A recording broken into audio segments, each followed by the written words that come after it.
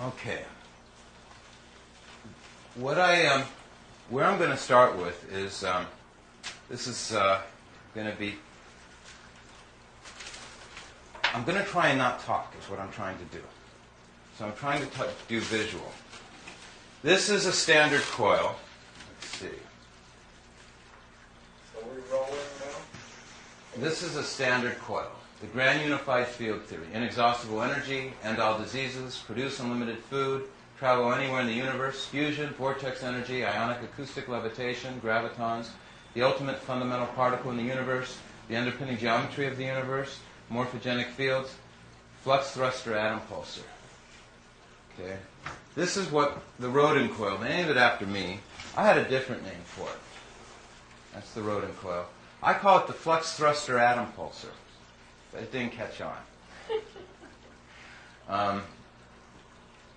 That's my logo. Times divide plus and minus in one logo.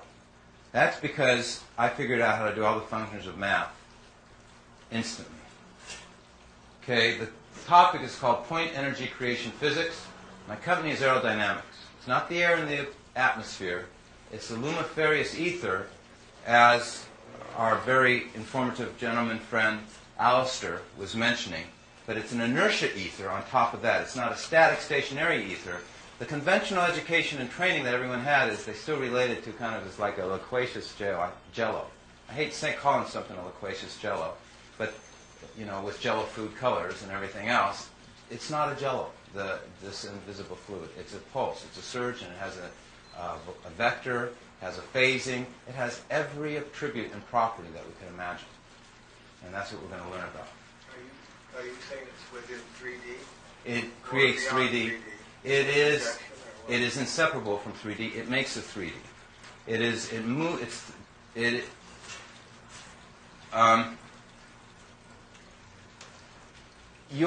everybody here is representative, is Professor Glennon. Think of it as if he doesn't win your case here, then he goes home to his office and you all go to jail. He's going to represent you. Yeah, you're the representative. Will you ask the first question? What it is it's linear. It doesn't bend. The whole topic today is about the number 9. Now, number 9's been a big mystique in everything we know. Cloud 9, love potion number 9, the most great name of God equals number 9. In Baha'i scriptures, Baha is the equation for it, 2151. We'll come to that. To answer your question specifically about this energy is the only thing that comes from the whole, from zero, the vortex. It goes out linearly in all directions. Nothing can resist it. Nothing can resist it. It penetrates everything. It leaves its reticulation pattern. It leaves a grain.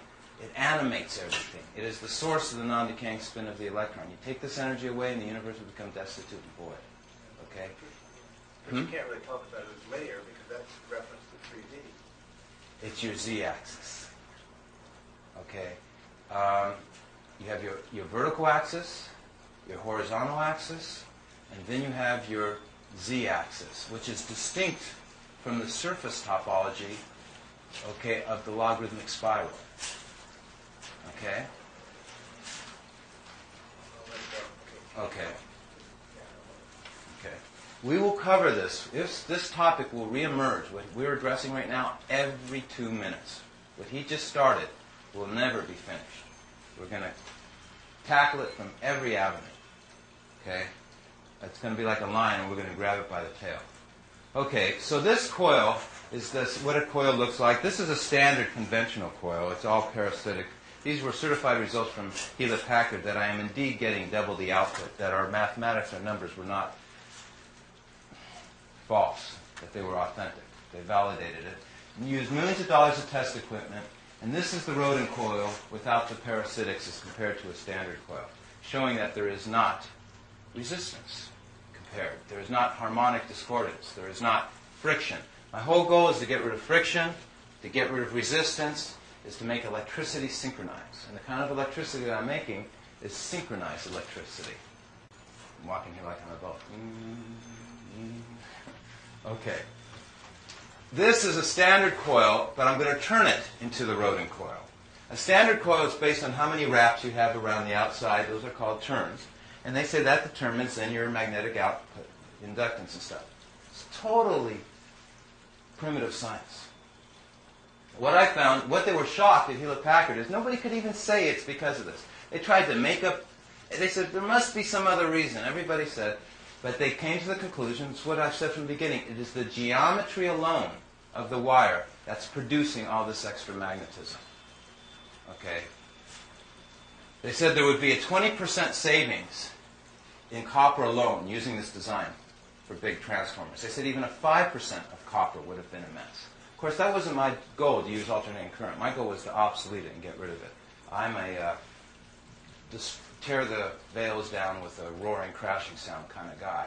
And my goal is to replace it with a whole other type of technology, a whole other type of energy, and do it with a big noise. Okay. So how I change this coil, okay, we have two wires, okay, first of all. And this is the best we can do on art, so please understand this. It's light, it's portable, and that's why I use these tarps. They're wonderful mediums. And yes, you can use my idea. Anytime you need to make a presentation, it only costs $7, and it sure beats a $500 sign from a retail. So, and these are, I'm using dry erase, and these other ones were permanent markers, and it's the big tip. Okay, so what I did was I had two wires. One's red, one's blue. One of them, the electricity goes out. The other one, the electricity goes in. Everyone follow me? Pretty easy? And now it's always based on thirds. It's called a binary triplet. Okay? It's real important, the fact that I'm talking about something that's binary, but it's really a binary thirds. And I know that's a mind boggler. How can that be? But I'll show you. Okay, so the third you always leave alone. It's an empty space. You don't put anything there. That's where the etheron flux magnetic field. In other words, we'll just say that's where the field occurs. Okay? Are you doing your coil now? Yeah. Okay. I'm going to turn it into my coil. Right now it's a conventional coil. See how steep the slope is? That's a normal coil. The Rodin coil, it's a very gradual type incline. See how slow it twirls in, like water in a whirlpool? Okay? It's the least acute incline as you can have in winding this coil on this using 3 parts. Any questions, Charlie? Well, I feel pretty ignorant in asking this, but you have to have alternating current to generate that magnetic. I'm using, and it's only from how I interpret my numbers. I think it's PDC, pulse direct current. To tell you the truth, though, I didn't make this coil. I'm not the electrical engineer. I am, we all know I'm the presenter today, okay? And I hate to say that I'm not the person who does all this stuff.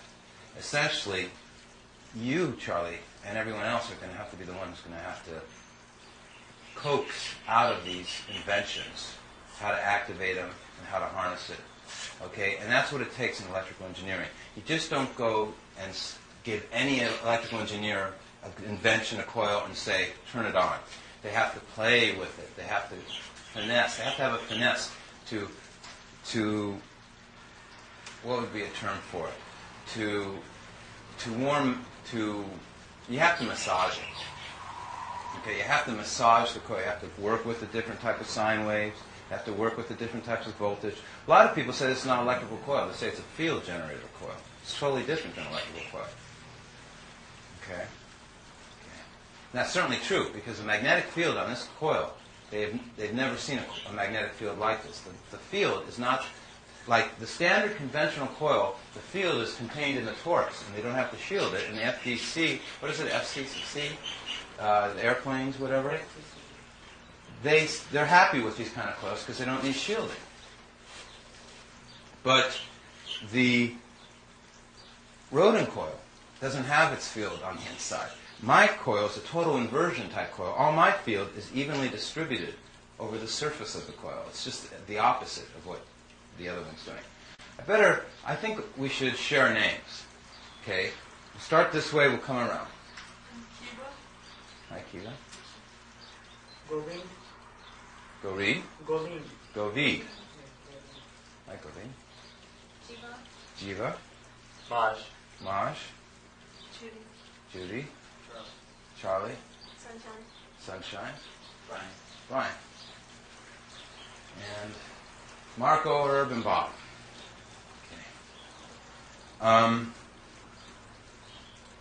Okay. Now,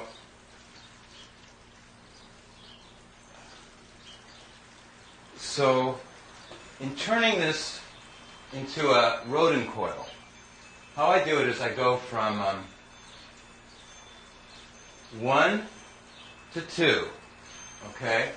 So the blue wire here will go all the way across through the vortex and will go over here to connect to there. And then 2 will go to 3. It'll come out over here. It's kind of hard to tell where it comes out, so I just better go like that. It'll go like this. And then 3 will go to 4 over here.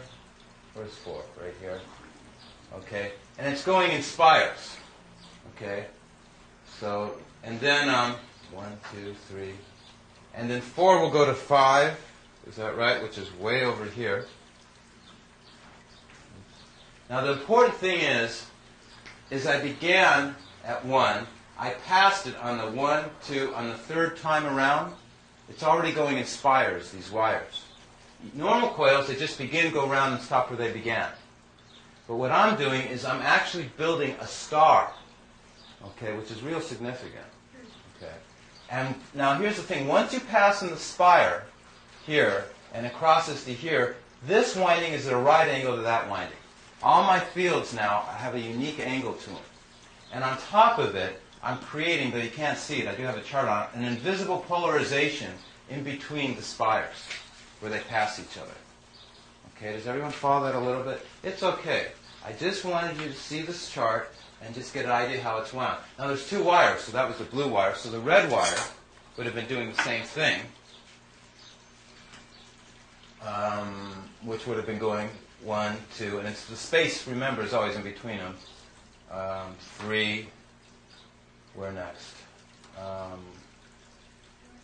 1, 2, that wasn't 3, that was 12. Wow. 3's across from it. 3's over here. There we go. 3,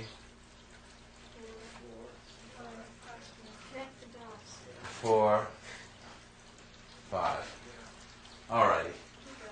Thank you. Is that one winding, you say? 2. It's 2 windings. The red and the blue are constitute one winding each. No. Separate circuits, separate wires, not ever to be related.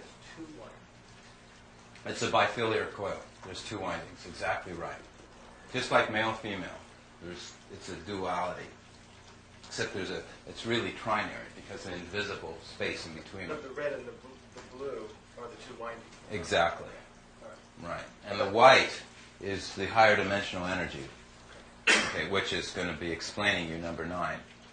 It's interesting? No, I was trying to figure out what you meant by one winding, because it's going to 3 different, going to... It's one wire that eventually comes around. Now we're going to look at an easier chart. So we'll look at a chart that depicts it a little bit easier. Okay.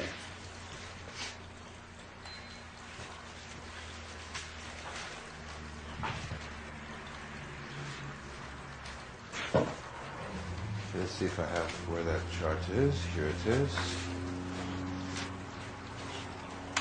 Okay. So the chart that depicts that a little is this one right here. This is one winding. This is the other winding.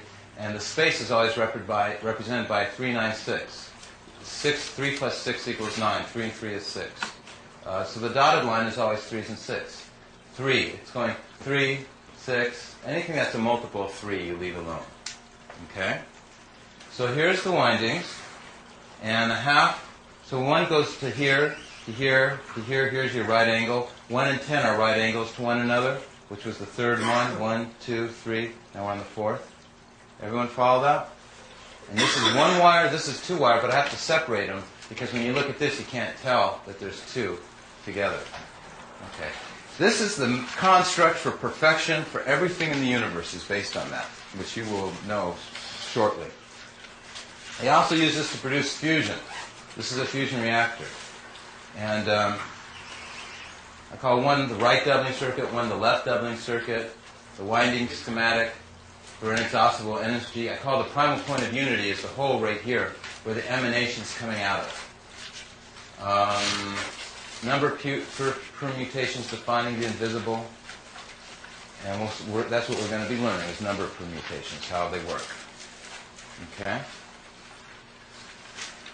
Can everyone see that real well? Yeah? Okay. Now, I might tell you that the reason I'm explaining to you in such a technical fashion right now is because I needed some variation in how I've been presenting it mathematically. So this is kind of like my change of theme for me. So this is a whole different. So I'm instead explaining it to you now this way because the other day I've been explaining in schools and I've been doing it mostly mathematically. But, okay, so here's my flyer on where I give classes. That's been at the Manoa Innovation Center. I give them at many different places. These are the topics. Jane gave me a beautiful flyer. It's in the shape of a pyramid. All my friends who helped me on this, it's all been a free gift. They donate their time and help. I'm very blessed for that because otherwise I would not even be around. I'd be sleeping on a shipwrecked beach someplace. Now don't laugh. This is from my homepage. Okay. And this is, that's my homepage number, rodin.org. These are my letters, correspondences, web and page mail, articles, scientific results. We haven't gotten hardly anything up there yet. But we'll have it up there in about 30 days. We've got pictures up there so far. I, Marko Rodin, do declare with witnesses present that I am hereby giving to the world to use my complete work, aerodynamics, the dandelion puff principle, point energy creation physics, in return for one-third of the gross of all income derived therefrom. This is to be based upon the honor system with no legal recourse by either and all parties concerned. Everything shall be voluntary. Thus, my copyright and intellectual property is now placed in the trust of the public domain. May all of mankind profit therefrom. Further, it is my will that any money derived therefrom shall be used to print and disseminate the hidden words behind sacred scriptures. Much aloha. And that's for me. Those are my fingerprints. And this is when I started making the coil correctly, because I'm making it out of a plasma gas. This says, paid $100 for a prototype flux thruster atom pulsar Rodin coil made out of glass tubes and argon gas, to be hand-blown by George Glasser. Would you believe that his last name is Glasser? From time immemorial, they've been blowing glass from Germany. He escaped out of Germany in I think it was 85. If he just hung in there a little longer, he could have walked out. And he didn't tunnel out or anything. They actually threw him out. It's interesting because they threw him out because of the fact that they put him in jail for a year, and when it was time to release him, he said he was going to tell them how bad the system was and stuff, and he was just such an outspoken guy, they just threw him out, which was, I guess it was easier than fighting him any longer. So, and his family's from time immemorial have been blowing glass. Okay. This is, let's see. This is some of my places where I've taught. Airspace America, George Bush was the master of ceremonies. There was 30 congressmen present, like it. They all had... Freudians. Well, I was just going to say, they all had red jackets and black ties. It wasn't really all that pretty, really. And everyone had, I had like my own huge dining room table. It was just hard work, and nobody understood a thing anyway. But they said I had the most revolutionary propulsion system ever created. And they stuck me with blowing electronics. General Atomics is right here, who work in fusion. Well, I decided I'd better do my work in DNA, which was my goal. So I actually, as you are going about to learn about DNA, figured out the secret of DNA. And so this is, I published at the biggest genetic engineering conference in the world. This is the most heavily attended in the world. These are all doctors with a PhD. Here's senior research scientist. Here's another doctor, VP, process development. And here's me. I should have invented some title. I guess we'll call me resident, I guess, what? Call me resident mind jogger or whatever. Mind jogger. And then the response to my work here went to the German Journal of Oncology, which studied cancer, said my work's of extreme importance. To me, your conclusions are very likely. I recommend your paper for publication in the German Journal of Oncology. Please keep me informed of your further work. Sincerely, Dr. Hanse Niedberg. That was very flattering. I expect people to endorse my work. I'll tell you something, though. I get huge endorsements. Number one, I can teach anywhere in the world I want. But the higher the endorsements, they understand very, very little of my work. Very little. But they immediately they've had certain experiences in their life over their 10, 20, 30, 40 years in their profession. And as soon as they see the work and they look at it, it makes a connection. If something happened 10 years ago, like the president of an organization, Bob Ulick, said, I had the most detail and quality ever done on toroid. It's the best he ever saw. Then he goes on and tells me about the story about how this man was working on the same thing, the military held him captive, and he had to actually climb over the fence to get out of that compound, all these weird things. But I get all these incredible compliments, but do they really understand my work? No, they don't. And that's what my goal is. Okay, my goal is not, I went here to get my work understood, not to get these endorsements. I started at the top because I thought it would be the easiest. Okay, actually the easiest is educating you. I learned the lesson. And it's you who's going to have to figure out how everyone else is going to learn this. Does that make sense? Okay. Okay, the first thing next I'm going to do is put these over here.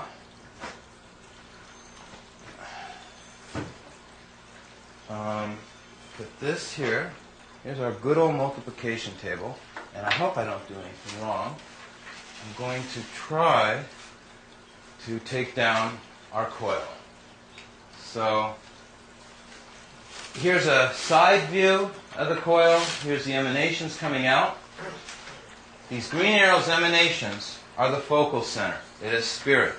It is what Charlie asked about, which was, what was your question earlier again, Charlie? What is the 9, the z-axis? Yeah, it was the, when you talk about linearity, you're implying 3D because that's really a metaphor in the 3D system. Right.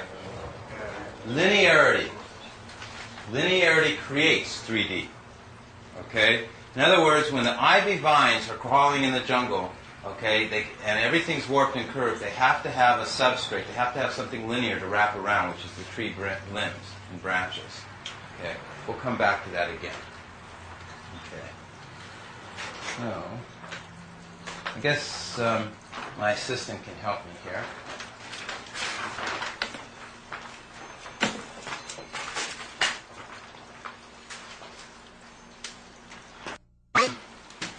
Uh-oh. Now, Sunshine's a Baha'i, which is a religion. I'm of that same religion. And because I never undertalk an audience, that is the most great name of God. That is a symbol. That's God's petroglyph. In other words, while we were all doing our own petroglyph stuff, God was doing His too. Okay? And what was the purpose of our petroglyphs? But to essentially find the Supreme, the most great being. All coherent intelligence, perfect brain waves, as Spock would say. So, let's keep me from talking.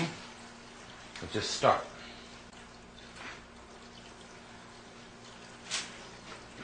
I take a number, archetypal value. I say 4 times 1 equals 4. 4 times 2 equals 8. 4 times 4 is 16, 20, 24, 28, 32, 36. Everyone get that? It's very important for your math children, Judy. Okay. I then have another column of 4s over here, but I don't have these numbers. I have other funny numbers. Like 36 down here, I have a 9. Now, where did that 9 come from? I casted out 9s. It also can be called cross addition, horizontal math, or summing. So I said 3 plus 6 equals 9. Okay? 3 plus 2. I found it's easier for you to understand by going backwards in 4s. So instead of starting down like this, I'm going backwards. It's really easy when you do things backwards sometimes.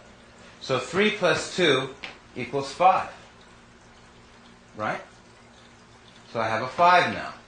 2 plus 8 is 10. 1 plus 0 is 1. 24 is 6. 20 is 2. 16 is 7. 12 is 3. 8 is 8. And 4 is 4. So what I've done is I've archetypal value. It's hard to say word. Okay?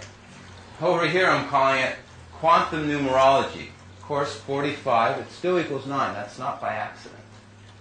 Here we have 40 is 4. 35 is 8. 30 is 3. 25 is 7. And here I'm saying telltale numbers. Hope Edgar Allan Poe doesn't sue me for this.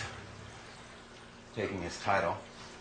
And I actually take the multiplication table and reduced it from standard multiplication table to a very simple multiplication table. I call it a kid's multiplication table. Okay. Here I say 0 is not a member of any multiplication series. Here I'm saying preferred frame of reference explained through number patterns. A little too deep right now. I also say time and frequency, too deep right now. We were talking about time before we started. And we used to think of Leon Russell as the master of time, space, and reality. And what I have done is I've actually got a hands-on grip of time. Okay? Time to me is a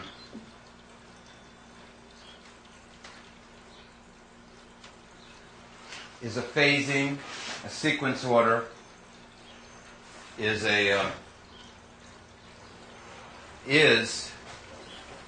what Charlie is referring to as, how do we say it again, the invisible energy?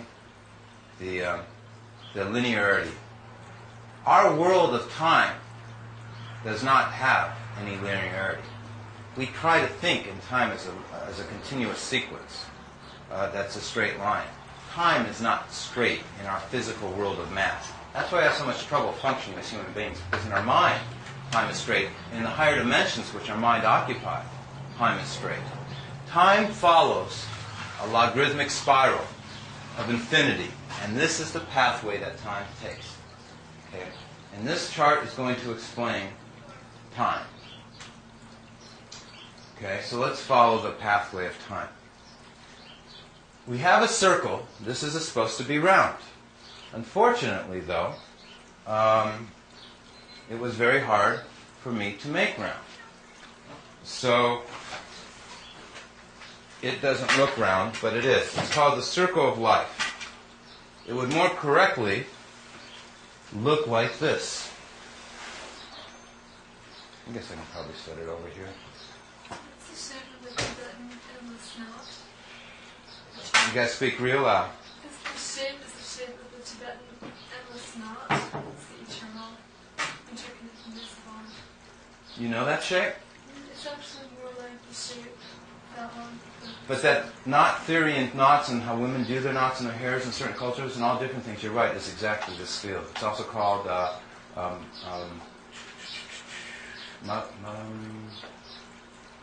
forget what it's called. It has to do with Klein bottles. What's it called? Mobius strip, but there's a word for it. Well, lemniscate, too, the idea of the symbol for infinity is very much like that, only it's round. You gotta speak loud. Lemna?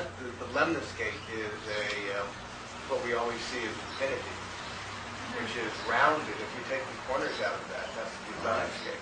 And when I brought back Symbol in, of infinity. what my contribution is, I brought in the intersection points. I brought in the matrix to it, so we can have, it's called the underpinning geometry of the universe. It's real important, because if you can have a lattice structure, which is what this is showing, interferometry pattern, see how it gets bigger and smaller? They're little whole screens, but they make bigger patterns with overlap and stuff. Then you can actually scale it from microscopic to macroscopic to infinity. It's called fractals, or self-similar growth, recursive scrolling. It's essentially this Moiré pattern. It's the secret of how everything works. This circle, this shape in here, and the corners and stuff, is what I want you to be experts on. We have three elements. We have the infinity symbol, the lazy 8. We have the green element, which is the pyramid, let's say. It does not connect on the base. It connects at the top. That's very important because it's a vector. And we have the gold right here, which is the emanation coming out of the center. Okay, which is the primal point of unity. It's 0, where, and when. Why do I call this Easter eggs? Why do I call it cookie crumbs? And why do I say, well, the bounded infinity is what this is? Numbers are real. Because I'm about to show you, when we do a computer program, the programmers leave us little messages, if we are lucky enough to find them. God left us big messages. Okay? These are what are called his signs and attributes. Okay? Everyone still with me? Okay. So, we count on the circumference. 1, 2, 3, 4, 5, 6, 7, 8, 9. Okay. But as I already said, time on the third dimension moves in a spiral, and it does not move linearly. So I'm going to show you, and everything starts from the inside out in creation. Everything inside out arose inside out. So we're going to now stick on time, though, and we're going to follow the pathway of time in our physical world, third dimension, curving, warped universe. Number one, we have no trouble with. One God, one universe. What does it do? It doubles to 2. What does 2 do? It doubles to 4. Well, that's definitely how things work in our universe. We have 4 cells, 8 cells in conception when we're conceived. Then we have 16, 32, 64, 128, 256. No trouble? Okay. Now 4 doubled and becomes 8. Okay? And 8 doubles and becomes 16. Okay? Now these charts I'm covering up, we're going to be coming back to, so you don't have to be concerned if you didn't see all the information. I'm going to actually reverse my path as well. So sure enough, I went 1, 2, 4, 8, 16. But on our circle here, we still have a 7. You see our 7 over here? Okay? Now, where did I get that 7 from? I said 1 plus 6 equals 7. No problem? As Alistair said, he said, like I'm going to repeat this. What did he say? Numerology is the something, something, something. Yeah, I did something. Yeah. We got. Isn't that the problem with life? We hear all this great stuff, and That's why we have this. right. It's also interesting, though, the casting out 9. So another way to think of that is that it's the remainder. When you divide 9 into 16, you get 7. It's the remainder. It's how many you've gone over. Say it one more time. If you divide 9 into 16, you get 1 and 7 left over, right? Yeah, taking a mod. Right. You're doing mod 9 arithmetic, actually, with the Wait. casting out 16 divided by 9 equals what? equals 1 with remainder 7. Right? No, it can't be. Oh, yeah. Because 16 is 1 plus 6 is 7. Right. Oh, so one you're looking at the remainder 7? You're looking at the remainder. Another way to look at what you're doing is to look at the remainder. Oh. This is casting out 9s. You're casting out how many times 9 went into it, and you're looking at the number that's left over. So it's as if we say 12 o'clock, then we say 1 o'clock instead of 13 o'clock, because we're starting from 0 over again. Yeah, we're going, just like you said, we're going 1, 2, 3, 4, 5, 6, 7, 8, 9, and then this is 10. Yeah. 1 plus 0 is 1, 11, 1 and 1 is 2. After you divide 9 into 10, you get 1 left over. So it's the excess of going around the clock once. Well, Barney's going to be very thankful. He's our host, and we've been trying to get somebody to explain it clearly, and he just did it for us. Yeah, so when you're dividing, it turns out that you can just add the numbers, the digits together, and do your mod 9 arithmetic that way. By adding them together? By adding 1 and 6, you get the same as if you divided Right. 9 into 16 and you look at the remainder. It works. I mean, it's not too hard to show that either, Right. mathematically. Right. And you just did it real well. Thank you. So the reason I'm reducing these to single-digit numbers for you, everybody, is because I'm going to show you how to look at time. I could explain it more, but I'm going to be short word. Okay. So 16 doubled is 32. And I really mean see time. When I say look, everything I'm saying, I mean literally. And 3 plus 2 is 5. Everyone following that? This is a steel rail. You must stay on it. It's a train track. You can't go off it. Okay? Now 32 doubled is 64. And 6 and 4 is 10 is 1. Back to 1. 128, 11, 2. 256, 13, 4. 5, 12, 8. 1024, 7. Etc. It'll go on infinitely, of course. Everyone follow that? Okay. Remember, I'm trying to show you how from the inside it crosses the axis, that it's very important that I'm trying to show you there's something inside it. There's something in the middle. Okay? No one's ever been able to see this inside the middle before. Okay? Okay. Now,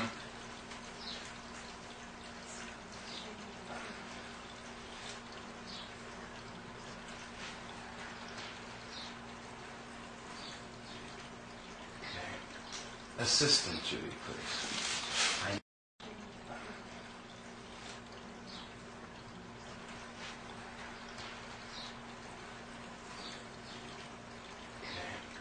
Assistant, Judy, please. I need the Easter eggs. Would you please, while I'm explaining this, take out one Easter egg, any one you want, and put it right where it belongs. Okay. There you have it. Okay. Goes together, right? You guys like Easter eggs? Yeah? Huh?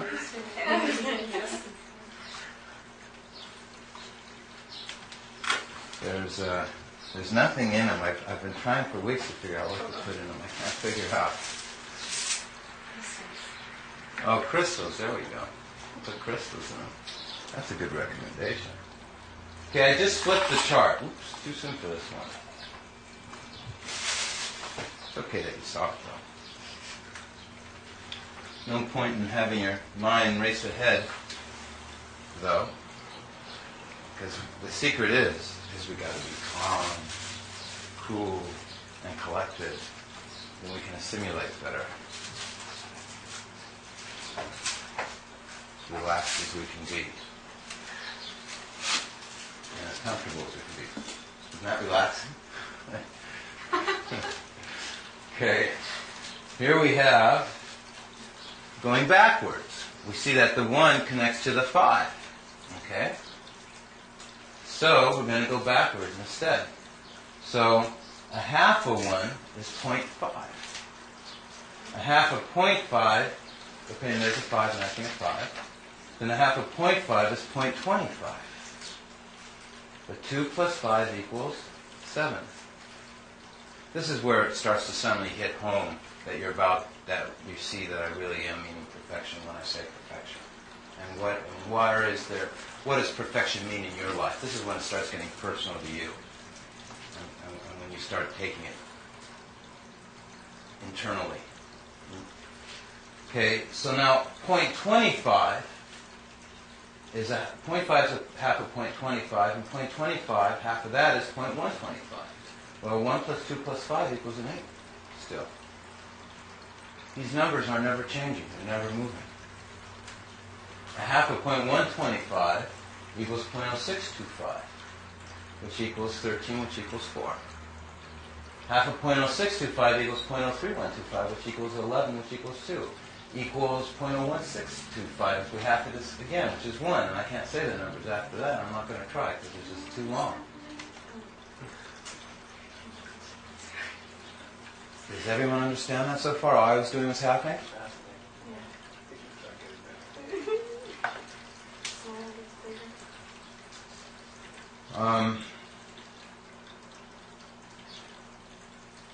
Our end goal is to explain eternity. Because eternity is that linearity. This emanation is eternal.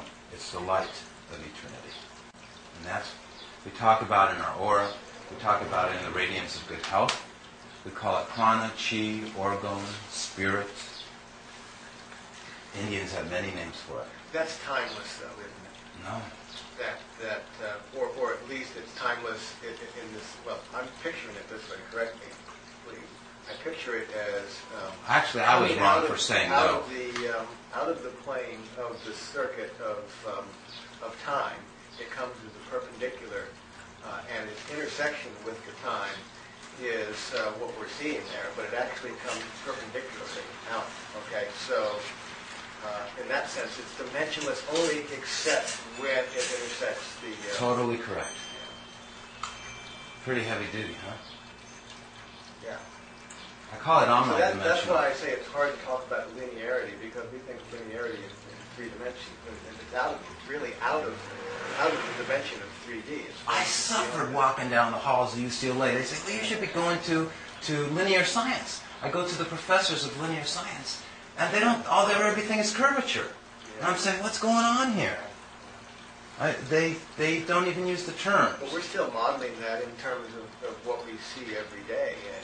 And we're using models. It's very hard to depict that because it's beyond our perception. I was like 17 or 18, and I just said, the name on the door doesn't match in the science building with the math department. When they're saying linear science, linear mathematics, I said, where's the linear? Yes, but they're talking about something different. Totally. Yeah. What he just said was that this energy going out is omnidimensional. The only thing that we can have for an analogy for it is the queen on a chessboard. You know, the old king, he's really straddled, just one little step at a time. He's definitely hindered, okay? But, or a duke, or a king, or a castle, they move certain ways. But the queen can move diagonally, she can move horizontally, vertically, she can move any way she wants. She defines the whole game. She's our most prized piece in the game of chess. Okay. Yes, Judy? I don't know if it's appropriate to say this, but in my mind, God and man, and then the Spirit of God. And the Spirit of God is this. The energy or action or the life that we have from God that connects us is the Spirit of God. You want to go with that word, the Holy Spirit, or whatever you want to call it. Spirit is fine. But if you want to be fancy, you can call it a theta particle, tachyon, why not? Graviton, so monopole is fine. What that? Is that what that is? That's what that is.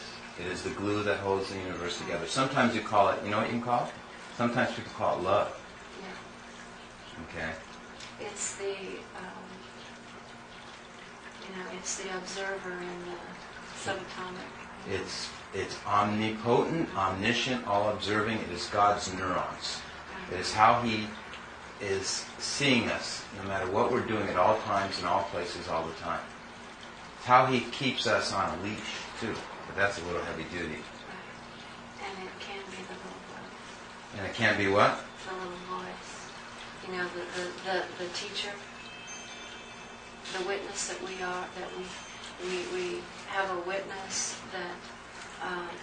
That's right. Everything we do is inscribed in crystallite because of it. That's right. There is, just like in Zardoz, everything that people did had a little crystal going through their brain and it was preserved. And when their body died, they were just reinvented. And if they broke any of the laws, it just aged them. And if they were really bad, they were banished to the endless old people's ballroom. You remember that? An old movie? No one knows Zardoz? Well, you know, I lived in Beverly Hills, and, you know, it got to the point, what can you do? And they're always looking for unusual things there. And so Sean Connery played the lead, came out. He was a super advanced, he was then genetically engineered to an advanced being. This advanced civilization of mankind, one of them was broken the laws. They all wanted to die because this crystal was preserving everything they were. So he invented this most advanced man on the planet so he would kill them all and destroy their civilization so he could die, because everything was always preserved. So So Sean Connery played this being that had total mind control, and he could control his emotions and feelings, and he essentially, it was a real fun movie. It was my kind of movie because it was a parody and a satire and a humor based on technology as being the solution to our requirements. So it was like a government-controlled karma crystal? Or That's exactly what it was. You got it exactly right. Government-controlled karma crystal. You get into world ideas. Okay.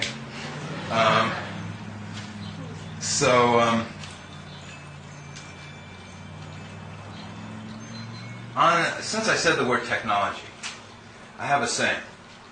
Numbers are technology. Okay? Math is a science. And the universe is a machine. And spirit is mechanical. When we talk about God, when we talk about spirit, when we talk about human beings,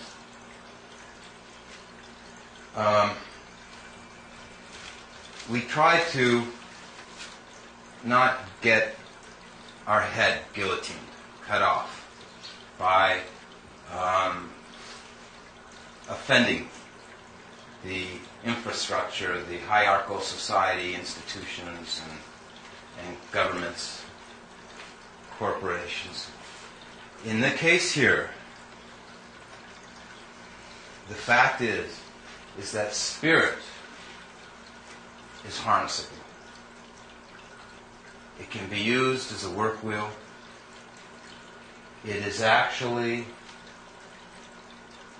a source of drive that can be made into an engine.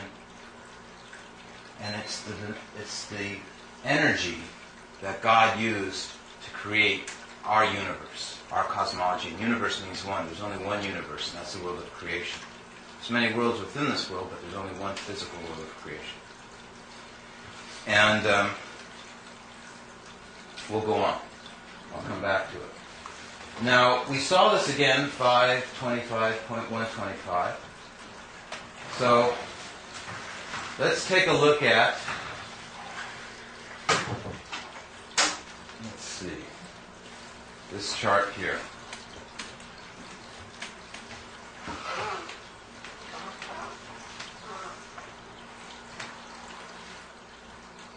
It may fall, but that's all right.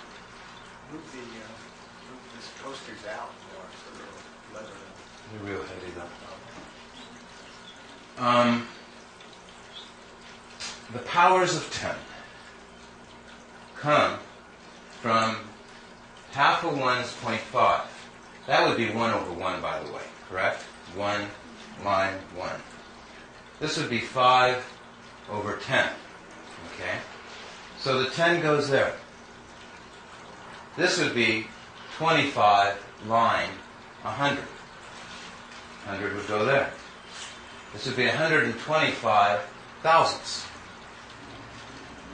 Okay, so we have now 625 10 thousandths, 3,125 100 thousandths. This is called the powers of 10. 1 times 10 is 10, 10 times 10 is 100, 10 times 100 is 1,000. 10 times 1,000 is 10,000. 100,000, million, 10 million, 100,000, 1 billion, 10 billion, 100 billion, a trillion. Everyone have it? Okay. Now, with the 10 right there, the third time that the 10 reoccurs again is exactly horizontal. But it had to go 1, 2, 3 to re-emerge again. This energy has a phasing in thirds. What I just did, Sunshine, is you could hear it? Oh, good. Okay, so the 10s are horizontally lining up, These are horizontally lining up, and these are horizontally lining up. Why? Because there's a spray, okay, shooting out from the center. This is a spray. They're like little BBs. Okay.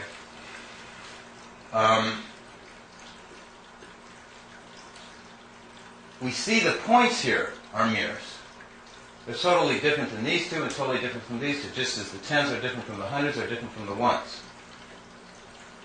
Okay? So in our infinity, we have 3 horizontal lining ups of 3 pairs, with each pair being totally different from the other pairs. Does everyone see that? These pairs are kind of deep in the inside, these are way on the outside, and these are kind of in the middle. Okay? Because of the sprays making that shape, that construct. We see that tens are always here, we see that hundreds are always here, and ones are always here, no matter what. Here's a million, here's a billion. They're always going to still be ones. Okay? Now, this is a geometry. And in science and math today, they teach that numbers, as in arithmetic, cannot explain geometry. And I discovered they were wrong. I discovered that numbers are geometry. Numbers are not modeling something, they are the model themselves. It's a real big discovery. It means that 5 billion people would flunk math. Okay? The only problem is if these 2 points are perfect mirrors, there's an axis down the center, everything's a mirroring right and left. It's called bilateral symmetry. Then what do we do with the 1 and 8, since they're not mirrors? Or the 2 and 7, since they're not mirrors? Or the 4 and 5, since they're not mirrors? Okay.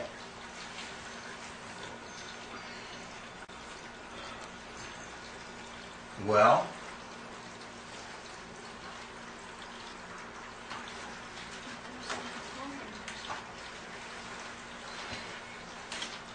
do we throw out the whole system? Do we say that we finally found something that was incorrect in my discovery? That mathematically it's obsolete already? We challenge it to the maximum. Any error, any mistake anywhere in it, any incongruity, we rip and tear this thing apart. And we find out where that error and what that is, and if it's really wrong. So the only way I can do that is I go ahead and I say, well, where's our symmetry that I've been talking about? Where's our parity? Where's our mirroring? Where's our wings? See how the right side over here is a perfect mirror? They're like 2 wings on a bird flying. Where is it? So I take our multiples of 1 from the standard multiplication table, I reduce them to single digit, which I call the kids' multiplication table, using horizontal math, and I look at the symmetry. Well, multiples of 1 is 1, 2, 3, 4, 5, 6, 7, 8, 9. Well, multiples of 8 is 8, 7, 6, 5, 4, 3, 2, 1, 9. I look at multiples of 2. 2, 4, 6, 8, 1, 3, 5, 7, 9. Multiples of 7 are perfect mirror. 7, 5, 3, 1, 8, 6, 4, 2, 9. I look at multiples of 5 and 4. 4, 8, 3, 7, 2, 6, 1, 5, 9, which is the total reverse of 5. 5, 1, 6, 2. Everything's a mirror. 3 is 3, 6, 9, 3, 6, 9. 6 is 6, 3, 9, 6, 3, 9. But 9, it's self-similar. It's always 9, 9, 9, 9. So let's see if that's true.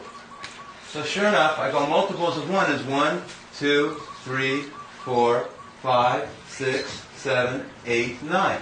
That means 8's the last number before 9. I better have an 8 over here being a mirror of that 8. And I better have a 7 after it. But 2 8's is 16. I'm writing them for your benefit, which is 7. 3 8's is 24. There it is again, which is a 6. 32, 5, 44. And of course I got 3, 2, 1, 9 after it, because once I got 3 numbers, I got a stereoscopic projection. I know all the remaining numbers are going to be at the same sequence. Perfect mirrors. The real clincher is when I do it with 2. 2, 4, 6, 8, 1, 3, 5, 7, 9. Okay?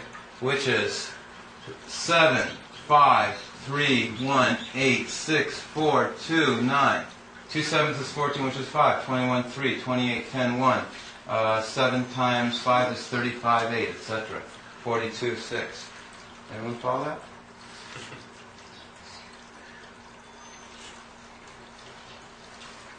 Any statements, anybody? The I number, like 9. You like 9? the number for It's safe. You're playing it safe. the number for Are you the bring universe. apples to the teacher? The number for the universe, boys and girls, is 9. Say it again. The number for the universe, like Sesame Street, is 9. In Sesame Street, you said no? You know, I never saw Sesame Oh, Street. well, they always had a number of the day. This is the number for the universe. Right. Yeah. The number for the universe is 9. Exactly right. In fact, the saying is that the universe is created after 9 conditions. That's in the Sarata Hayakao. It's called the Surya of the Temple. It's a Baha'i scripture that's very old. So the universe has been created after 9 conditions. What's a condition? We're going to find out what a condition is. Each number has its own condition. There's never any redundancy. Okay? What about primes? Judy says, what about primes? Right? I think that's a little bit more harder than for us to go into at this moment. But it totally encompasses all primes and how they work. But I have bad news. The definition for a prime is not a true prime. Would it work in your system? This system is what creates primes. But have you experimented with primes? I have spent very little time on it. I went ahead and with primes, I kind of realized pretty fast that the definitions, we have to have conventional definitions for things so we all can agree in different countries on what we're working on. And I immediately realized, as soon as I looked at primes, that their definition of primes was false. There's a lot more to primes than they were understanding. So what I do is I prefer to tie this in with primes. So if we wanted to just do a whole session on primes, not a session even, I would call it a brainstorming together to see about how to present primes, then we'd have to do it. But I could never do primes alone. I can't do any conventional type of math alone. I would have to take both of your, since you're both math teachers, participation together, working with me and sharing. Because I haven't learned the nomenclature of existing math. And one other thing is I need everything on a personal level. So when I study and learn the textbooks and stuff, if I don't have a friend there for when I have a question, I just kind of get burnt out on it real fast. And, okay, everyone?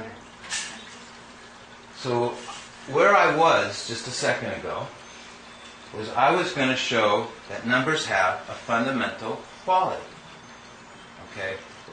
Fancy language is it's a fundamental property characteristic of number. What's a fundamental quality? It's that there's no redundancy, meaning no duplication of any quality of a number, and there's nothing omitted, nothing left out.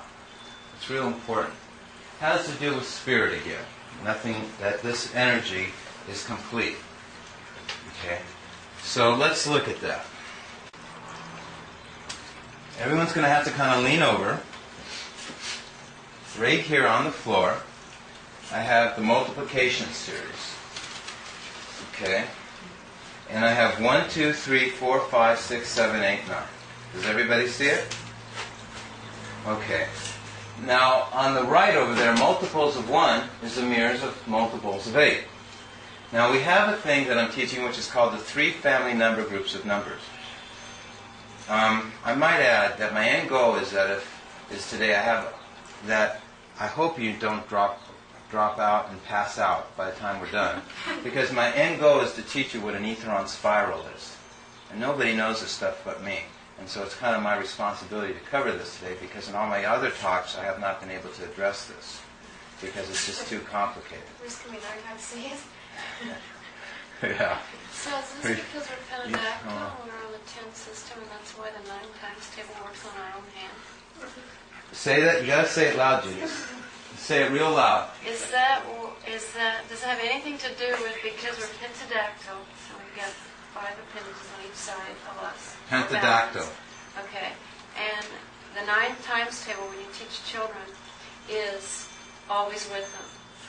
Right. 9 times 9 times 2 and 9 Right. is 18.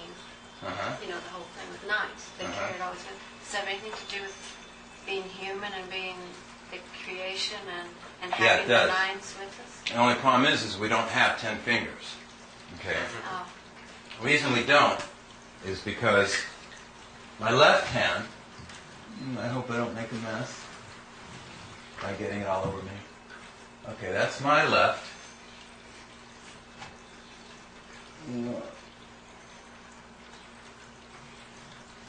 And that's my right. I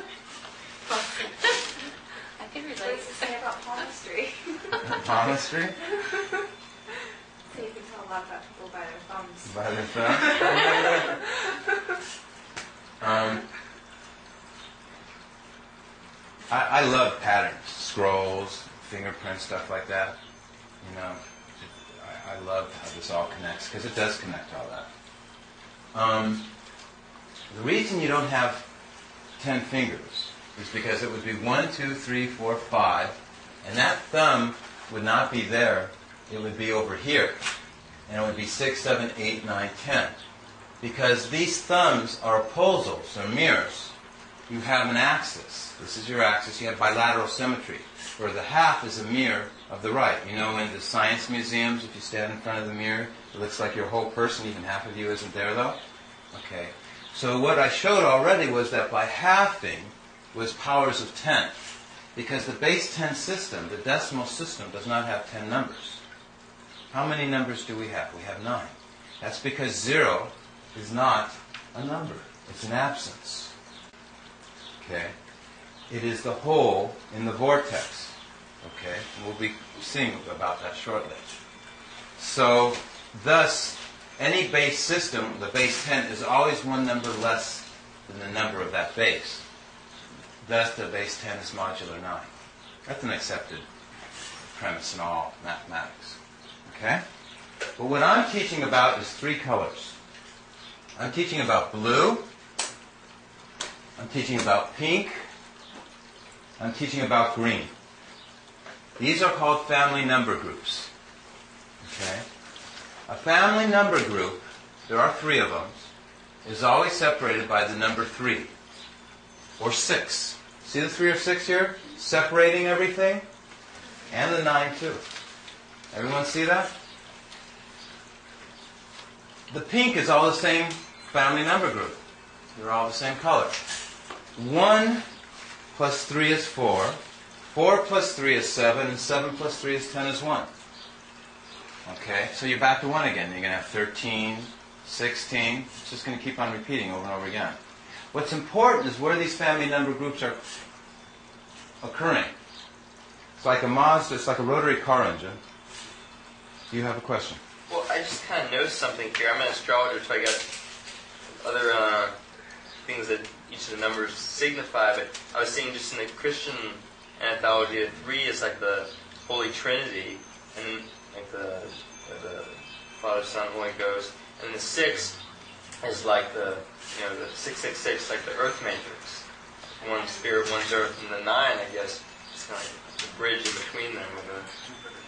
It's a Sagittarius. I'm learning from you. I've never studied all these things. It's interesting. Well, the connections are real. It's a number for man. 6. Yeah, and the 3 is like the Five Trinity. is actually And another for man. man doing a 666 is trying to be God, which is not. Which is a chemical formula for petroleum. The It's also subscript. a symbol for Saturn. Okay, It's I'm also sorry. the mind of the computer. So, Exxon's going to get you. like that. The Valdez is looking for you. Yeah, That's interesting. yeah. That's what we talked about yesterday. Hmm? That's what we started talking about yesterday. Was the The 6 and the 9, how they're sort of... how they all connect and relate? well, they're connected to 3, 6, and 9. They connect through the invisible 9.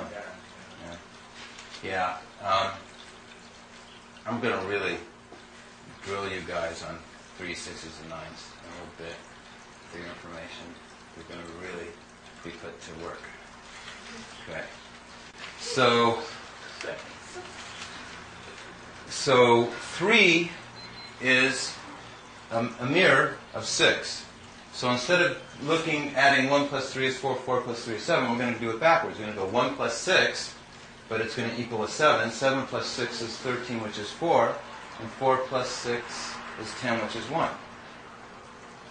If I go forwards with 3s, I can go backwards with 6s. Do that again. Yeah. Okay. 1 plus 6 is 7. 7 plus 6 is 13, which is 4.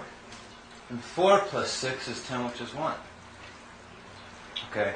So 3 is one way, and 6 is the reverse way. Okay? Let's do blues. 2 plus 3 is 5. 5 plus 3 is 8. 8 plus 3 is 11, which equals 2. Okay, we'll go backwards. 2 plus 6 is 8. 8 plus 6 is 5. And 5 plus 6 is 11, which is 2. So, I don't know how to say it right, but somehow these are like the furthest most extremes is how I tend to think of it. Because they all go somewhere. The pink one's all... She's having an aha over here. Well, I'm just so happy because I know this was just the whole time and I just never figure it out. I'm the high too. Oh, you are?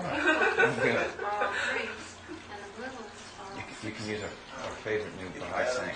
It's not a loa pa, Okay, it's 7, aloha apa. 4, 4,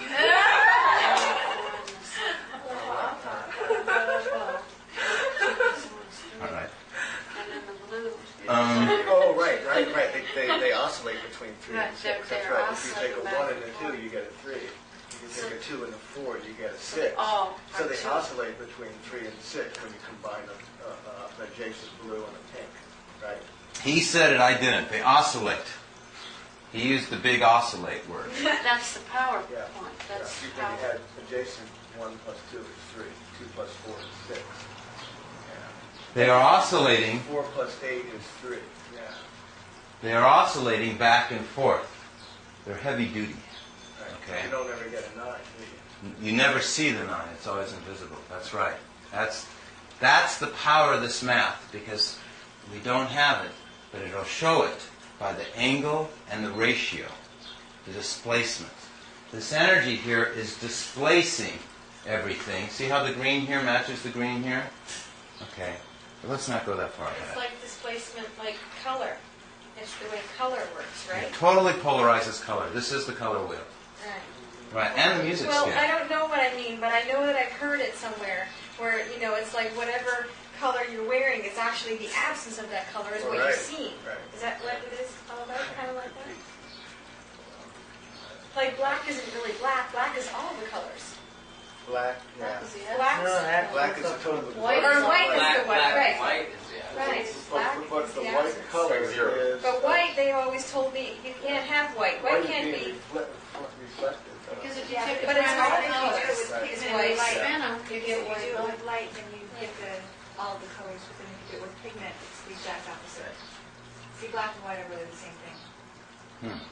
Or they're distinguished by their polarity, actually. Someone finally explained it to It's me. seeing, it's the becoming. I'm an artist. Right? That's some pretty art to share with you. I love artists.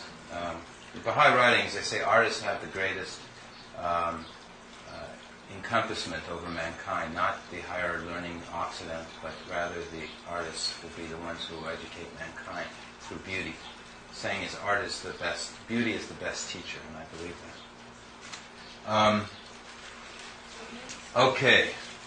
We were brought by Charlie to the oscillation of 3 and 6, and to the power point. There's no escaping now. So we'll do it. 3 doubled is 6. 6 doubled is 12, which is 3. 12 doubled is 24, which is 6. 24 doubled is 48, which is 12, which is 3. Constantly oscillating. Never ends. Okay? Only one or the other. That's called movement back and forth. This duality is called what? The yin and yang. Correct? Okay. You have the yin and yang on your shirt there. All right. Do you want to say No, something, you John? can continue it. I know you are. So what you've done, when you have symmetry, when you drop the top off, the edges off, you What do have edges? symmetry. The top. What, the 9? Oh, that's good. No. What top? Okay, you see the point of symmetry is the 9 and down to the middle. This is the axis. Yeah, the Well, axis. wait. The axis, there is an invisible line, Right. axis. And there's your symmetry. It's an invisible spindle. Yeah. Okay. because you're still moving off of. That's incredible. That's. Okay. I'm seeing something, but I'm not sure I understand what it's like. You've got the whole way that things are unfolded. Yeah. And 9 times 3 to 27, which is 9. Which is it all So it all- respects and that acts. stays, yeah, that It stays is. It is the perfect diagram of the way Petrichor. things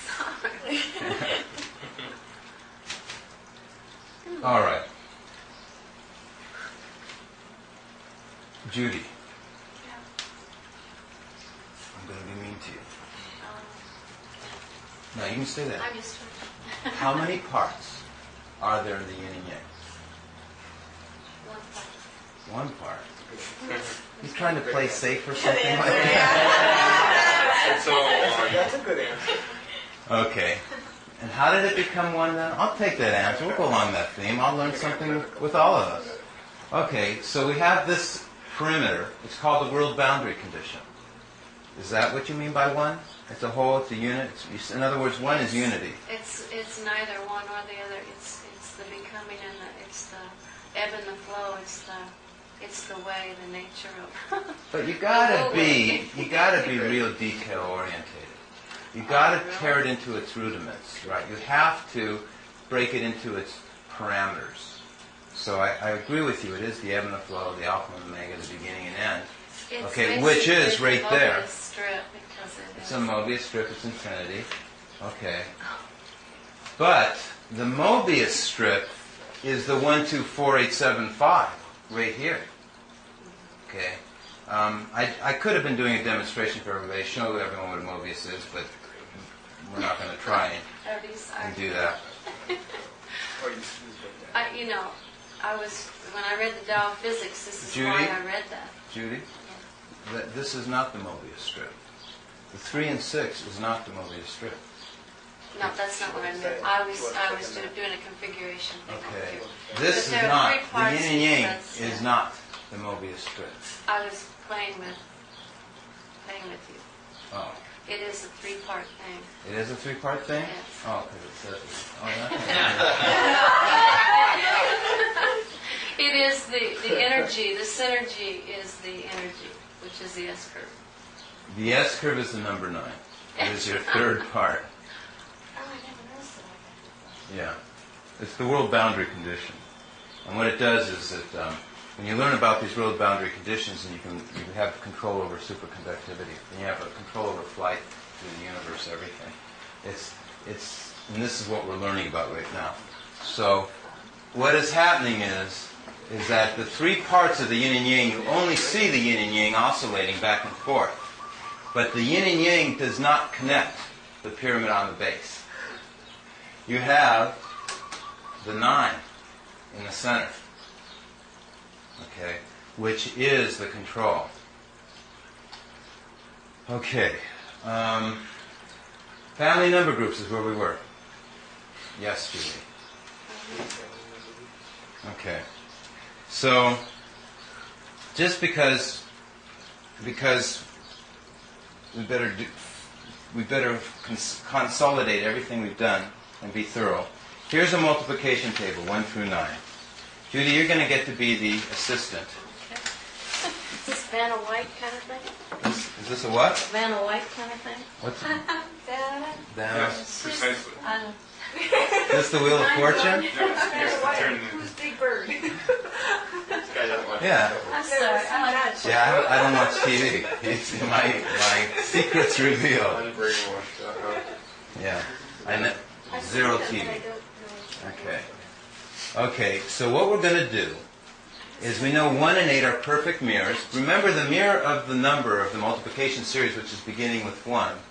The last number before 9 is going to be what its mirror is. It's polar. So we're going to take 8. No, not 8. We're going to take 1, but we're going to know that 8 is going to be the mirror. So let's just flip them all. Just flip them all right over. 8, 7, 6, 5, 4, 3, 2, 1, 9. So what we have is the opposite of 1s is multiplications of 8. Yet the family number groups are always separated by thirds. 1, 2, 3 is the next blue one. 1, 2, 3 is the next blue one after that one. They're always separated by thirds. This is a quality of numbers, a fundamental physical property characteristic of numbers. And the colors went to their complement, didn't they? You flipped them, didn't they? Yeah, must have.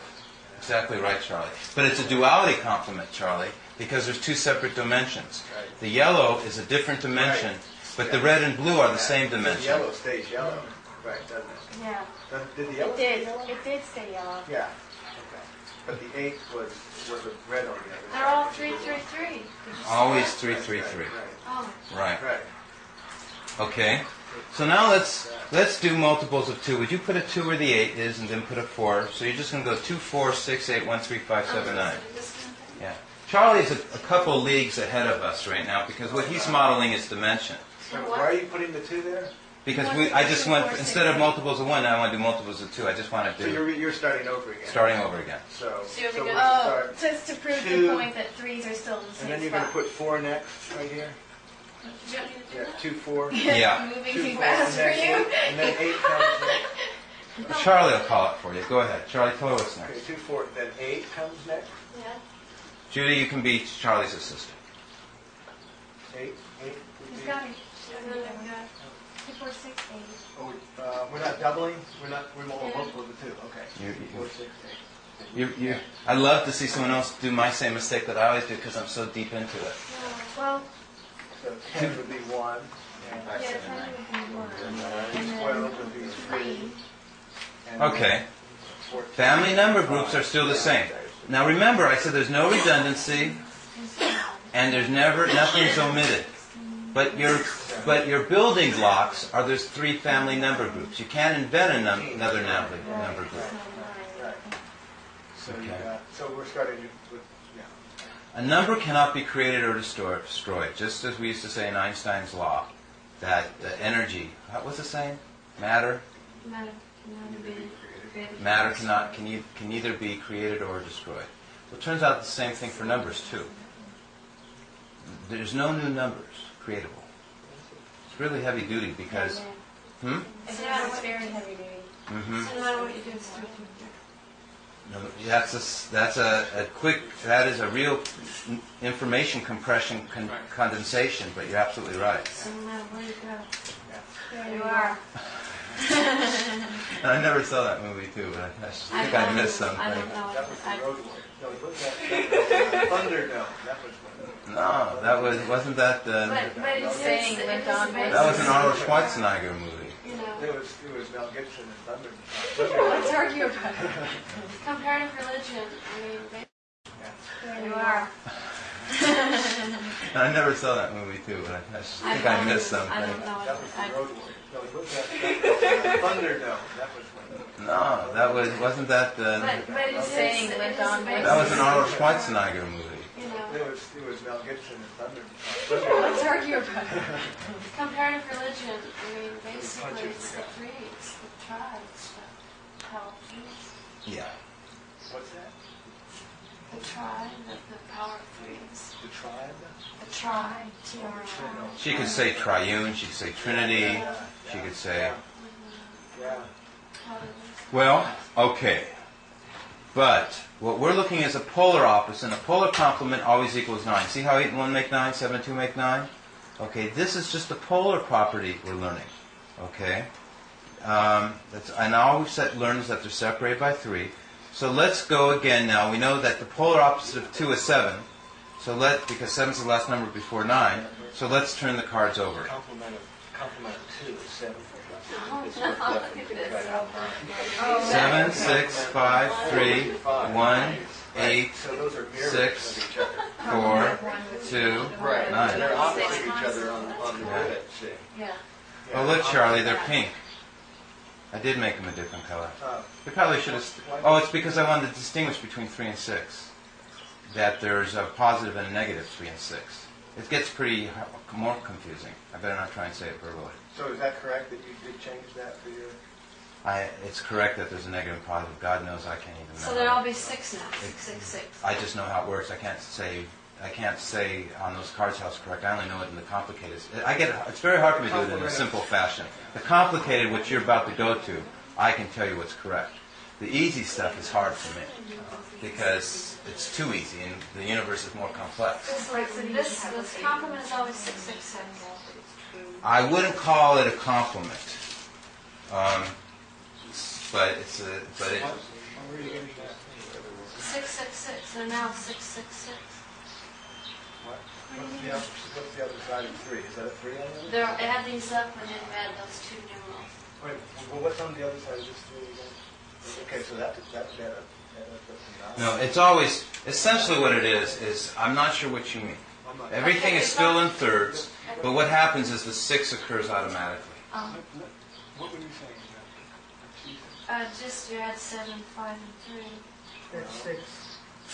Well, 15 is 6, and then 1 and 8 is 9, 6, 15, that's 6, and 6, 9, that's 6. Oh, so you take triplets, and they add up Like to the 6. last time, everything was See? always 3, 3, 3. Right, when you flipped it over, well, really? No, there's always going to be a No, they 3, a weren't. 6, and a 9, and then which ones are No, you adding but she's together? saying that triplet right there adds up to 6. Oh, And That that's triplet adds oh, up to 6. sure. She's And when working it was on. turned over, it was adding up to 3, 3, 3 every time. It's not even in the curriculum. She's working in things that are apparent, that have universal truths and axioms, and she's working there. She's now. Patterns within patterns. She's working on aspects and facets of this stuff So that's the that I've never even gotten Yeah. to.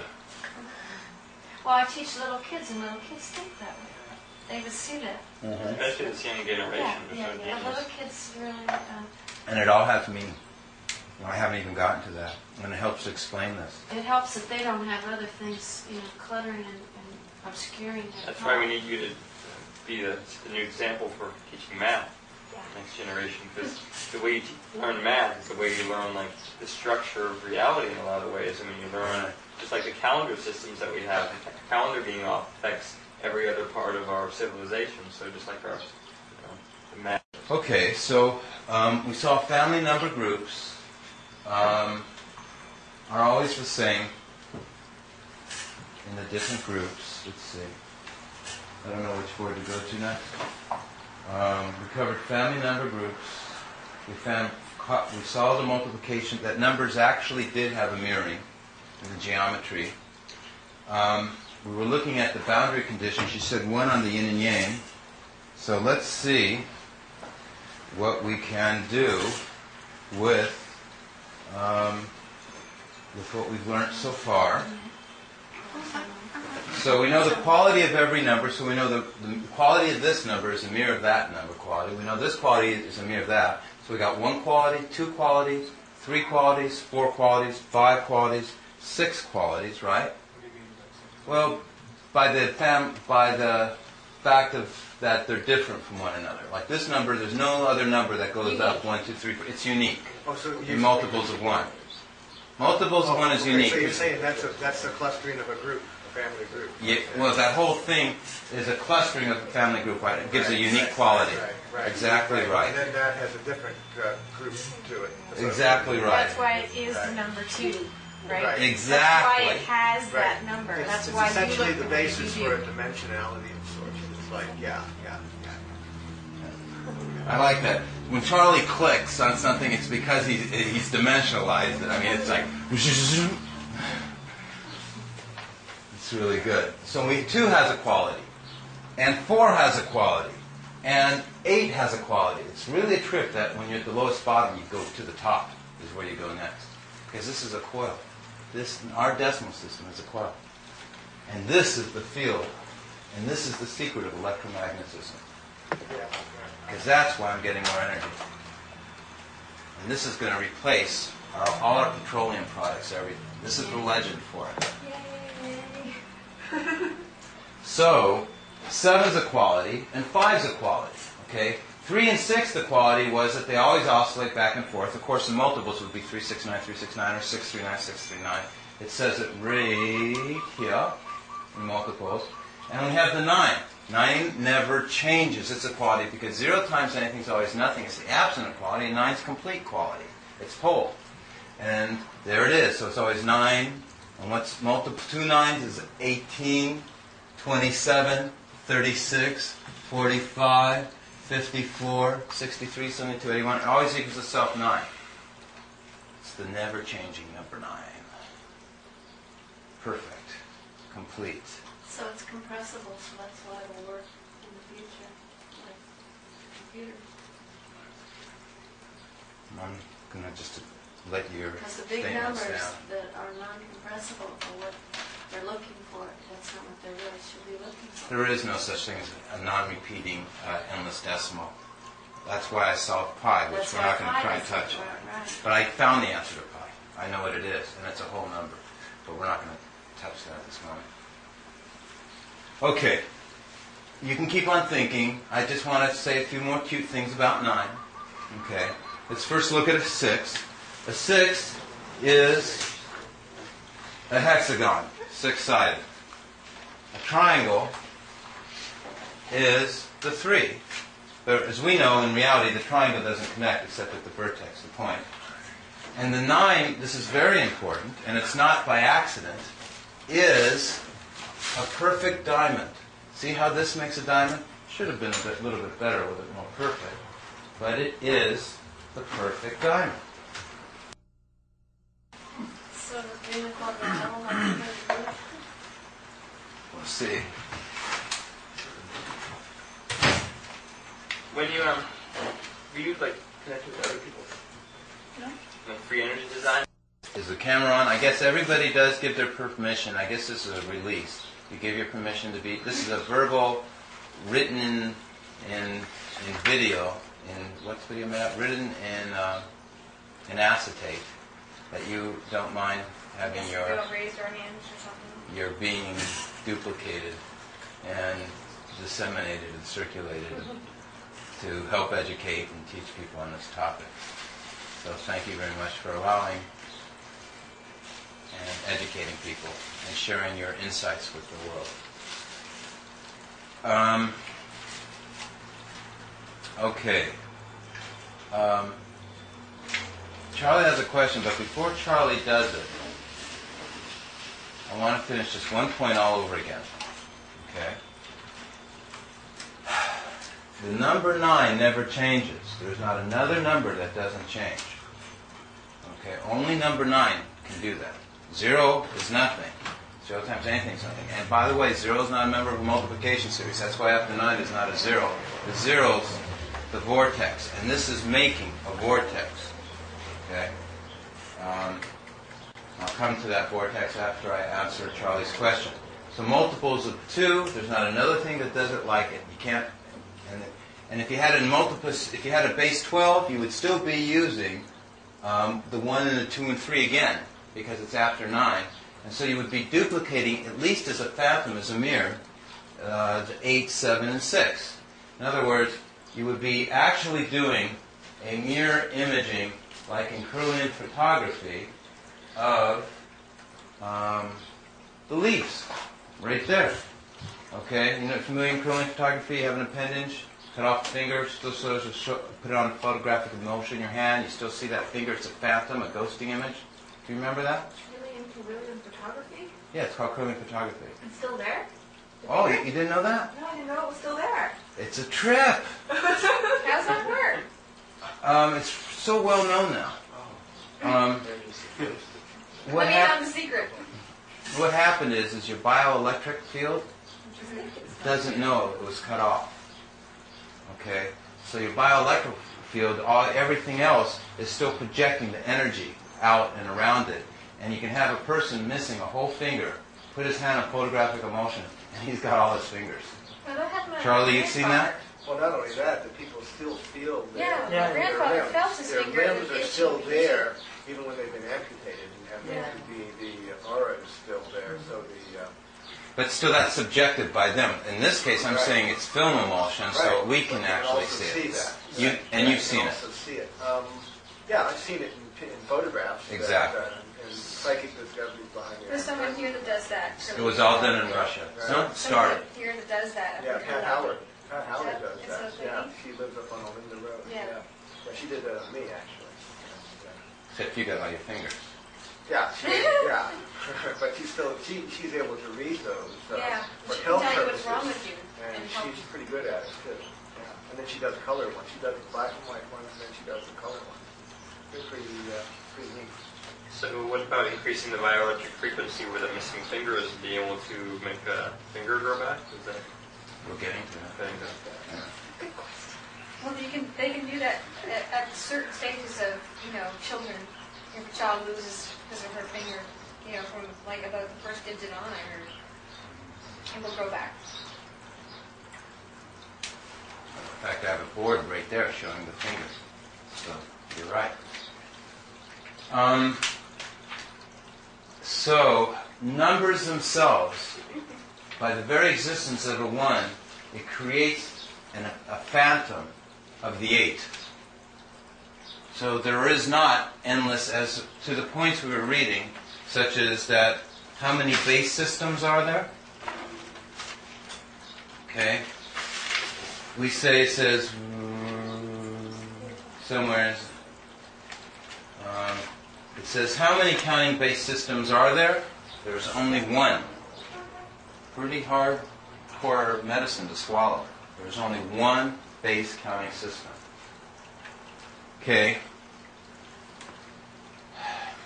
Remind me, I want to go to polarity, and I want to go to the vortex. 2 things, please. Okay. Charlie? I'm unclear as to how you're defining each of those numbers on the corners there. It represents a group, a family of numbers, right? Like 1 The family number group, the first one of 147, represents totally different planes of spatial orientation or points. This one's at the top. They never have 2 family number groups occupying both tops. Only 1. There's one's at the bottom, and the other one's at the middle, and they are as far triangulated away from that's one a number group right there.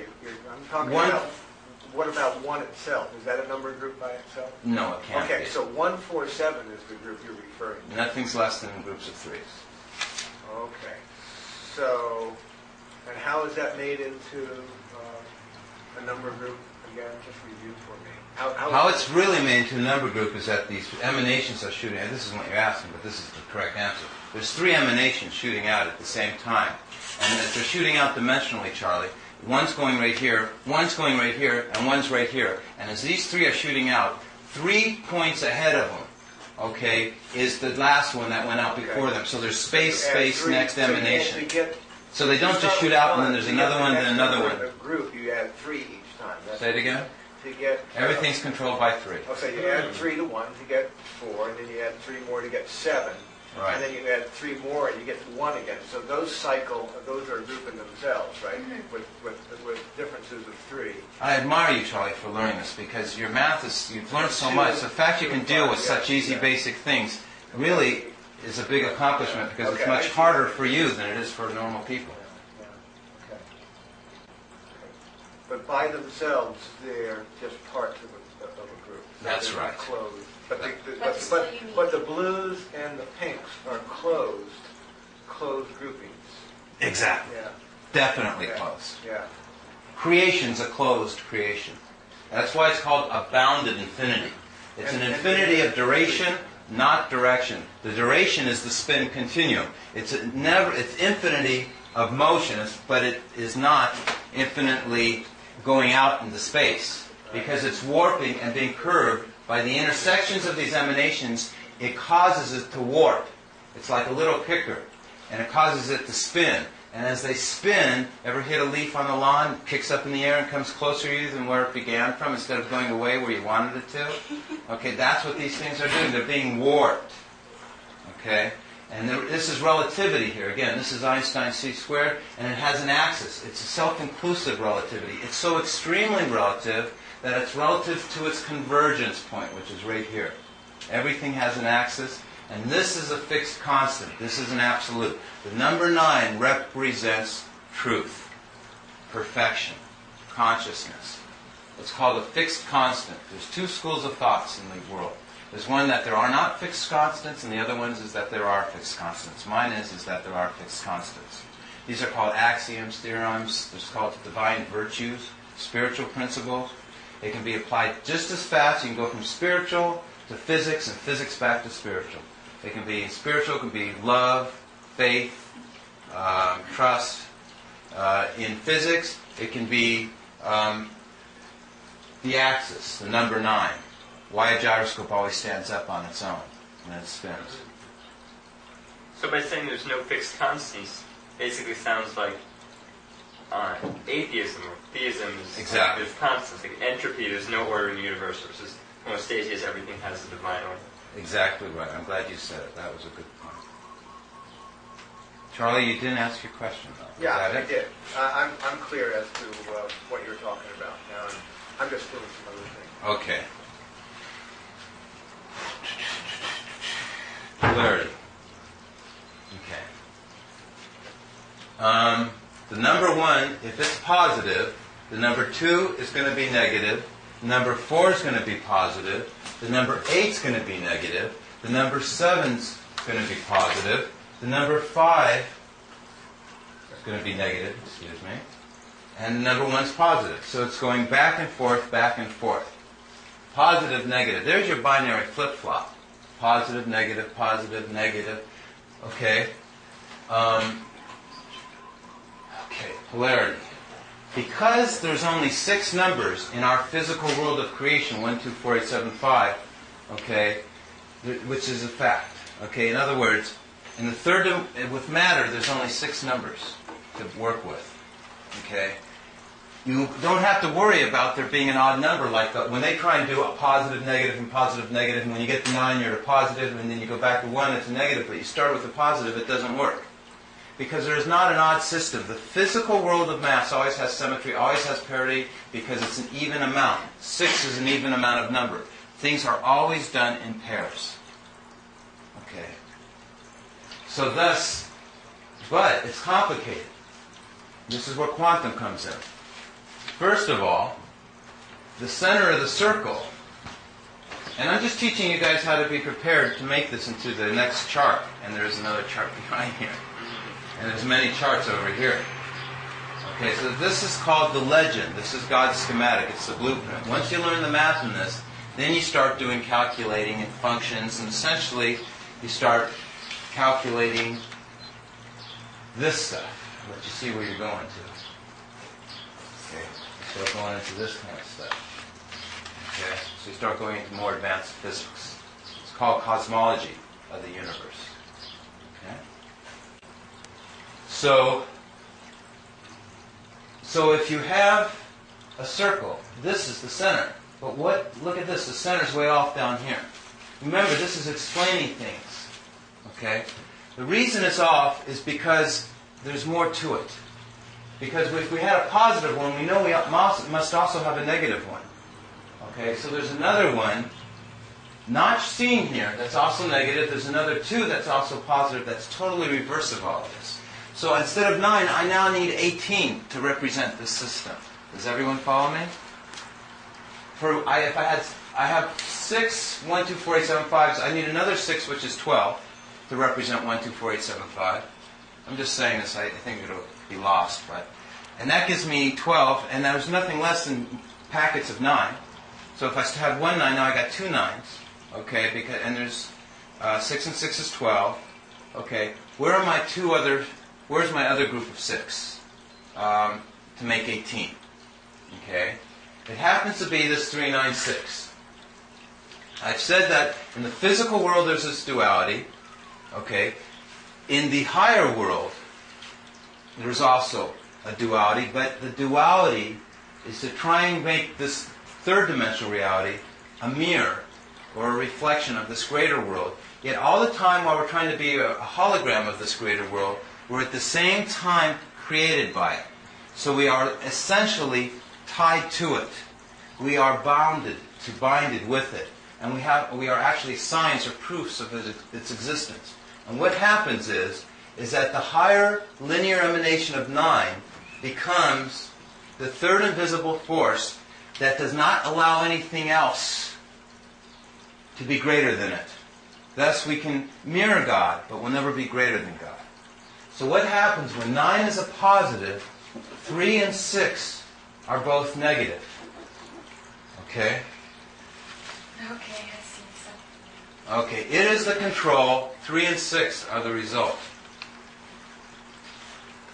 Now in reality, just like I have 2 hands here, but it looks like 1, I really have 6 here. I don't really have 3 of the 396, I really have 6. Okay? And I'll show you how it works. We started with the -3. Here's our binary, flip-flop back and forth. We go negative, positive, negative.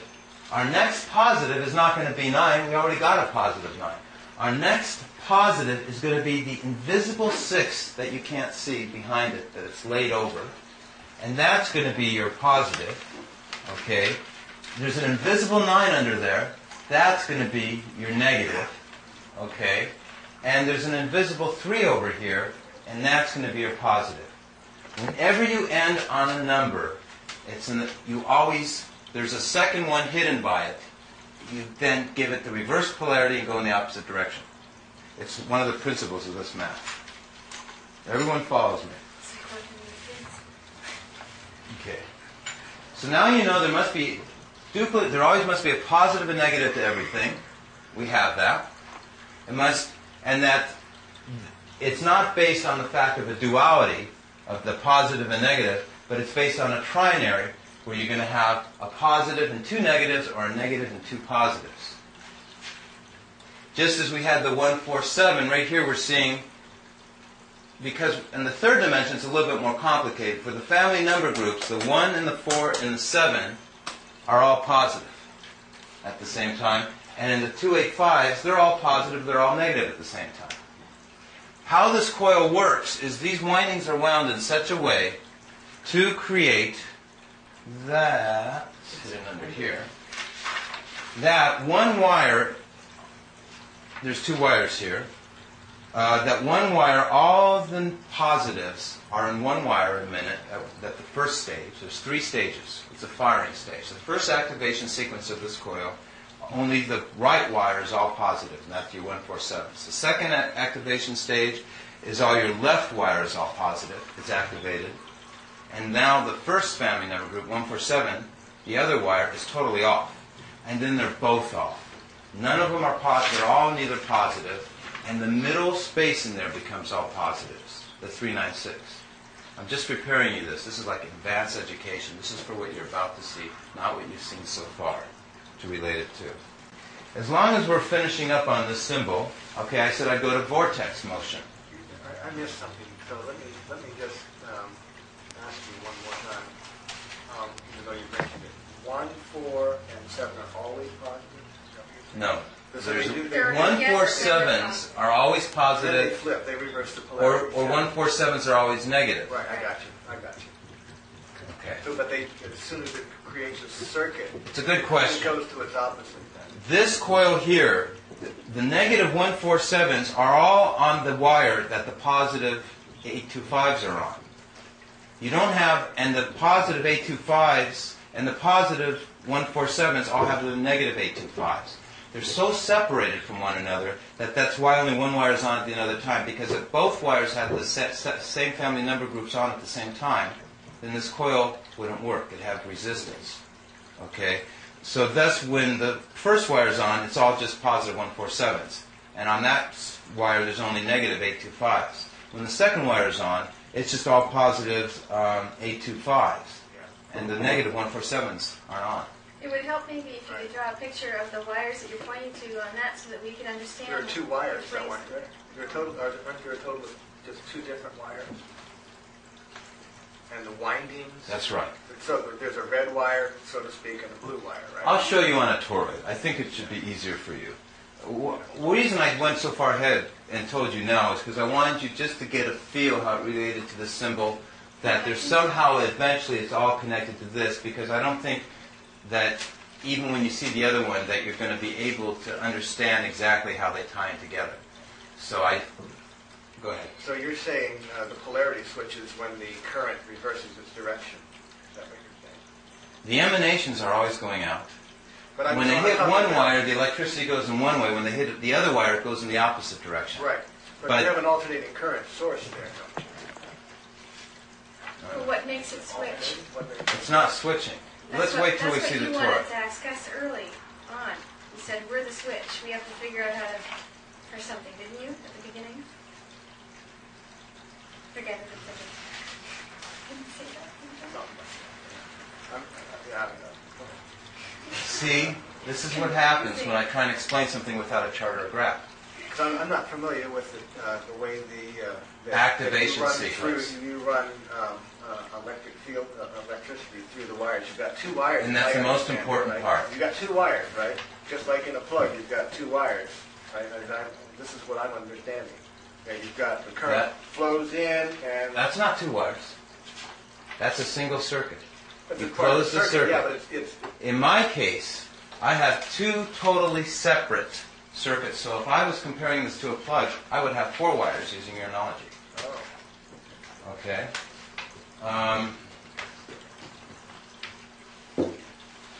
They do not ever... Oh.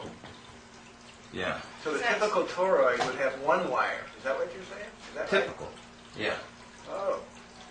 And you've used two. Which is a And you're bifibular winding them like this. with a space in between them. Right, Because there's really three parts. right. But that's created through the two, isn't it? Or that Yeah. exists. It's hard to say what came first, the field or the... Oh, okay. Okay. All right. So by creating the energy with the two, you get the third. Or whatever. Already there. It's oh, I see, it's already there. Okay. Yes, I have to kind of make room for it. That's better put.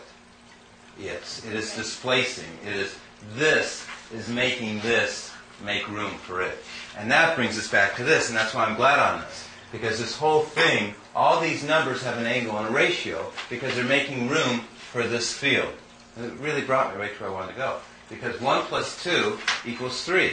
It has an angle. I take any two numbers, add them together, and they're going to equal this flux field. 2 plus 4 equals 6. 4 plus 8 is 12, but 1 plus 2 is 3. 8 plus 7 is 15, but 1 plus 5 is 6. See how I'm always going 3, 6, 3, 6? 7 plus 5 is 12, which is 3, and 5 plus 1 is 6. It's always 3, 6, 3, 6. That's because it's being spread apart. It's making room. The 1, 2, 4, 8, 7, 5 is making room for the 3, 9, 6. But they're two separate systems, which we're going to be studying on. Okay? Okay. 5 billion people didn't discover this. Probably a lot more than that. So it's okay that this making room concept seems a little different. Okay? So I think I've covered as much as I need to cover on this symbol for the moment. And for the multiplication table, probably can fit back to that, see? And the yin and yang.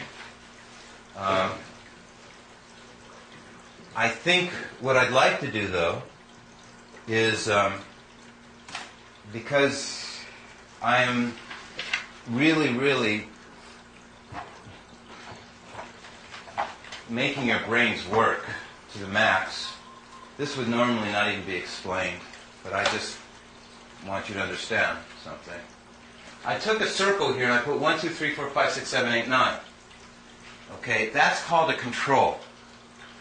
Okay, because as I could have done 2, 4, 6, 8, 1, 3, 5, 7, 9. Okay, and that's a new control. Do you follow what I'm saying? So it's very important that I demonstrate to you that whatever your control is, you're still going to get the same scientific end results. So sure enough, there's your 1, 2, 4, 8, 7, 5. It's very important that these doubling circuits never go away. They have to exist in anything you know. Fibonacci sequence, Pascal's triangle, pi, the golden means, everything we know in science. This has to be here. Biology, genetics, periodic table. It has to be there, along with this 3, 9, 6.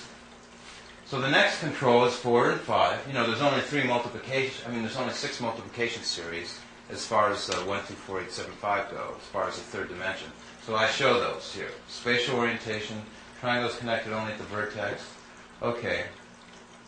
Oh, we're going to go to the vortex. We haven't done that yet. Okay.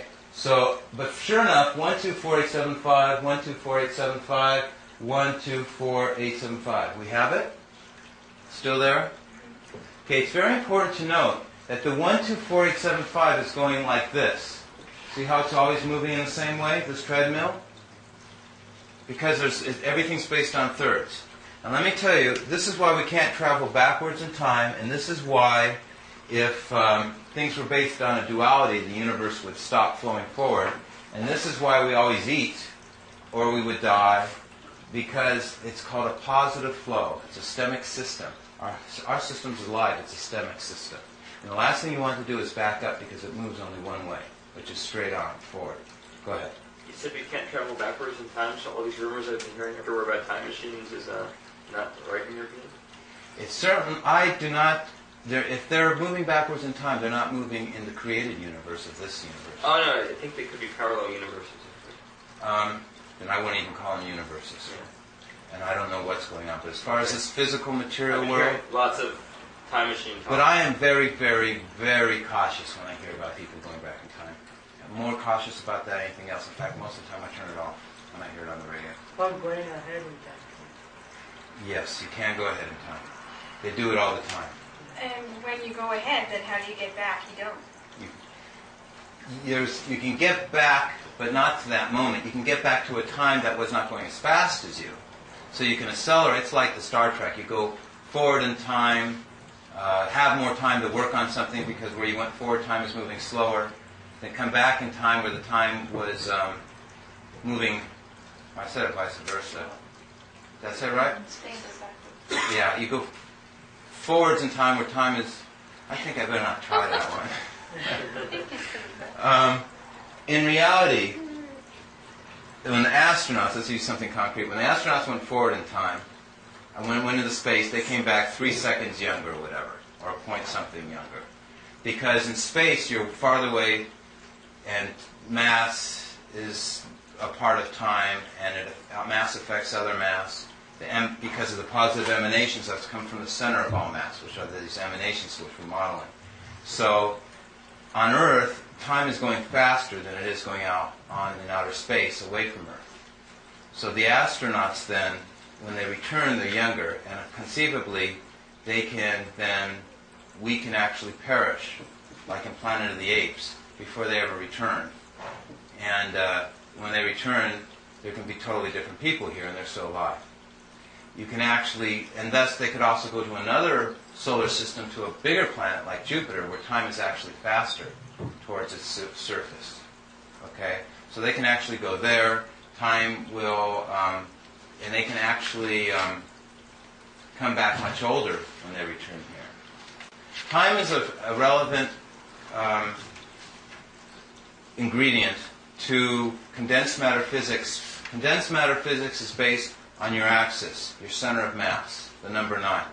The farther, it all has to do with the closer you are to the center of mass, the faster time goes. The farther away from the center of mass, the slower time goes. The only thing is, there's one more ingredient to that. Time is really moving the same everywhere, because the thing that's controlling it is that frame of reference from your distance. So while time is, it's the fact that they're changing the frame of references.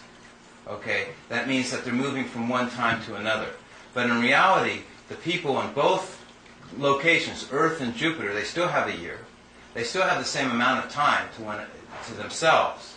It's just that their rules and measures change because they're going to new frames of reference. Okay, now, for instance, I'll give you one example. Time for us right now is different than it was an hour, let's say when we started 2 hours ago. How is time different? Okay. We're expanding inside the universe. Time is really going slower than when we started 2 hours ago. An hour right now is really 5 hours now, compared to 2 hours ago would have been 1 hour. Because an hour ago, there was less space between our atoms. 2 hours ago, there was less. Our molecules were more densely packed, and we were more condensed. But because we're still expanding, all our atoms evenly, uniformly, like a surface film covering over the water, expanded as we moved away uniformly. So we don't see that time is changing for us because the way that we're it's relating to everything around us. Everything's uniformly changing the speed of time at the same time. But in reality, as we're receding away, we're going through time frames where time moves differently. This all has to do with quantum mechanics based on the decimal system, because these numbers all become quantized very quickly. Okay? So, and the reason they become quantized is because the hole in the center is off-center. And so it has to be spin array, and it has to explain the vortex and how things work to go back in the center. Okay, we won't struggle too hard on time, except that I was just going to show then that you can't remember in the other chart that everything was always moving this way. This way. And on this chart, going backwards, we can never, ever make a multiplication series. It won't work. In other words, the field, the flux field, keeps the electrical only able to move one way, not backwards as far as time goes. And that also applies to how anything moves through the universe or matter or living biological systems. So how does that work with energy through your body? Like, Chinese, Chinese medicine and that. I guess it's supposed to go like left to right. The chi isn't that the way it goes? Back, down, Up the left side, around, and down the right side. your back, down your front. See anything about that? There's proper orientation. There's a proper orientation of the energy that David Little was saying. We in the modern times have reversed, and we've got it going in reverse order. The answer is just what Charlie said, and it deserves a lot of discussion. It's orientation, and we haven't gotten to that yet, and that's the whole subject. It seems like what you're saying is that time moves one way, and you're talking. We were just talking. Alistair and I were talking about the fact that physicists are, what he was just saying, that physicists are messing with the idea and the phenomenon that you can reverse entropic entropy, which really is sort of the same thing as time's arrow moving forward. You can't undo spontaneously what is sort of decayed. Things decay spontaneously in time. And he was talking something like moving backwards in time, something like that. Yeah, I don't agree with him in that regard. Right. Yeah, I don't know anything. He was just saying. We'll know it pretty well by the time we're done. Well, Alistair's very brilliant, but as far as there's many things that I'm very careful not to endorse, such as that. well, he was talking about people who are doing work in that, not just him. Right. I don't accept this. Because of the fact that the numbers don't do that, you're saying the universe can't do that. Because you cannot get rid of radiant emanation, disintegration. You cannot suddenly remolecularize something that is already demolecularized. But that's an axiom of your. It's just that simple. That's what you're saying. Right. Right. And you've come to that conclusion because the numbers don't correspond. When you try to do it with the numbers, it doesn't work. Is that the reason? That's right. These are everything we see here is a proof or evidence that everything has to move forward. So you're saying because of the way you're taking your model of the universe based on the way numbers work, and if the numbers don't obey that, then the universe can't. Exactly. Exactly right. Well, that's where spirit comes in, because it's the creative force. It's not a destructive force. It's creative, which is, again, self-evident.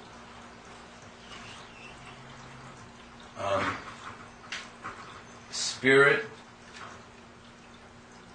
means that everything works in a spiral staircase on the The creative force. It's not a destructive force. It's creative, which is, again, self-evident.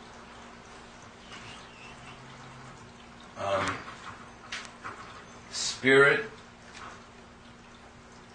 means that everything works in a spiral staircase on the physical world.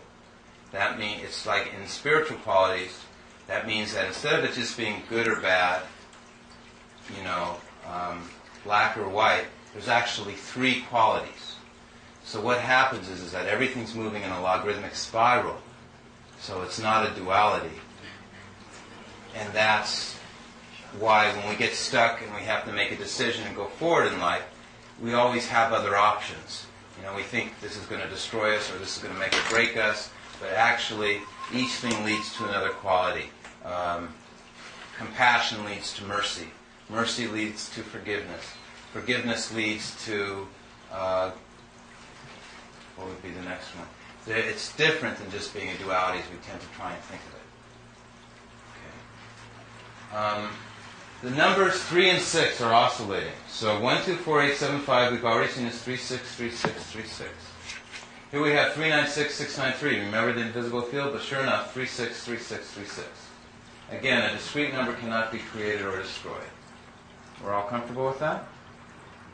Okay, last thing before we take down this chart is the vortex. Okay? Okay. So, remember we came down like this, came out, came around like this. We're coming in, coming down, coming out, coming in, around. Okay, what does this look like? These arrows are connecting here, and they're leaving there. Okay? I'm going to need my assistance again. It's the hard one. Okay. It is making an egg beater. Okay, we see this? It is a vortex. Now what does a vortex do?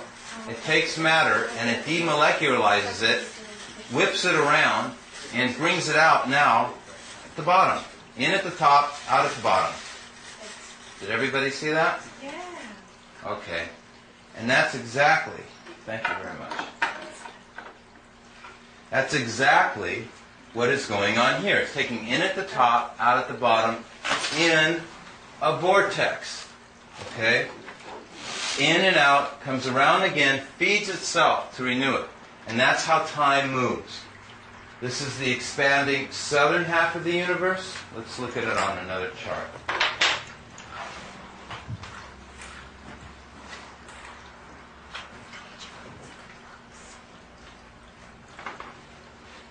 Oh, this chart gets saved in 1 second. It's almost going to go. But it gets saved. Because I don't ever remember to make this point. It has to do with the vortex again. I'm glad you're going to see it. Here is the number 2. See how the number 2 is a perfect mirror of the number 5? Do we all agree with that? Mm-hmm. Okay. But they're inverted. One's upside down. This point right here is inverted. This is the inversion point. This is where everything gets flip-flopped. See how the number 2 is over here and the number 5 is over here? Okay? This is God's cosmic grinder. Okay? The cosmic grinder. Every black hole feeds a white hole. Okay? And the 2 and 5 are opposites. Now the ancients knew this. They knew the symbol, they knew everything. But they didn't share it with the generality of mankind. Or mankind just couldn't learn it. I don't know what the problem was. Okay? But they left us a clue anyway. Now a lot of people say, hey, this is artificial. What are you talking about? The shape of the symbol having anything to do with the actual function and shape. But you know doubling was how we were going that way. And you know halving was the other way. And it's not by accident they stuck the 5 all the way down over here to be a mirror of the 2. And that comes from them both connecting to the 1 where they connect. It's not an accident. Oh. And then the 8, the other third part there is the 2 things filled overlap. in on the side. Yeah. This is where the whole the swastika thing came in the 4 quarter. I would think so. See that? Say what you said again.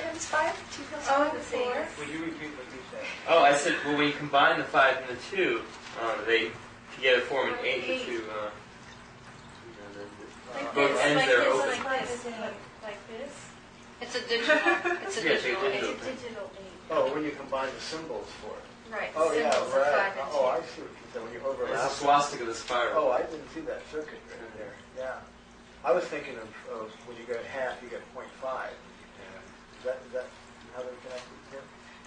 Everything's connected. And then, Yeah, that's the... He just said it. but There's... Say it one more time. Everything's connected. Yeah.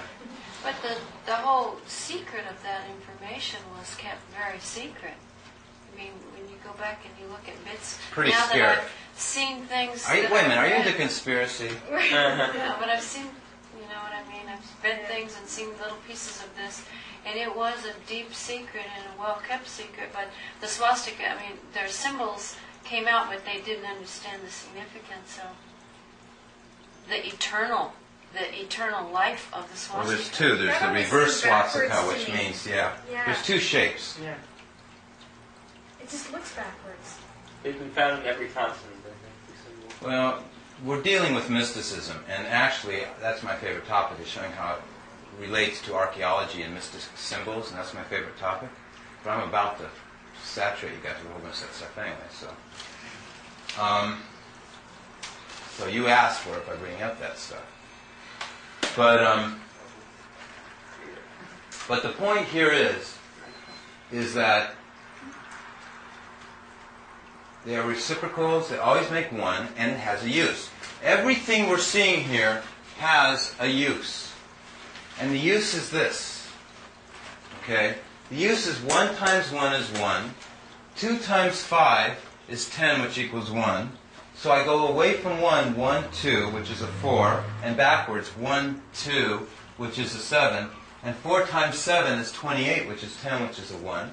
Do you follow that? Do it again. No. Okay. Too fast. I have to just see, it's weird because I'm going very long this way and very short You're this going way. to adjacent nodes from the center. Exactly, from the 1. Okay, so- I'm using the 1. I'm not on the 9 right now, I'm on the 1.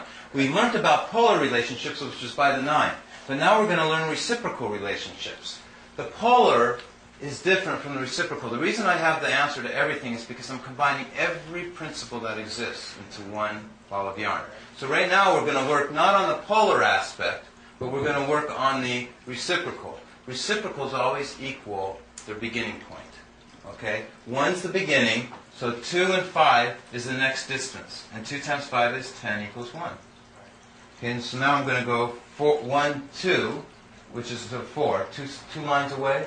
Bear in mind that every one of these lines, the ratio of this line to this line to this line, is your golden, it's all your means you could ever, everything you want to know. But you're starting with 2 and you're looking at 1 and 4 in relationship to No, I'm not going to do that yet. Oh. I'm only counting, I'm going to start with 1, I must end up on 1. And this must be a 1, 2, because if this is a 1, I want 1 times 1 is 1. Watch. I'm going to just do it. Okay. 1 times 1 equals 1, because this is really 1 over 1. Right. Okay. So I go over here, and because I have 2 parts now, I don't have to multiply 2 times 2, and, well, 2 times 2 is 4, I've never done this before. 2 times 2 is 4, and 5 times 5 is 7. And 4 times 7 is 28, is 10 is 1. Yeah, it still worked anyway. Okay. It's okay. I just thought I like to do new things when I can find new things to do. Okay. Continue the circle. So 4 times 7, which is now 2 away from 1, 1, 2, 1, 2 equals 28, which is 10, which is 1. And then I go 1, 2, 3, I end up here this way. And I go backwards, 1, 2, 3 this way. So I go 8 times 8 is 64, is 10 is 1. Yeah. Always equals 1. And I found that this shape always makes the demarcation line. It's called a shear. It's called a... it's real important for modeling electricity. But I won't go on to it further on the chart because you'll see it elsewhere. But since Charlie brought up one other thing, let's do a 2 now. 2 times 2 is 4. Okay, so I go this way. 1 times 4 is 4. Then I got to go like this. 8 times 5 is 40, which is 4. And sometimes 7 is 49, which is 4. Yeah. It's always going to be a shear, consistent. Yeah, and one you're moving backwards, 1, or moving Yeah. forward 1. Then the next time you're moving backwards 2. Right. Forward 2. Now 4 times 4 is 16, which is 7. So I go this way, and I go, what is it? 2 times 8 is 16, which is 7. And then 1 times 7 is 7. And 5 times 5 is 25, which is 7. Isn't that fractal, though? Hmm? That's fractal. This whole thing's a fractal. I have a chart in here that not only, that I don't have to say one word, that is so beautiful, what's actually behind this board that you're going to get it's to that see. squared plus whatever you... Oh, that's it. Except that this whole thing, doesn't it also have its own mirror image behind it. Yeah, and But it has an I'm listening to altitude. there is no but. Yes, it has a mirror image, but there's certain laws or certain rules. We just have to understand what those are.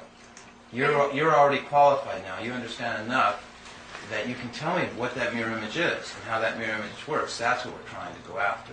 Is what is that mirror? What's its polarity? What's its number? What's its location? Based on up, down, right, and left, front and back. We'll get to it. It's other worlds, I would think. No. Other places that we can tap into to get to go Huh? No? They're here. Well, that's what I mean. They're here, but in another frame of mind, like in another type of not the Nah, physical plane. it's all interrelated. Most of it. The only thing that's not a physical plane is the 396s. It gets easier. We'll keep working on it. It's a little bit hard right now because I started you from a coil as opposed to the map. But we'll see. I'm not sure Okay. how to work with I wasn't going to pull out this chart. I wasn't going to go into this, but I decided to do it now. Anyway, one way. for the sake of thoroughness. Yeah.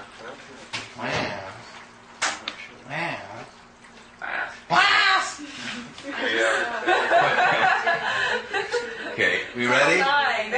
What? Oh no. Okay, top quiz. Now, Is that period double? this method of teaching is called programming. We are programming you. You will have 12 more hours of this. What's my place in all of this? What would your place? What is your place in everything normally? I think that I'm supposed to tell other people about it. Right, so you're a teacher.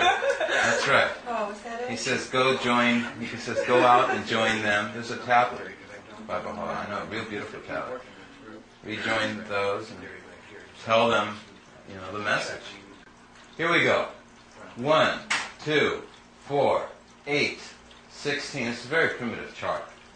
The binary code is a 6-number digit repeating pattern in the decimal system 124875. This is considered the binary code. This is computer switching. They call it on and off. But I've already said 0 is not the member of any multiplication series. Okay? 0 and 1 cannot be the computers of the future. It just doesn't work. That's why they're so slow and obsolete. Okay? And this toroid system is the supercomputer. But I'm just showing one point, which is this forward. Content versus quality. As we have one point here, what is its content? 1. So there's your quality to the right and content to the left. Got it? Now we have 2. 2 points here. What's their content? 2. Does everyone understand that? No. What's their quantity? 2. Okay. And what's their content? A 5. Now we have, that's what a reciprocal is. I'm not paying attention really very well. Okay. Now we have 4. 1, 2, 3, 4. And what's their content? 0.25, which equals a 7. Oh, okay, right. Oh, I Right. Wait a minute. Okay. See, 2 plus 5.5 make 5. It's not 0.5 and 0.5 because we're only looking at each one. There's 4, one of these. Right. Okay. And each one of those 4 represent 0.125. No, they represent 0.25 if you're looking at the top. So it's 1, like a 2, 3, pyramid. 4. Are you trying to sell us something? It is a pyramid. It is. I'm showing you that the binary system is a pyramid, but it's a pyramid that is not binary. So on the right is If anything, it's... on the right is the branch number, and on the left is Yeah. the value of the function. So you made a little contraption that makes a little zippy that is designed off of the holy name vibration? Yeah. Oh. 1, 5, 7, 8, 4, 2. It's all harmonics. That's all it is. Resonance. That's 2/7, yeah. It's like an product. Well, you can hear electricity when you're walking down the street on the pole. Zapping has a rate and frequency. Well, All right, so they're doubling circuits in reverse directions. So these doubling circuits, again, are significant. Okay, that's all I was Three resonant. pointing You got out. 2-7 in polarity It's not right there. Okay. Oh, no, that- Then with that chart. I wonder. What's the 2-7 polarity? All right. I showed the vortex in, out, Oh, last but least point, which is not going to be, I showed the 2 and 5 is not accident. As long as we're on these charts, I'm showing the vortex action. I'm showing how it moves in a vortex. Showing infinity is just a cosmic grinder. Okay, I'm showing the music scale. Classic musical scale is the doubling circuits too. From C to C to C is 1, 128, which is 11, which is 2, 256, 13, 4, 5, 12 is 8. It's the same thing. Your doubling circuits. I said the ancients did know this, and that pretty much sums that up right there. Yeah, they built the pyramid. Okay. 5, 1, 2. 128 is 11, 2, 256, 13, 4, 5, 12, 8, 1024, 7. Remember, 7 always comes after the 8, not before. 1, 2, 4, 8, 7, 5. Okay. Do you have that, Sunshine? no. And I'm a musician, so I didn't pick that up. Real quick. Okay, pull your chair a little closer. Yeah.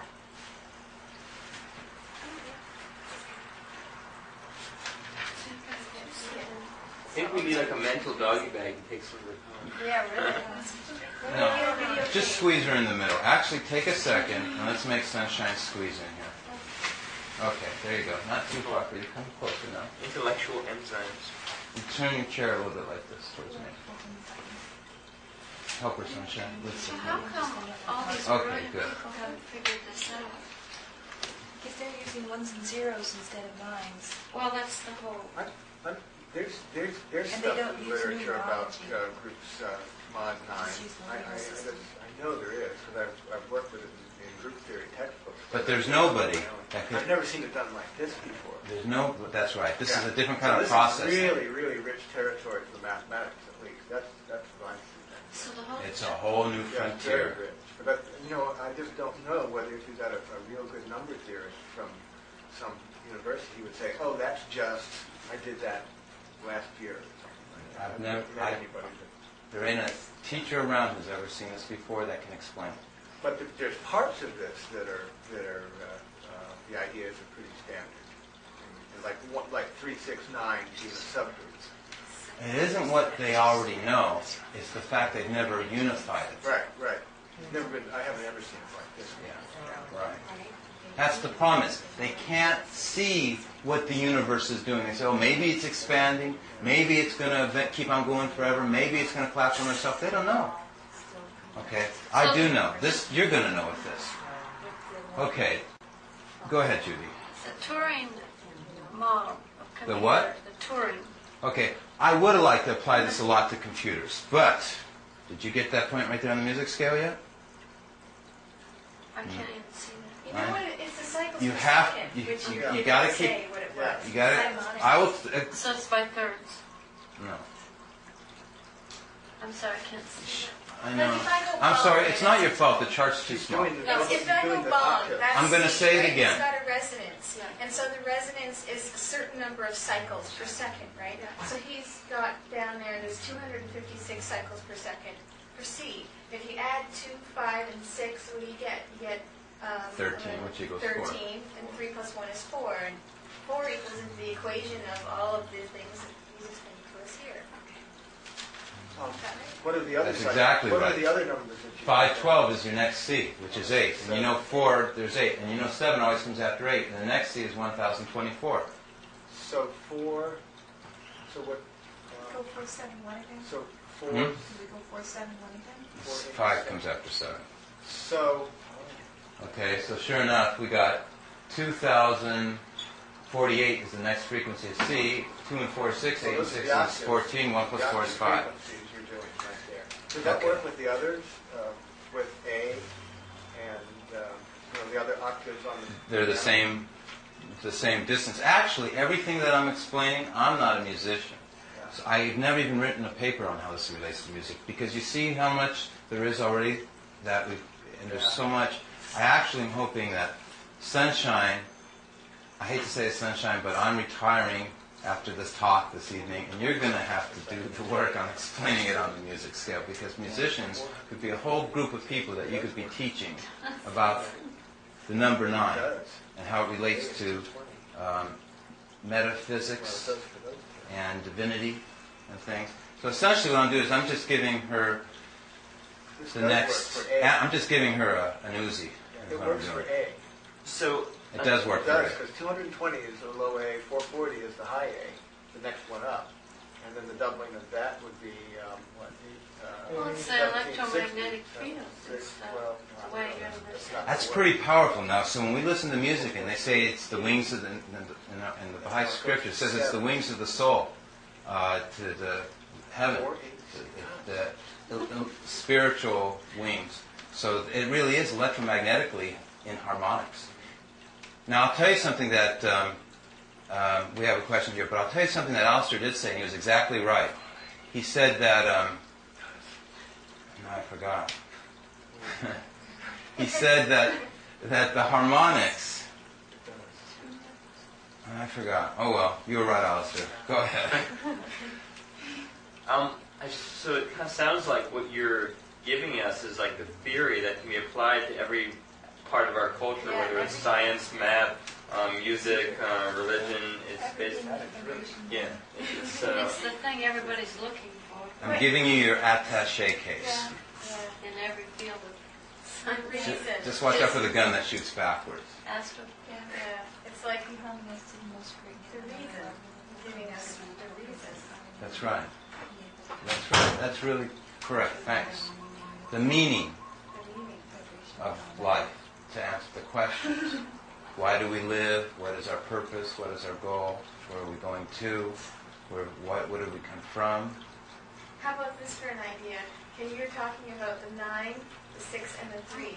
And when the 9 is positive and the 6 and 3 are both negative, some friends of ours that came from Los Angeles spoke. They were Baha'is, and they were explaining how two people that are in love, if they are focusing on God, they're like little mirrors, and they're reflecting the light towards God. And yet, if they're focusing on themselves or each other too much, then they're not reflecting the light, and they're not getting anything either from God. So if you're dwelling on yourself too much, you can't be absorbing any of this good energy, which is also like this, because when you think about it, these two things that are negative, they're actually receiving. That's right. And also, if they were positive, they're actually X's, which means X's is like negative. In a way, positives are negative. You know what I mean? I don't know what you mean, but I know you're completely right. I don't know what you mean by X's, but you're exactly right. They are receiving. It's like an X. A positive sign, like a cross, is like an X, right? So it means you're wrong when you're actually thinking that you're so good not to be receiving. Like you should be receiving from the higher energy. You know what I mean?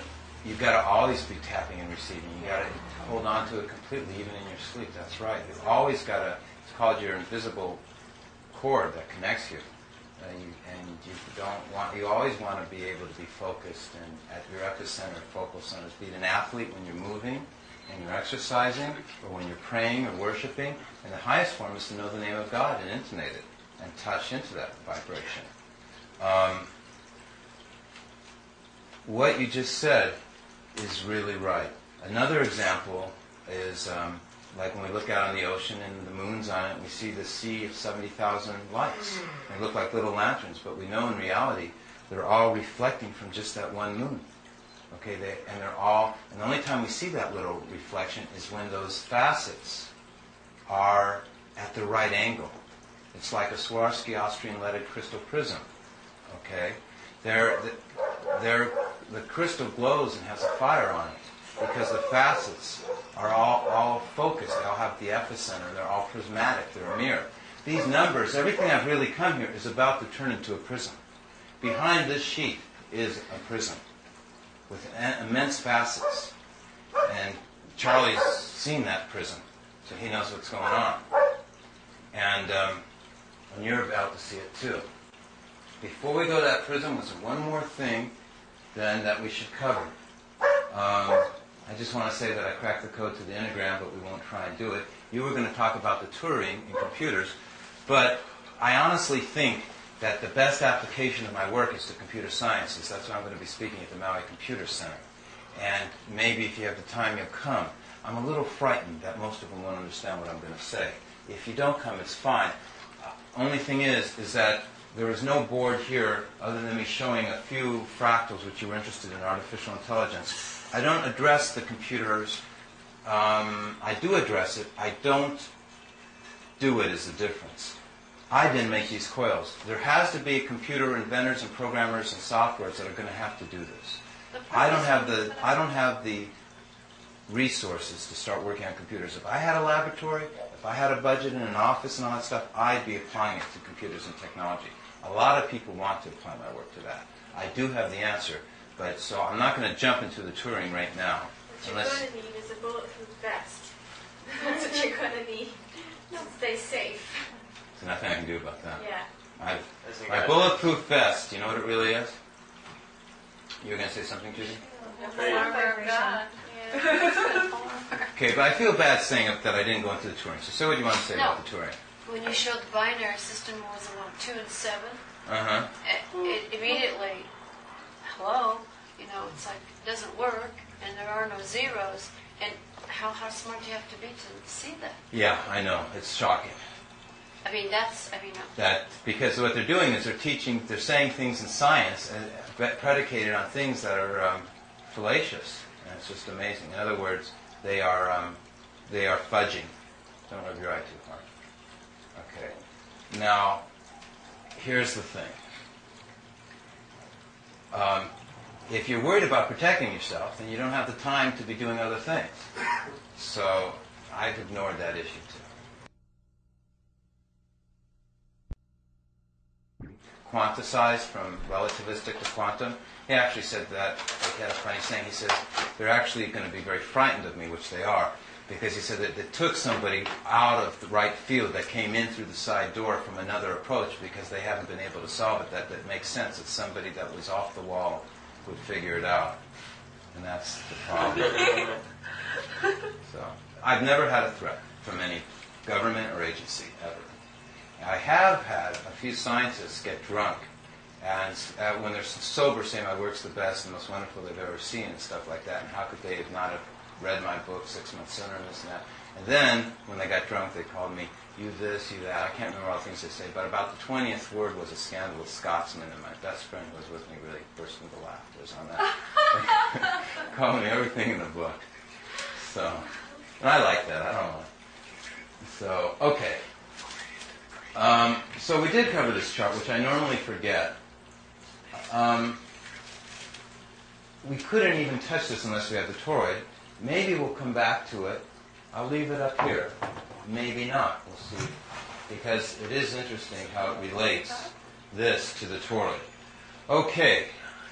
We are now then going to pull it down. And we're about to get complicated. Okay. Everybody ready? I'll wait 1 second. It's interesting the two teachers are the ones talking about it. Right. Very good point. Okay, you guys over there, just a sec. You ready? We're about to present. We need your help. Yeah. We need your help on this. Okay. I'm going to want you guys to chart the way. This is Judy and Charlie. I'm going to want you to chart the way how this toroid, how this semblum right here is going to be a three-dimensional system. We're going to try and take everybody into dimension now. Okay? Because all this has ever been is a flat, straight line cross-section of a circle.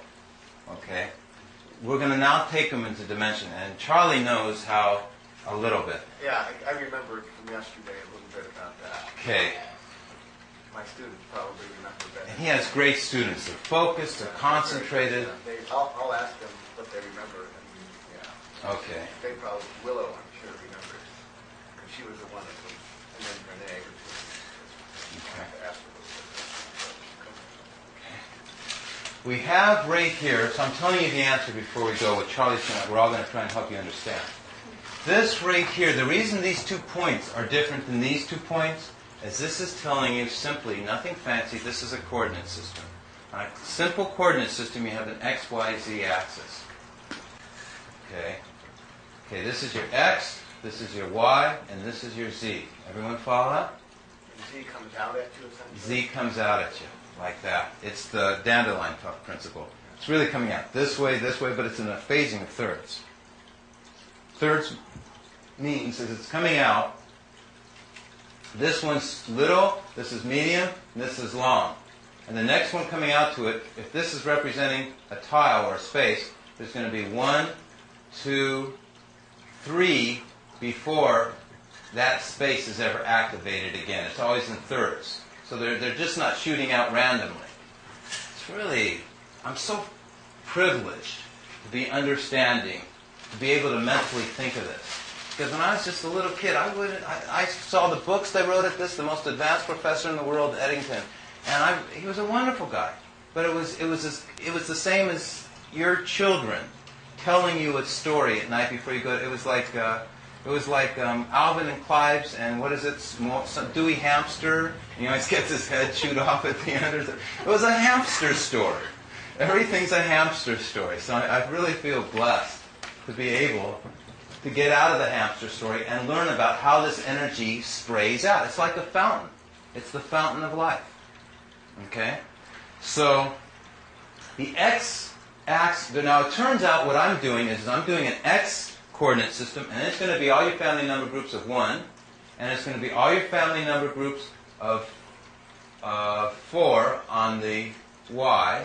I better circle my number because it's becoming messy. And this one right here is going to be my family number groups of 7. See the same sloppy 7? 4 is part of the 1 group, though, isn't it? Nah, because they occupy different points. It is the same.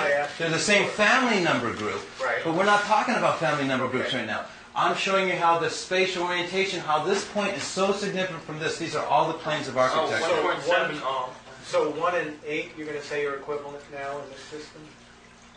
Or what? Oh, we're getting there. Okay. It's pretty But tricky.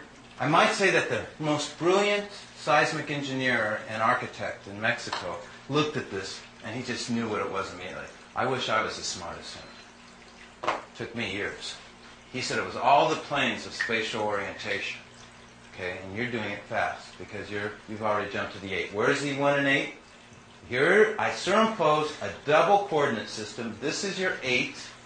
This is now your 5. Remember, 4 and 5 are opposites? And this is, actually, it's not going, it's going the reverse. This is your 2. Okay? And everything about them is opposite and reverses. This one, okay, Is that right? you're about to see how it works. Yeah, it's right. What about 8? There's your 8 and 1. 1, 7, and what? Here's your 4 and 5. I know it's getting a little difficult, everybody. It'll be easier in a minute. Oh, okay, they're complements. Okay, the complements are opposite. And I put 2 coordinate systems together to make a stereograph. See how we have red and blue here? So I'm about, now remember, if you have stereo, you got dimension and feel and displacement and surround sound. And, okay? Yes? Charlie, you ready? Yeah. Well, it's happening anyway. 8 and 1 is going to be your x-axis. 4 and 5 is your y-axis. And 7 and 2 is your z-axis. You reverse the colors, I'm not doing family number groups. I didn't reverse yeah, anything. You I'm showing 1 and 8. It's like altitude now. Yeah, but It's more complicated now. It's good to try, but it's more complicated. Now. It explains why altitude exists, though. Huh? 2 is still opposite to 7, but it's a different color now. That's right, because you'll get it pretty quick. Okay, we're going to lose this one. If you need to see it, You reverse the colors. there you go. Of course, they're not colorized.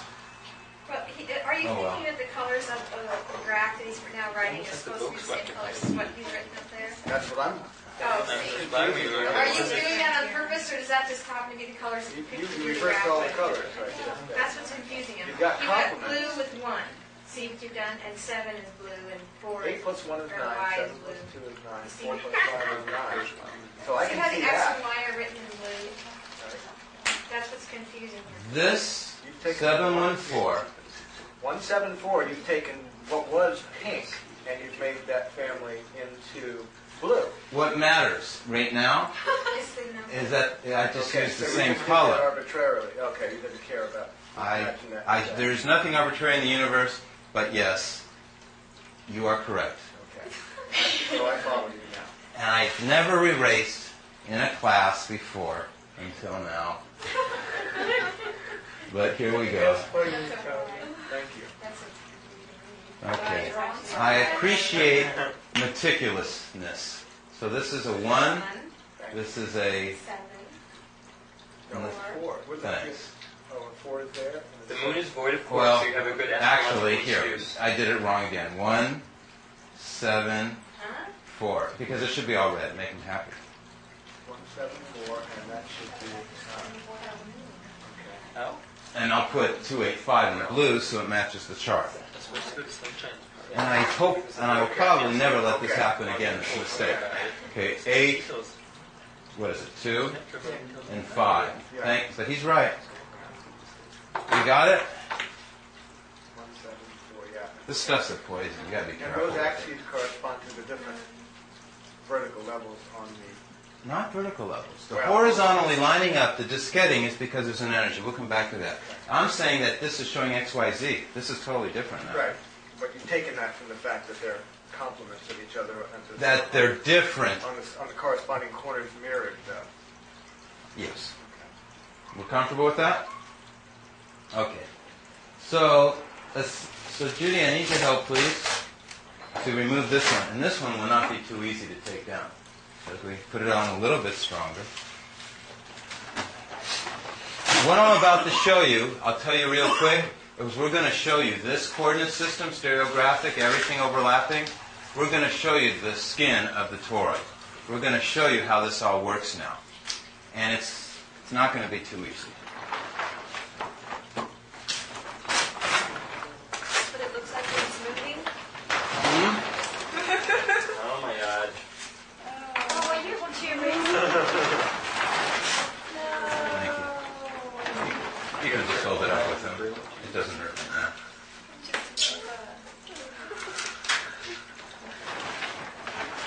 So all this was just to prepare you for this.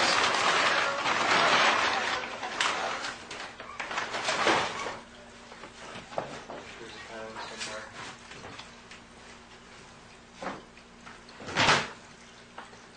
Okay. Oops. But I had promised you to go into vortexes, which are more fun. Yay! Our hero. The White Knight Vortex. All right. So, are we missing one person? Oh, yeah. Sunshine. Okay, so here we go.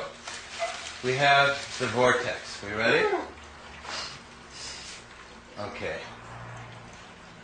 A vortex is compressing and it's decompressing. Okay?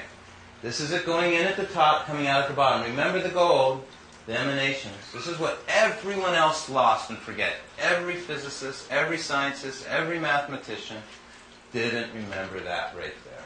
Okay? There's something driving this thing, and it's coming out of the center. It's a higher dimensional energy.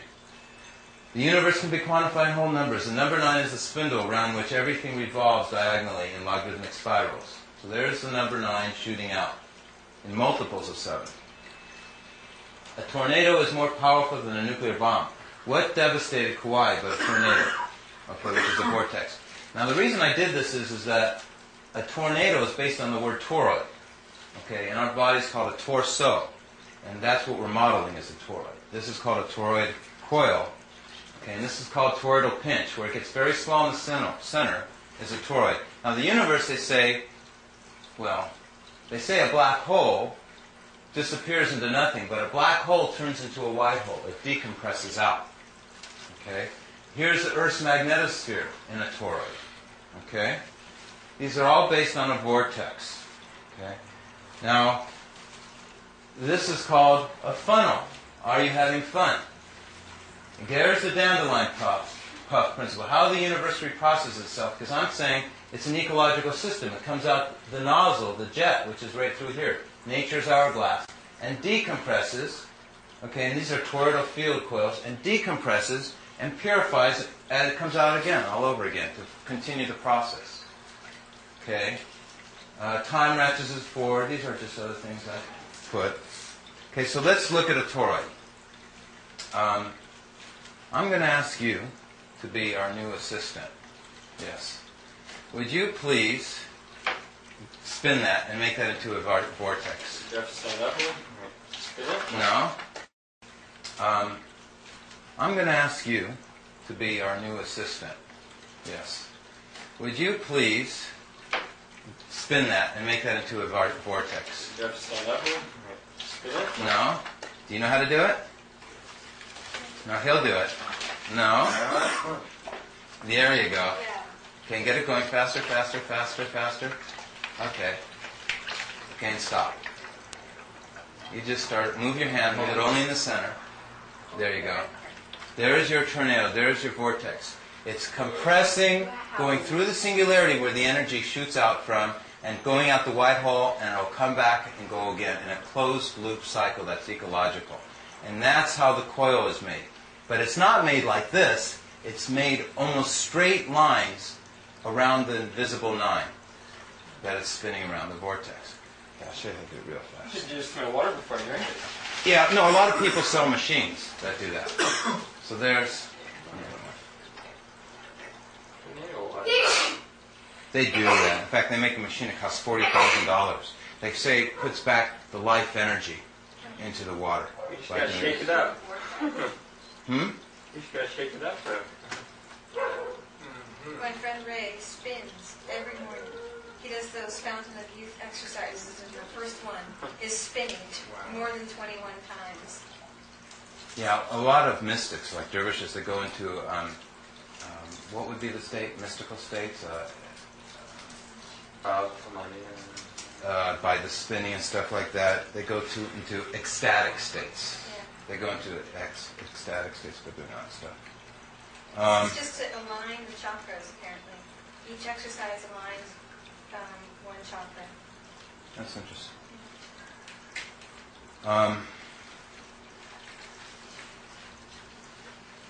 All tied in with vortices, all the chakras, the meridians, all the holistic medicine.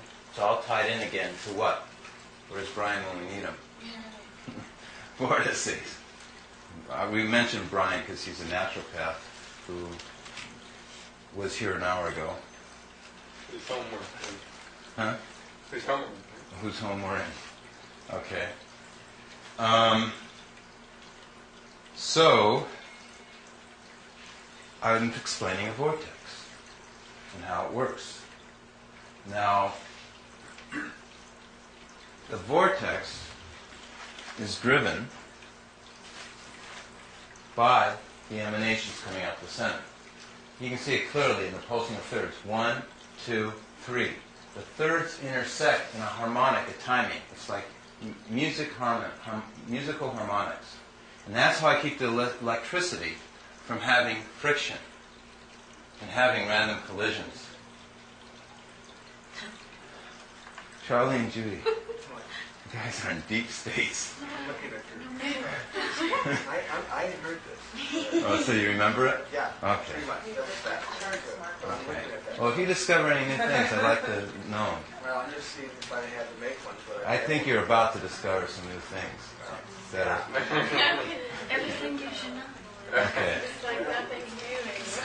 Everything's new. Here's your 396s in the center. Right. See your 396s always in the center? Remember I said we leave it alone? 396, 693. It flips. First it goes 396, and remember I said it flips, 693? Here's your 1, 2, 4, 8, 7, 5s going in. So this is one winding.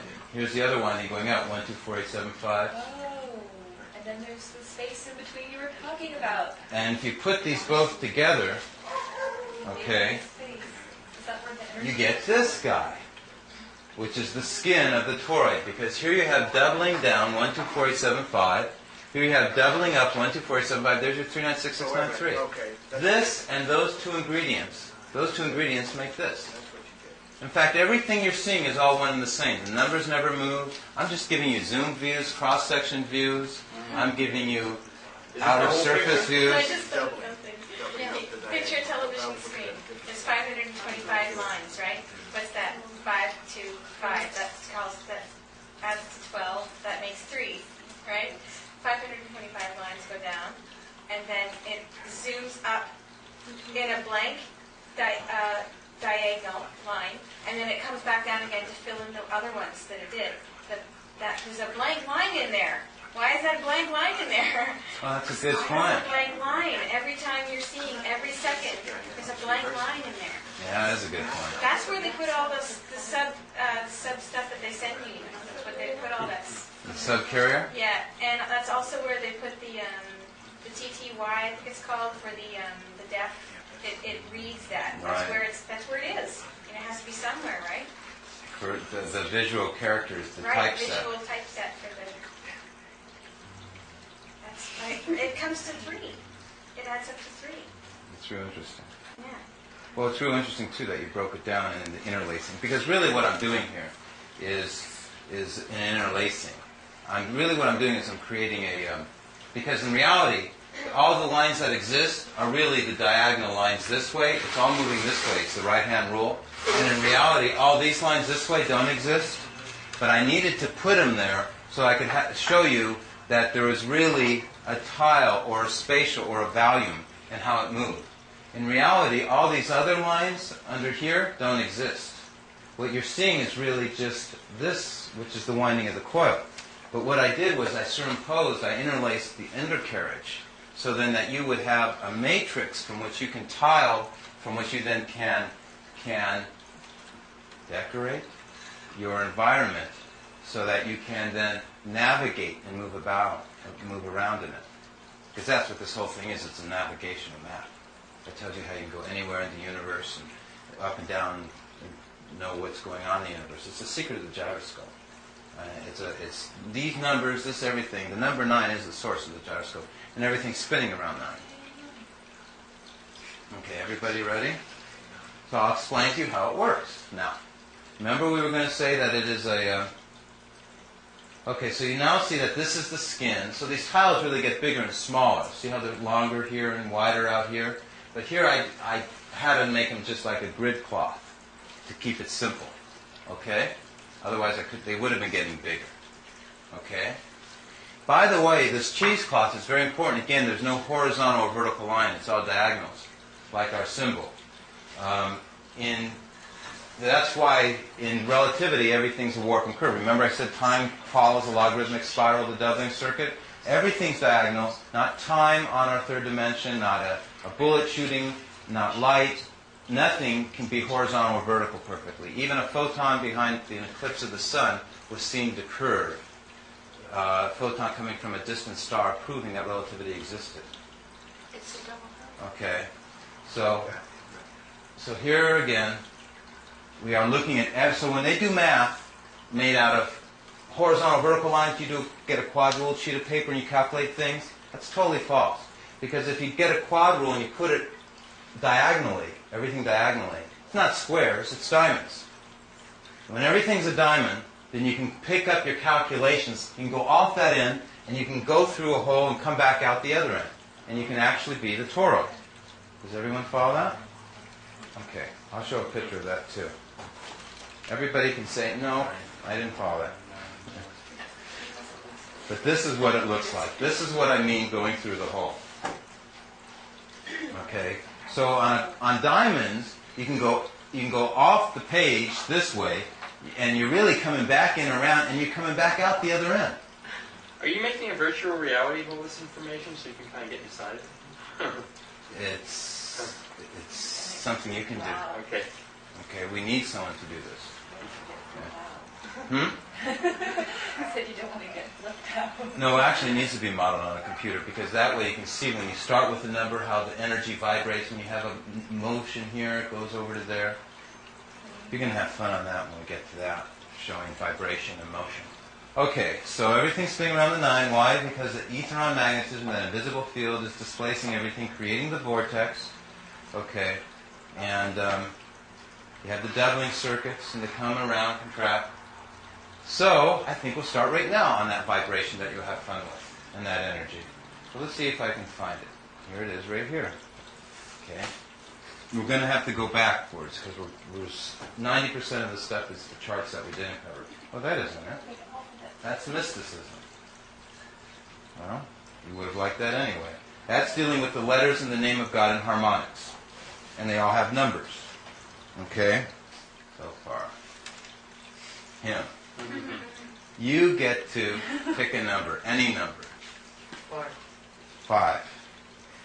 Okay? Which 5 would you like? Second row at the top. Where? Right here? No, the one above that. The blue? Blue 5. Way up there? No, yeah, the red one. The big On one. the left hand side, yeah. The red. How come you guys know?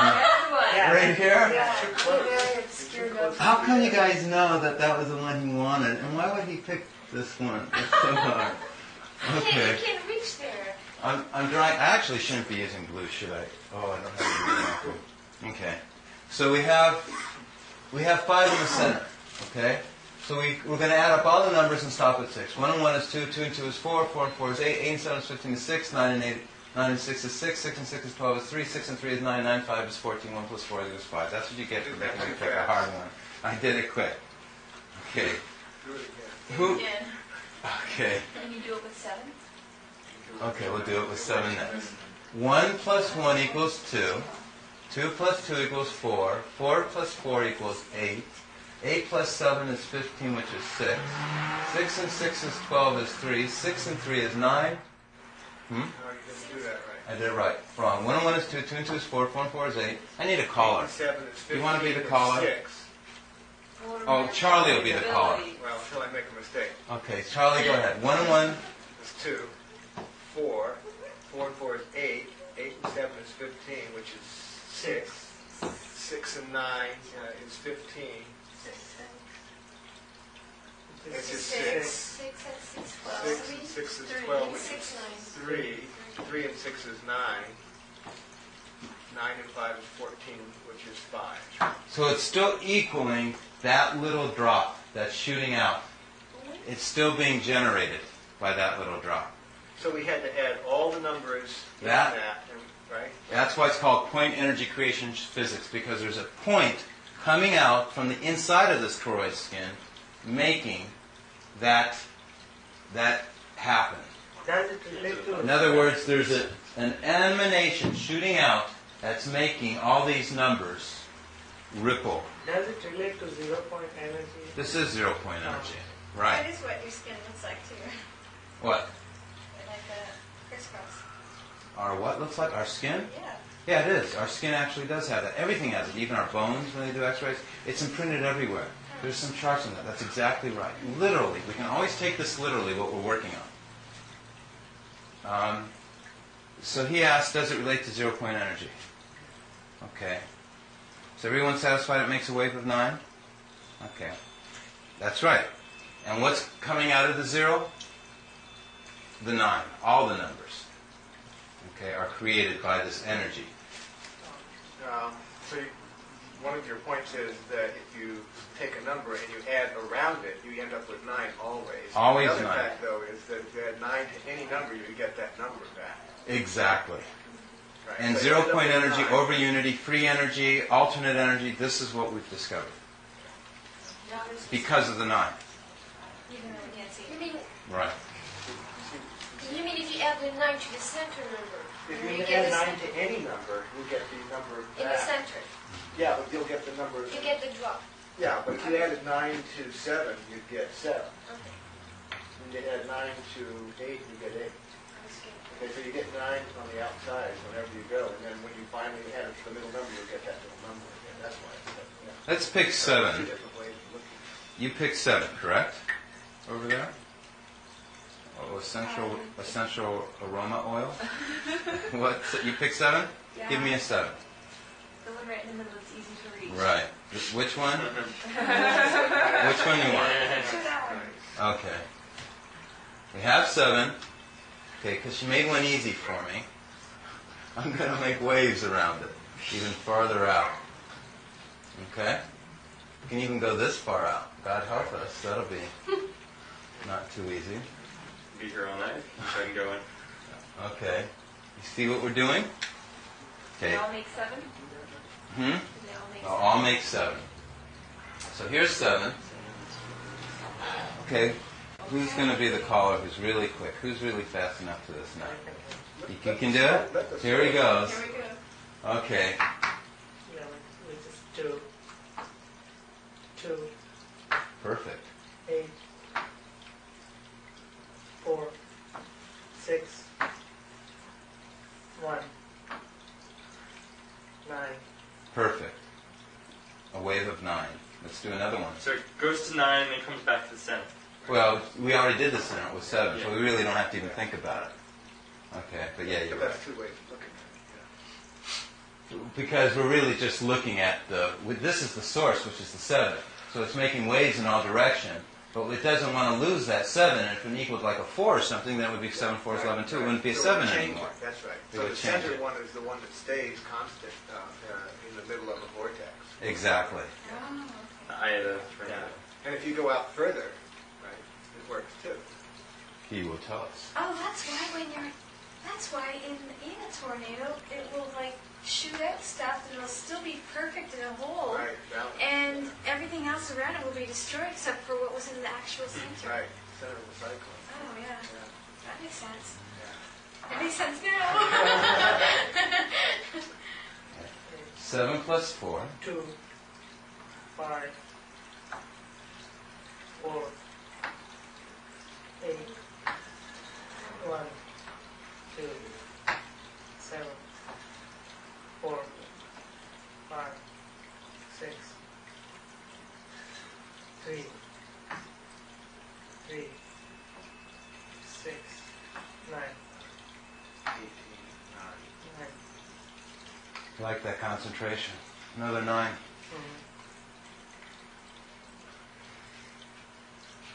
Okay. But you can only, but you're adding, yeah, never mind. What's your numerology? What's my numerology? What do you mean? What number your name or Oh, my, birthday I don't do it is? based on the sequence of numerology. I don't use man-made numerology. I use scriptural numerology, which we'll go into. That was actually the board I pulled up. Oh, Based on the Arabic language or the Persian or the Sanskrit or the scriptural, Why not? not man-made. What do you think? Like your name is man-made? Together, you still get 9. Like your name? He asked me what number my name added up to. And I said, my name does have a value, but I said I don't use the numerology based on English, where we arbitrarily say A is 1, B is 2, C is 3. I say I use a different kind of numerology, not based on superstition or witchcraft or voodoo. The kind of numerology I use is what I call quantum numerology, and where I learned that was studying on the name of God out of the different religions, out of the different scriptures, because the name of God was always sacred and so holy, and all the major religions recorded all their knowledges not with math, but with their alphabet, with their letters. Okay, I'll show you an example of that. Oh, good. Here's the Arabic alphabet. Here is the mathematical correspondent. For T is 9. For Z is 900. For, God, I can't even say, AIM. Oh, that's the key letter right there. Is represented by that symbol there. We don't even have it in English. Is 7. Smaller than an AIM is the Hamza. And that's actually the word of God. And that's actually the sound that the glot will stop. And that's actually the word that they're talking about, that created creation, stuff like that. But that's religious mysticism. And we're not ready for that yet. But that's the numerical system that I use, that I found this toroid skin. Okay? So we'll come back to this stuff dealing with math. Okay? Math and letters and harmonics and sounds. Eventually we'll take it to the brain and our intelligence and brain waves and encephalograms and meditation and worship the mantra and how to tap into the remaining potential of the brain and tap into 90% potential unused part of the brain, and essentially how to become geniuses and psychic states and be able to do miracles and all that other stuff that is inherently latent potential within us that we should already be doing that we never fully realized yet. Yeah. Are you going to go into how you constructed, I mean, if you were going to construct one of these, how the numbers are related, that this magic is happening? I think so. Okay. I think you should know that. In other words, you want to know how these numbers make the coil. Well, I see that 1, 2, 4, 8, 7, 5, if you started a blue 1, just any one. Start a blue one. Blue 1, 1, 2, 4, 8, 7, 5. 1, 2, 4, 8, 7, 5. That's the sequence. If you Yep. go next door to it, no, the other way, no, right next to it, the red one right under, yeah, there we go. If you go backwards, you're going in the negative direction. But that's not the one that matches that That's the polar one. opposite. This is the pair. See, they're in a pair. See the dark black line? Because there has to be a space for the 6, 9, 3. Exactly. Exactly. Oh, okay. Okay. These are your pair in here. This is your binary So triplet. if you go like this. But also, the one next to Looking at it that, when the you- red one is just moving in an opposite direction. I mean, if you were just to construct this without any theoretical considerations, if you just said, I need to remember how to construct this, it seems, couldn't you just take that, say that blue one, you start with that blue one, no, the one that you started with before. Where is it at? No, Yeah, that one, and if you, 1, 2, 4, 8, 7, 5, going up, right? Okay. 4, 8, 7, 5, right? Uh-huh. And if you started to the red one diagonally to the right, there, and you went 1, 2, 4, 8, 7, you get the same numbers, right? The pattern? You go 1, 2, 4, 8, 7, 5, only backwards, right? Okay, Charlie. You asked for it. And your point is?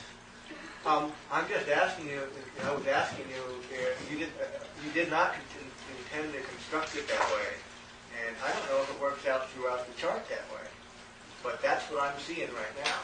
In other words, they're moving in opposite directions, but it's the same numbers, except separated by the mirrors 6, 9, 3, 3, 9, 6, 6, 9, 3, 3, 9, 6. Over and over again always. Right. The same Which pattern. would be that middle No matter what. thing. That's right. Here's what we're looking at, right? This is our lattice, our matrix. Yeah. Okay. Show you when, yes, you can make it if you just know. In fact, if you just know 3 numbers, you know everything. Okay. Here's your 1, 2, 4, 8, 7, 5. That's the pattern that you saw? 1, 2, 4, 8. Okay. And then you said, You'd make a red one right next to it. You have to make it red, though. well, I'm Okay, just and saying then you it go like that. 1, 2. The 2 would be up Okay, to but the watch left. this. So we know it's, so right here we had a 5, 7, an 8, 4, a 2. 4, 2, a 1, a 5. And that's how we make it, huh? Okay. Watch this, though. This is for everyone to understand. You want to make it by just knowing that pattern. Right. Every single axis, remember our 3D that's underneath here that I just erased? Our 3D coordinate system, which is the toroid right here, which is explained in this bar. Remember I said the multiplication table? Remember I said it was X, Y, Z? Here's our 8 and 1s this way. Here's our 4 and 5s this way. Okay, let me show you what I mean. I can make this whole thing by just knowing that, by looking at Oh, yeah. 4, 5. Except 1, 2, 4, 8, 7, 5. Except the 1, we actually did it backwards. Might as well do it right. It goes 2, 7, 2, 7. Let me do this right. I see. Together. It's 2, 7, 2, 7. Okay, and this would have been 1, 2, 4. This is a 1, 5, 7, 8, 4, 2, 1. We had them going in reverse direction, didn't we? Yeah. Okay. So sure enough, any way you go, it will have to mean something. So we're going to look for the 9. Okay? We have the 9 goes right here. And from any direction the 9, it's going to make the toroid skin. Why did you choose the 9 right there? Because the 9's all, that's because I knew if we had 2 numbers here, 7, 8, the next number after it must be 9. Oh, I see. And this Going must be down, a going 1, vertical. Yeah. and this must be a 2, and this must be a 6 then, and this must be a 5. Okay, right. So I got units of 1, 4, 5, okay, 6, 7, 8, Okay. 3 above that. Okay, but let's go the opposite direction. Let's say I just have a 9 here, I have a 5 here, I have a 1 here. What must be over here? 6. Perfect. Okay, or let's say I have a 4 here, I have an 8 here. What must be over here? 3. Exactly right. Okay. And so not only can we figure that this must be a 9 right here because it's 2, 1, 9, but we also know that it would be 3, 8, 4, 9. Okay? Because 8 and 4 is 3. Because 5 plus 3 is 8, 8 plus 5 is 13 is 4, and 4 plus 5 is 9. Right. Okay? Or we could have figured it that it was a 9 right here because of the fact that here we have a 7, 8, 9, and if we've gone 6, 9, if we have a 9, we know on the opposite side of a 9, if one side's a 6, it must be a 3 on the other side. So we had 6, 9, 3, and then 3, 9, so again it would have been a 9. Yeah. So any way we approach it, we always know what the number's going to be. It's like the ultimate crossword puzzle with no spaces in it. Right. Everything. Right. Okay. It's the cross world. 6, 9, 3, 3, 9, 6, 6, 9, 3, and this would have been 3, 9, 6, 6, 9, 3. And we would have had 9, 8, 7, 6, 5, 4. And now we got this pattern again. So it's 6, 9, 3, 3, 9, 6. And we got 7, 5, 1, 2, 4, 8. And we can go 2, 3, 4, 5, 6. We can actually count all the way over to here. 2, 1, 9, 8, 7, 6. And now we got 2, 3, 4, 5, 6. So now we can go diagonally. We got 8, 4, 2, 1, 5, 7. Or we could have gone, is that right? 5, 1, 6. Let's just fill them all in. 1, 2, 4, 8, 7. So we got, or we can go this way. 4, 8, 3, 4, 8, 7, 5, 7, 8, 6, and no, it can't be 3 6s in a row. 8, 7, 6, 4, 5, 6, 7, 8, Doesn't it? 9, There's more of some numbers 3. and less of others. Like there's less 4s. No, there's no less 4s. Doesn't it look like that though when you just look at it at a glance? No, it's all perfectly balanced. I'm gonna have a door checker here frisk you for 4s. You know what would be a nice thing to do for visual is to, you know how you do like color by numbers? You could just put a color for each of those numbers. Yeah, that's where programming for computers and animation could Because it would be a lot easier on the eyes too. Well, but there's another reason why I did this way. You'll see that in a minute. Yes, Charlie? And any two diagonals add up to either 7 or 2. Now, I don't know the significance of that. 9, 7, or 16 is 1 and 7. If you start with any All of those mean something. 2, 7, 2, 7, 2, 7, that's a new polarity. No, it's not new. That's your z-axis. That's the invisible 9. Your multiples of 7 coming out. Yeah, but they're all, but 5 and 4 are Multiples of different 9? But that's a different axis, and you don't get any 5, 4, 5, 4. But you see, here's the trick, Charlie, and everybody, and it's not a trick. This is why it's so important. 9's your center. Right now, our vertical axis around it is your 8 and 1. They're the first numbers around the 9 vertically. So you can see them vertically. Because you can see the toroid skin vertically. It's not hard. 1 and 8 is the vertical axis around 9, yeah. It's 8, 1, 1, 8, Yeah. 8, 1, 1, 8, 8, 1, 1, 8, 8, 1, 1. So you can see the vertical axis of the toroid, okay, that it's 9, 8, 7, 6, 5, 4. So you got 9, 1, 2, 3, 4, 5, because the first number around 9, okay, 1, 2, 3, 4, 5, 6, and 8, so 9, so 1 and 8 is your vertical axis. The reason that you can see them is because they're your vertical axis. And you can see the 5 and 4, okay, because they're your vertical axis, okay, which is 4, 8, 12, okay, 16. What is 4 times 5 is 20, 24, 6, okay? Or multiples of 5, 5, 10, 15, 20, 25, 30, 35, 40.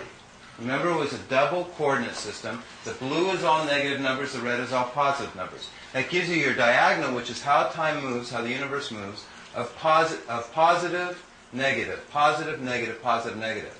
But it's based on a very sophisticated system, okay, of positive and negative really being two coordinate systems. One's your 1 and 8s and 5 and One's your 147s being yellow, and your blacks is your 285s being black. Overlapped, Charlie, together. This is a double coordinate system, which is then how you get to the sides, negative, positive, through the sides, negative, positive. Okay? And that's what these colors represent. Okay? Okay, so, go ahead. Have you ever done this and not put the 9s in just to see what the pattern would look like? Because if they're really invisible, maybe you should make them invisible in the graph just to see what it would show you. It's more complicated now. Maybe it's telling you something. You know what I mean? Yes, I do know what you mean, and yes, it should be done, and everything should be done. But actually, if you're going to omit the 9s or make them invisible, actually, I'd spend a lot of time doing what you're saying, but I use it for modeling the energy in the But the play. 9 is like the spirit. And you take the spirit away from matter, you don't have... Matter, I'm just saying but what I'm... visual sense, not Yeah. like... But I do it in another sense. I leave in the red 9s, I take out the blue 9s, which are negative, and I show the negative draft counter space. So all this really is valid. All these approaches, all these directions, doing all this stuff is connected. Modeling. Okay, so what did I just do here? This is the coil. Okay. Now, the first strand, as it comes around and comes around back again, this tile right here, let's look at this tile. I'm going to circle the 1, 2, 4, this one right here. See it? Okay. This tile does not occur again on the same axis. It's not easy. Okay, I want to just follow this line. Where is it? It's this one over here. Looks it. So all the way over here, which should be 3 over. 3 of the binary triplets. So sure enough, 1, 2, 3. Do you see that? Okay. What that means is that I can't just keep on winding this wire like this. That means it has to go around in the star shape, in spires, before it comes around here, and other windings have to fill in between. That means there has to be a space in between this one and this one. And that's why this coil is wound in this shape. Remember I had in between 1 and 2? Look at all the numbers I got in between them. See, 1, 2, 3, 4. Okay, 4 went around from here, 1 to 4, which is the next time around. Remember this time around, the next time around, it's all the way over to here. And to get from 1 to 4 to have these 2 in between it. How many do I have in between it? 1, 2.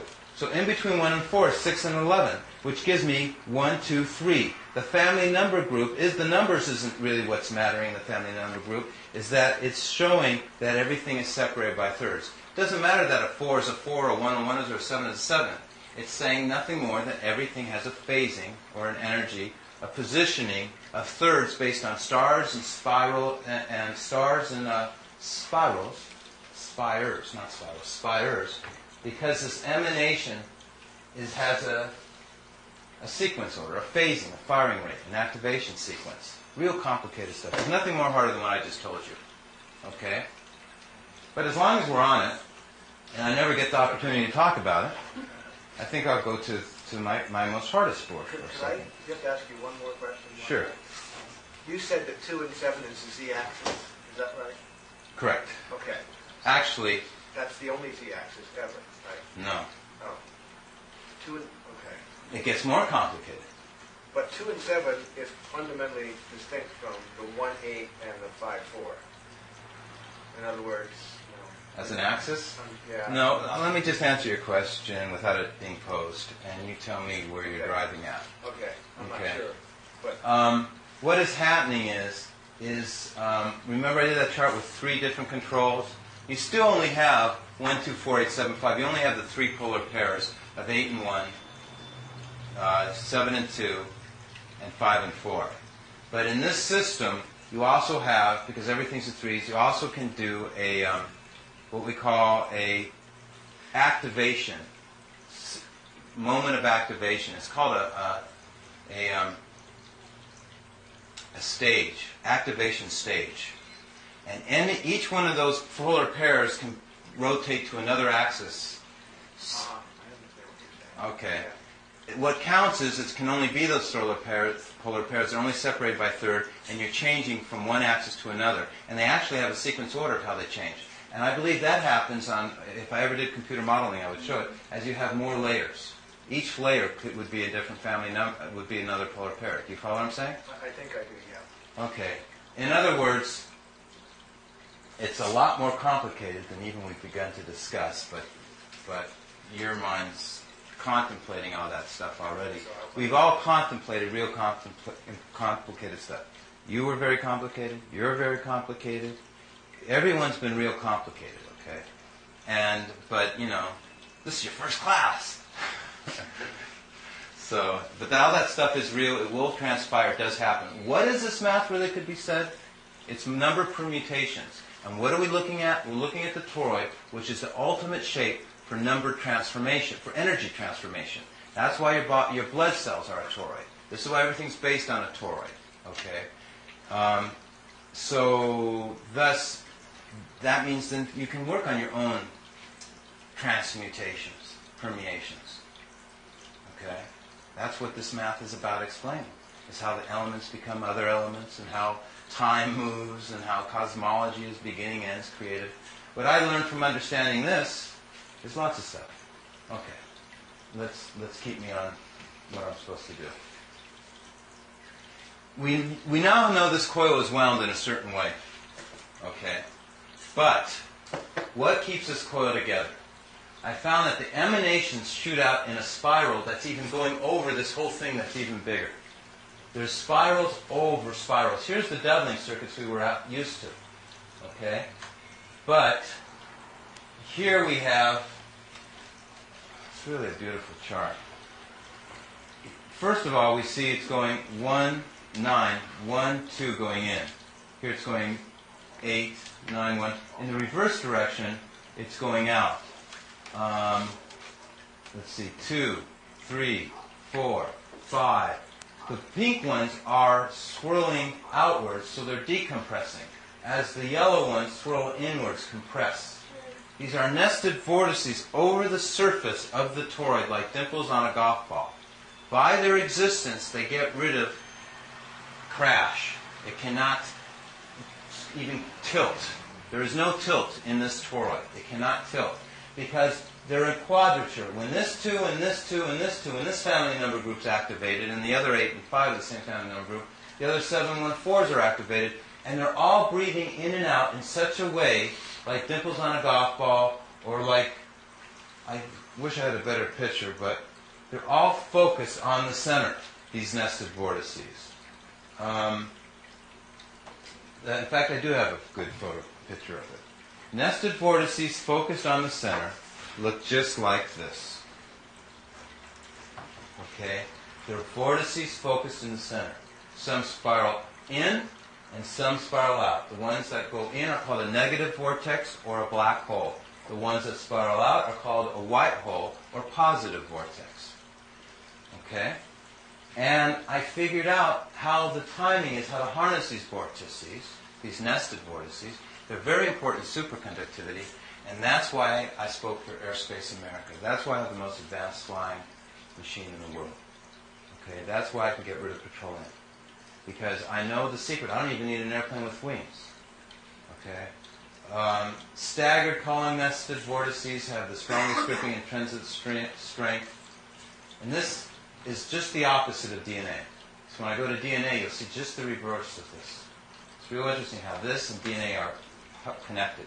Because DNA uses the nested vortices and mitosis to do the sister strand unraveling. See, why don't I show you DNA? See if I can find it. No, it's somewhere.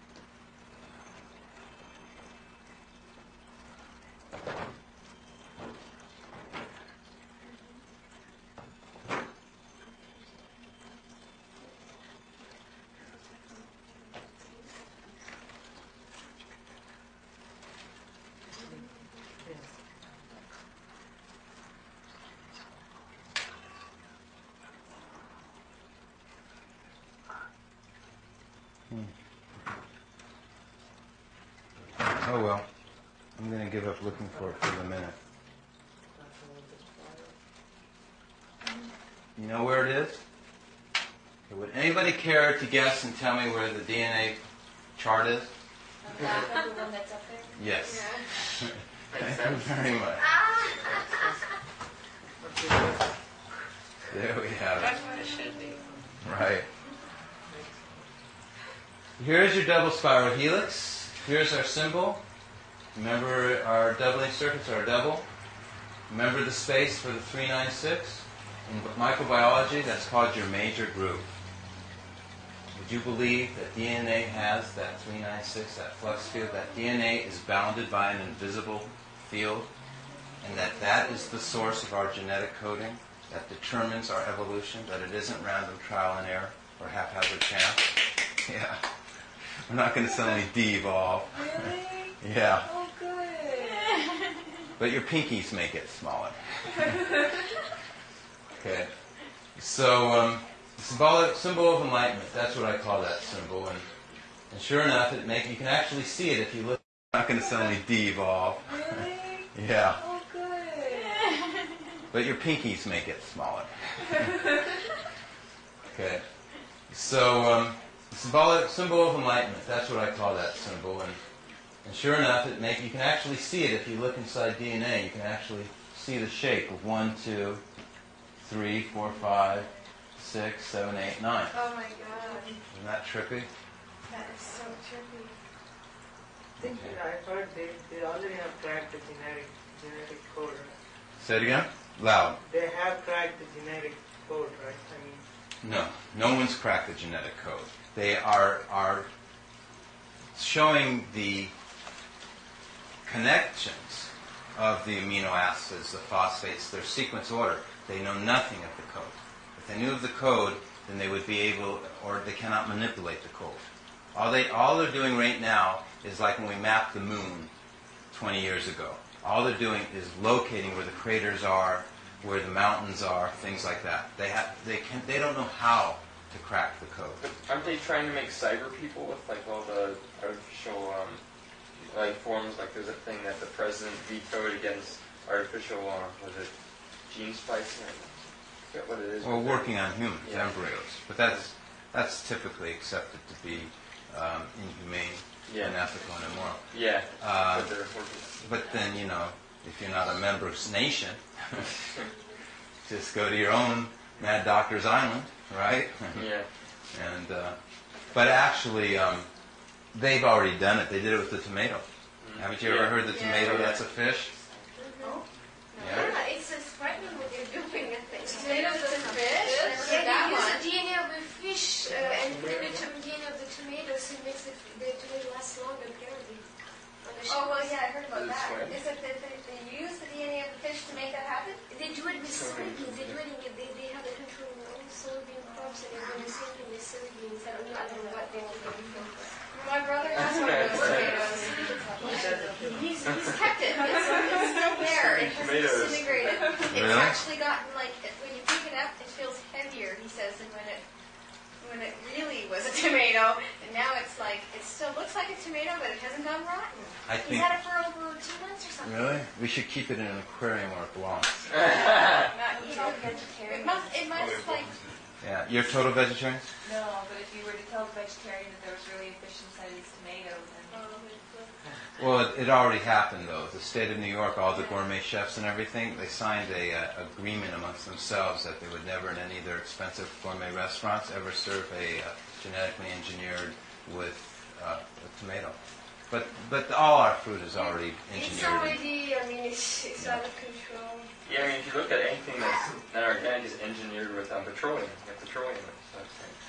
Well, actually, I'm fighting a case. I'm about to sue a supermarket here, Star Market. I actually was responsible for the law becoming recognized because I don't eat commercial produce as much as I can avoid it. I like organic, and I don't like those coatings on cucumbers. They make me sick and stuff.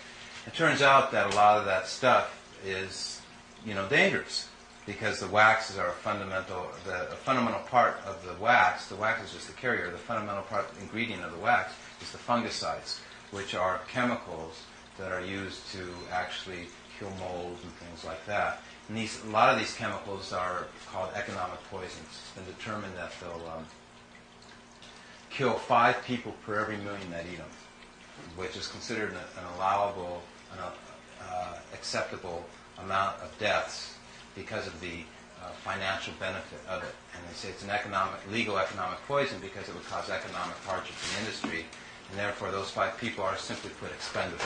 Okay. And so, but the problem is we should have the option, the right, especially for what we call value and safety information comparisons, to make a decision on what we consume. So when you go in the supermarket, you can have a sign, you may be one of the 5 people as a victim of the Right, right. And I've read the autopsy surgeons' reports on people who did die. It's pretty horrific how they die. Usually it's anaphylactic shock. They And suffocate. how often does this, does it happen? Happens day in and day out. Or, Oh yeah. Oh, Yeah. really? Some of Just them. cucumber wax? Then the rest of the people just Hmm? get sick from it. They don't die. Yeah, but They they just get don't shot with know. parasites. He's asking, is it just from cucumber wax? Or is it from other stuff? I don't want to scare you. You should be eating fruits and vegetables, and you should be consuming all these things. Fruits and I'm a fruitarian. I don't eat beef, chicken, fish, no milk, no eggs, no dairy, nothing, but just living things, sprouted things, stuff Yeah, like me that too. myself. Well, it's just what you should do is go into the cooler room and read the boxes, and everything in the freezer section at the produce room, it'll say all those ingredients. And I was responsible for getting all those laws enforced properly, and now I'm responsible for the law that requires that there be a huge prominently displayed counter card next to the fruit bins saying the wax, its function, and its origin. And unfortunately, a lot of these waxes are made from animal products or insect products. Shellac is a result of a lucifer shellac, something type bug. Fatty acid esters, which is the wax on apples and tomatoes and cantaloupes, comes from beef tallow. That's an animal product. Religious people, it's not kosher. Islamic people, Jewish people, they don't want to eat this stuff. And this is commercial produce. This is sold in supermarkets. Unfortunately, the supermarkets don't care because nobody ever has taken them to court on this stuff, and that's why I'm going to do it. It's very hard to prove, too, right? It's really easy to prove. There's a law that requires on the boxes that the supermarkets receive that it mentions these chemicals because these chemicals are incompatible with one another. You mix 2 of the wrong chemicals together, and you die. That happened with the alar on, what was it? Remember we had poison watermelons a couple of years ago? You just can't mix all these different things together. It becomes a poison cocktail. So they said, well, we know it's a time bomb, right? We're ready to explode. And there's people with immunology problems that don't even have a resistance to this stuff. They were premature births. So but I can't do all the things I'm supposed to be doing. I'm supposed to be doing so much, and that's the problem. Because I'm limited as far as I have to do everything myself because I don't have the resources. Okay, so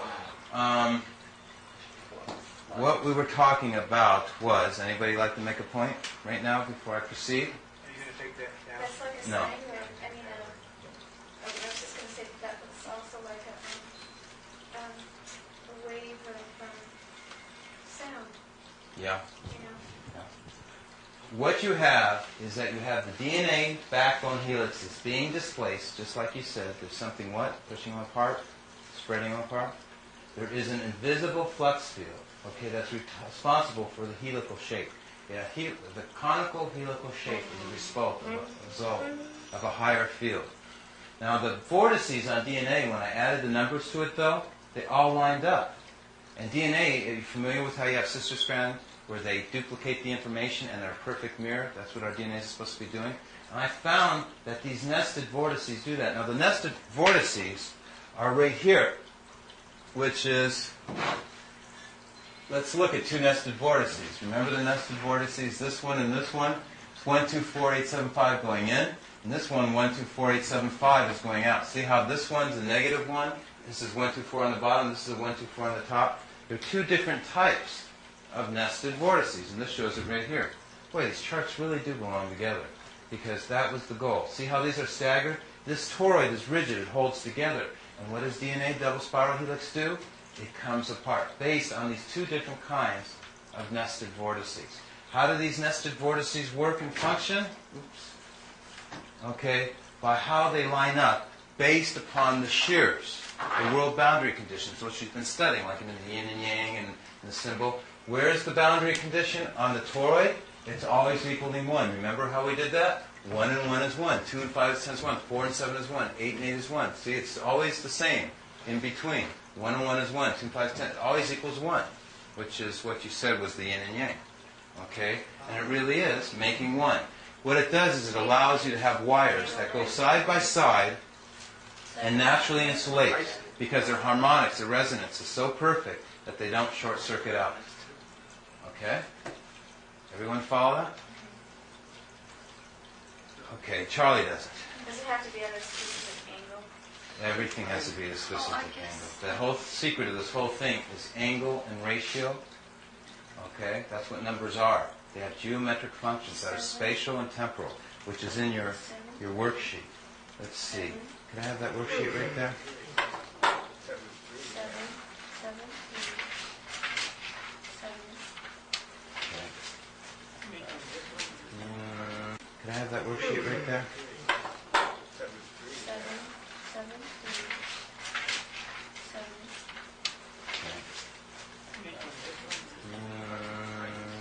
This one, yes.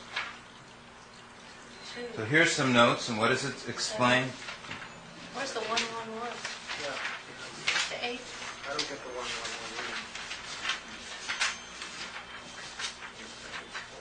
1, 1 Here it says it very clearly. Numbers are relatives. Each number exists only in relationship to all other numbers. The relationship is spatial and temporal, which is angle and ratio. There's many other things that this explains. Thank you. What angle for you is time, isn't it? He was Is that what first. you're saying? When You did it first. Yell it loud. What you mean by temporal? I don't know. Related to time? Yes. The timing, only 1/6 of this coil is ever activated at one instance. These charts actually reflect what time is and explain it in that regard. Let's see which chart that would be. Right now, in this chart over here,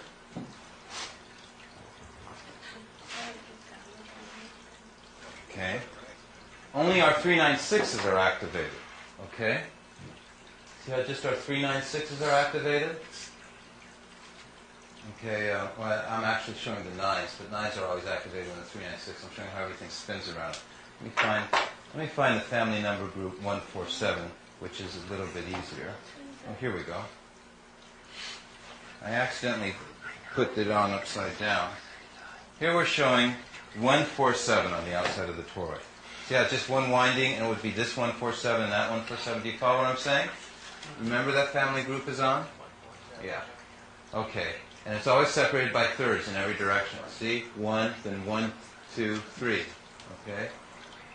Diagonally, it would be 147. They would all be on at the same time. So diagonally, we're thinking that everything's on this wire. 147. They're all on. When this one's activated. Okay? Now, let's see what it looks like from the top of the toroid. You can see all the windings, 147, are on. It's a little upside down, but near that wire, it's just one wire is on right now. And what it's doing is it's showing motion, how things move, because when it goes off, and the next family number group moves, things move through the space. It's like the rest cycle. They don't have to be energized all the time. You know, we turn on our rockets, they blast it. We only turn on our jetpacks for like 3 seconds, and we keep then shooting through space. So these tiles are energized, and then they're turned off, and then you jet through to the next tile, and you come out to the next space where it'll be energized again. Okay? So sure enough, so here you see in this wire, it's all positive 714s. Now where are all the other 714s? They're all negative. They're all on the other wire. Now when we go to the next stage, which I didn't do a board because there's just too many boards to do, it would have been 285 would have been positive, which is the next wire. Here's a positive 2, positive 8, positive 5. And what about the 285s? They're all negative over here.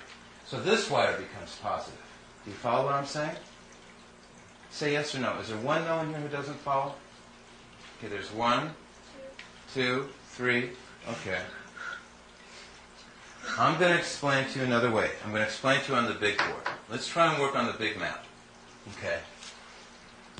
We're only interested about what is on where. Right now, 1, 4, and 7 are on. Okay? In this wire, which is also the same as all these other wires where there's a 1, 4, 7, which is all the same wire wound in a star. We all understand that? Okay. Now the next family, now that doesn't stay on forever because these little BBs shooting out. I'm really showing you them puncturing the skin and disappearing into the outer space. They're only on when the surface of the toroid is hit by the z-axis, as you mentioned in the very beginning, with dimension. It's going in, it's kind of weaving in and out. What, this toroid? Yeah, well, in terms of the numbers, it's skipping over the other group, right? Well, let's go to 258. The next family number group that's activated is not 147, but it's going to be 258. And they're all over here in the opposite wire. So this wire is totally off. And when this wire was on, it was all negative 147s in that wire, so the other wire was off. So right now we got this total wires are all on, while this total wire is now all off. So only one wire is ever on when the other ones are off. The right one or the left one. Does everyone follow that now? So they're not both going at the same time? They're not both going at the same time. But alternating. They're not even alternating because it's based on thirds. Because then when this one's off, okay, this one's on, the space where there's nothing. Okay? There's no resistance. And that's why there's no resistance. Okay, and then it comes back to, so this is all on along here, the 396s are all on. So then it goes 3 space further and then... And then it comes back to the 147s again. So this one, these are all on, and then these are all on, and then the spaces are all on. And I wish I had sequences and charts to show it neater to you, but I think you follow. There probably are some charts. So I just had a little flash here. The 0-1 computer system that is, most of it's based on is kind of like in the mode duality. It's this or that, off or on. When you base it on 3 and 9, it 3, 9, and 6. Yeah, 3, 9, and 6, it creates a current that doesn't stop because it's more harmonic. 3, 9, and 6 obsolete. 0 and 1 doesn't even exist. They think it exists, Yeah. and they think they're making it work. It's like saying, we think we're more, well, what would be a good analogy? I don't want to give an analogy that's wrong. Let's just say their concept of 0 and 1 is just their way of saying, this is what we're doing and this is how it works. It has nothing to do with math. It has nothing to do with electricity. It has nothing to do with good computations.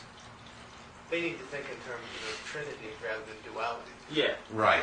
That's what I was saying. Instead of like dark light, seeing those extremes, it's looking at it as When they build the new computers with this system, would the computers be able to be creative and imaginary as we are? Artificial intelligence. Wow, Yeah. that's a good idea. Well, okay, let's take his question. Okay. Say this question real loud one more time while I look for the chart. See, when the new computers start using this tertiary system of 3, 6, and 9, Mm-hmm. would they be able to be imaginative and creative as we are?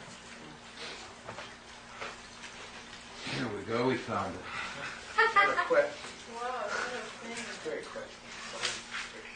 They already came. Artificial intelligence. Ad infinitum magnification. The toroid is recursive. Okay. Quantum mechanical effects can be duplicated on a microscopic level utilizing this toroidal model process. Okay. Underlying coherence. Artificial intelligence. Using the triusury system that you said. So let's see how it works. Okay. A fractal, would a fractal, Judy, you mentioned a fractal. Would a fractal be artificial intelligence? Because it's self-similar. It duplicates itself from micro to macro. And it has an element of novelty, so I'd say it is. Okay. Would you accept that as an answer? I didn't get that. Can you come back? The thing with the artificial intelligence is that it has an input, you put your input into it, but it also can create things from that. So it can problem solve. But it has a point that can't be figured in, which is called novelty, I think, or something like that. It's like there are other things that it can think of besides what's been put into it. Let's say artificial intelligence, let's start defining our artificial intelligence. Let's say that, first of all, artificial intelligence is the fact that we have a fountain here, and it's making a little water vortex. Okay? But we have a tornado, and it's the same intelligence, but on a bigger scale, a vortex. And let's say we have a solar system, which is our galaxy and our planets and the suns, and they're spiraling in a spiral of a vortex. System, which is our galaxy and our planets and the suns, and they're spiraling in a spiral of a vortex. Would that be artificial intelligence? One definition? That it can be the same principle from small to big, big to small. Okay? And we do know that those three knowledges were the same. So let's look and see if this does the same principle. Though it won't be too easy, but here are 7 times 7, 49 tiles. It's the same tiles. 1, 2, I think I better show it here. Can you erase what you have? Yeah, this is I hate to say it, I can't. It takes a special spray and it takes a lot of elbow effort. That's the problem. I'll try and work right over here. How's this? That's good. Well, why don't I change colors? I don't know how well it'll come off. Should I go to black? Let's see what happens It with it. doesn't come off. But it's not. No, I mean it comes off. I mean, It can go off on this one. It's just true and false. It either is or it isn't. I don't know. Here we go.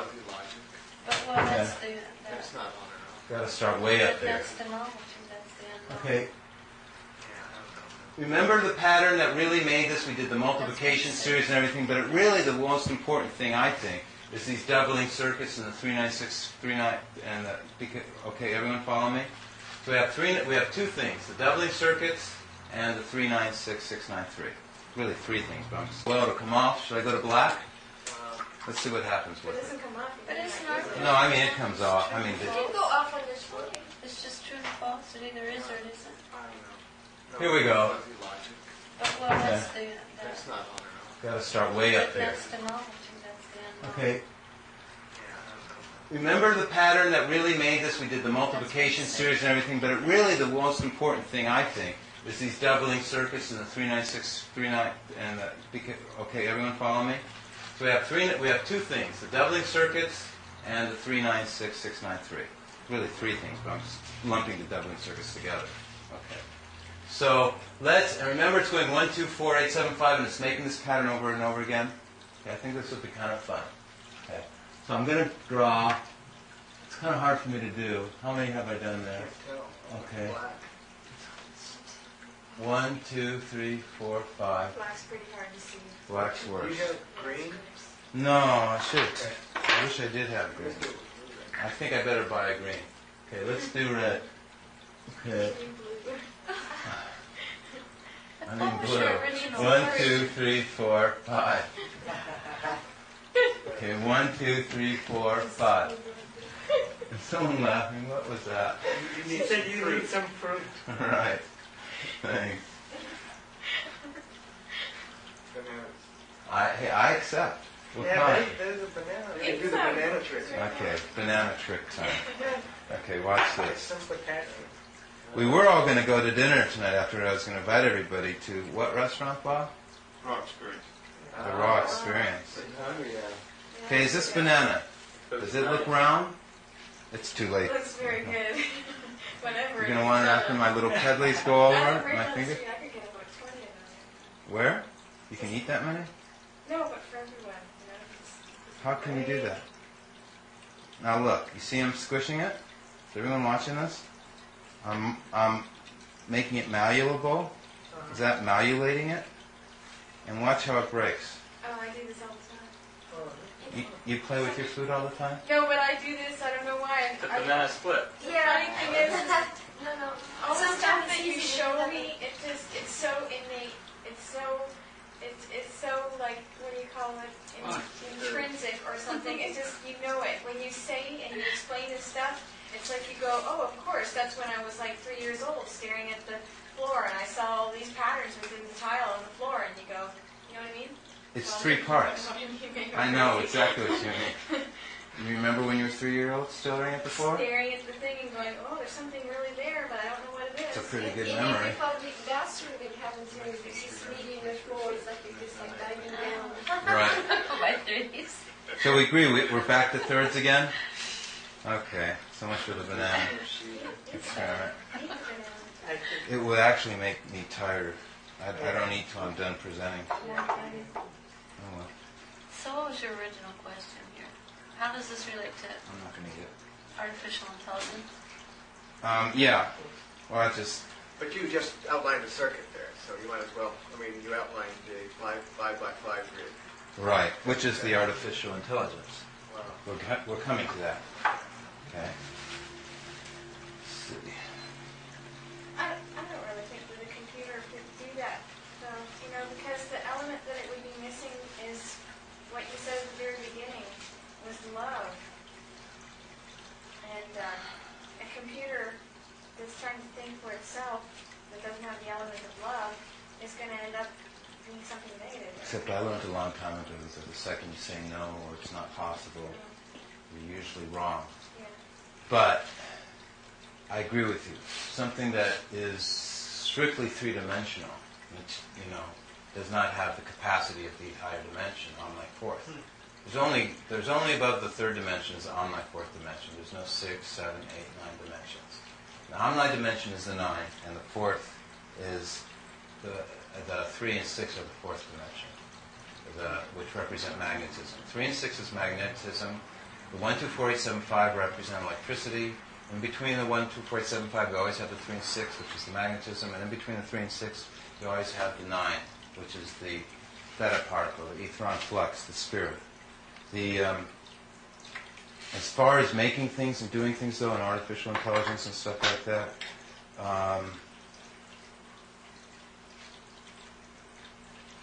I really cannot comprehend anything that cannot be done using this. Okay. So let's take a look at what we're doing with 5 boxes.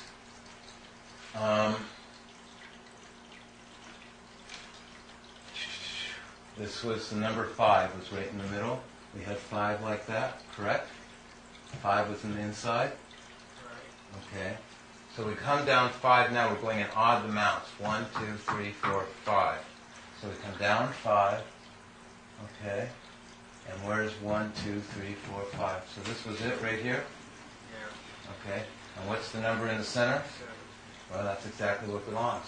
Because and what's going to be if there's a 5 there and a 7 there? There's going to be, there's got to be an 8. Because 8 doubled is 7, 7 doubled is 14, which is 5. So sure enough, we count down 5. Okay, is that 5? Hope so. Okay. And what's the number in the center? Okay. And what's the number between 4 and 8? A 4? Well, did I do it right? 7, 1, 2, 3, 4, 5, 8.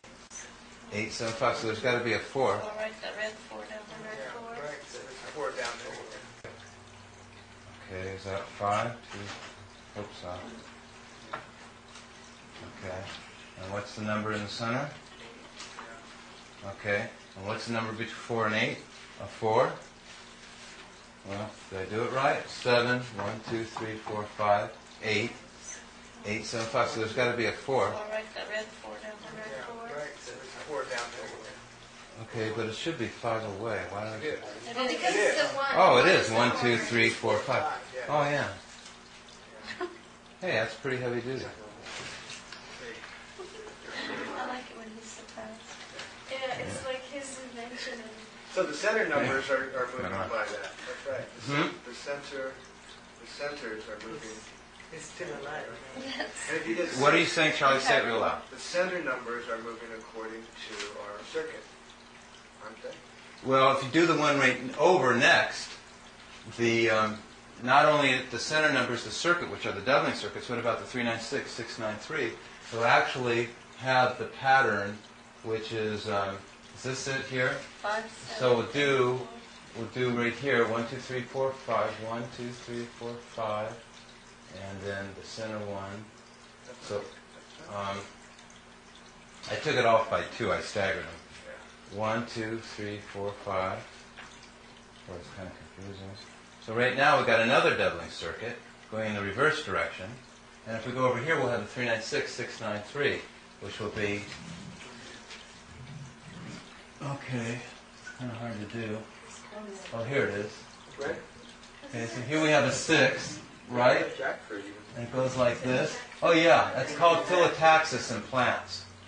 It's the same pattern. And here's a 9. 1, 2, 3, 4, 5. It's making the whole thing with the spaces and everything. That's the self-similarity appearing, isn't it? Exactly. And you could do that with 6. You could do that with grids of 6, couldn't you? No. You couldn't. So you chose groups of 5 on the Because side, right? we've already covered groups of 3, Right. and we haven't covered groups of 2, but every one that we choose has another wisdom. 1 will always equal the number in the center. 1, what do you mean? 1 box always equals the number in the center. It's, in other words, I'm going to go 1, then I'm going to go 2, then I'm going to go 3. 2, which is a square. Again, we're just doing squares. Oh, I got you. Yeah. Okay, which is 2 by 2. okay equals 9. 4 plus 3 is 7. 7 plus 3 is 10 is 1. 8 and 1 is 9. I can take any 4, 3 and 8 and 4 and 3. Which is a square. Again, we're just doing squares. Oh, I got you. Yeah. Okay, which is 2 by 2. okay equals 9. 4 plus 3 is 7. 7 plus 3 is 10 is 1. 8 and 1 is 9. I can take any 4, 3 and 8 and 4 and 3 equals what's it equal? 18 9. equals 9. Right. So even numbers will always equal a 9. What do you mean? Even squares. So 2 by 2s, 4 by 4s. Right. 6 by 6 by 6. And 1 by 1 is an odd, and what is a 3 by 3? 3 by 3 was making this whole pattern of the 9 at the center, and But it did come to 9. of course I hadn't taken the 3 by 3 and put it off to the side and seen which one what it would have done. Going. What is a 4 by 4 do? 4 by 4 would have been a 9. Let's do a 4 by 4. Yeah. Okay. These 4 groups would have equaled 9. Okay, what's a 5 by 5 do? We just did it. Equals the doubling circuits and the equal potential major group. 5 by 5 is a doubling circuit. Right. And the 7 by 7s. Here's 7 by 7s, doubling circuits. Here's 7 by 7s. Here's 5 by 5, and then make the same pattern. How about these 9 by 9s? What happens there? 9 by 9s. Yeah. Gives you the, It's real deep, serious stuff that you have to be a genius to understand. Huh? yeah. I'm not the genius. Oh, you don't know. It goes 3, 9, 6. I know I should say I'm a genius, but I just have to be a genius to understand. Huh? Yeah. I'm not the genius. Oh, you don't know. It goes 3, 9, 6. I know I should say I'm a genius, but it's that profound. It turns from doubling circuits and all this stuff, it turns into 3, 6, 3, 6, and then it goes 9, 9, 9, and it all means something, and it's all modeling a higher dimension, and it's just too deep. Have you done 11 by 11? Probably not. I think I was happy doing all the analogies and all the different variations, Right. and I was going to leave it for people like yourself to do. Well, I'm sure I'll try it. Okay. Yeah. Well, it takes a lot of paper, Yeah, believe me. well, I wish I could get a chart like that, because then you could play all day with it. A big one? Yeah, that was really erasable. Yeah. A whiteboard? Well, Yeah, if you pay the whiteboard. shipping, I'll get you one this big, a whiteboard. I could probably. But you got one at school. Well, you know, one of the things I ought to do with my class is have them make this. Right. See if they can make this, they understand it, Take a picture of it. right? If they can understand it and explain it, they can win the Nobel Prize because they'll explain it to the world, But if we which I wanna haven't work done. with it in class, they should be able to. I should be able to explain it to them, and they can make it up and put tape on a whiteboard. So And we should figure out all the axioms. Yeah, we could play with it a long time. That's right. Do you want to explain to the world? Yeah, but no, I don't want to explain to the world. You will. I want you to explain to the world. No, you can. You do it much better than I do. Just make Well, that's kind of you. But the problem is, see, what do you mean I explain it much better than you? Well, because you don't You think I'm going to be able to explain done this. in TV sets going vertical and horizontal with the Z thing going back and forth. You did it right here. Every one of us have people that circumambulate around us. Okay, we each have our own world of friends and stuff like that. And there's only certain people that will understand, identify, and relate to you. Yeah, you need experts in their field to get into this, who then could adapt it to their field and see the patterns appearing in their field, who really have done a lot of experimentation, like a biochemist, getting into this and starting to see patterns. You see, okay. That's what he said. I'm saying that, and I'm also saying that that I can't do anything more, because like the experts that he's talking about, I don't have the books, you know, the money to buy these books, to study these topics. I don't have the teachers. No, I'm not even going. Connections with them. You'd rather, so you just like to plant the seed so it can grow out. The dandelion. Yeah. Is that what you want? The only work that I'm willing to do further on this, per se, is either the periodic table of elements, computers, or biology, modeling genetics.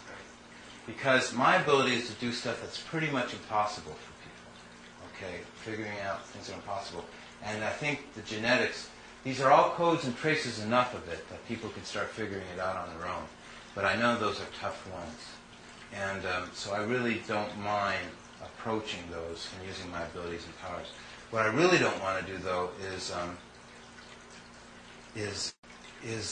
well, I don't know what I don't have the strength. I just don't have. I'm that spread out too thin. You know, I don't travel to the mainland. I don't. They offer me to pay my airfare. They pay my hotel. I can't handle it. It's just too exhausted. So my goal is that you guys do it. Okay. We've got about 15 minutes to take. Okay.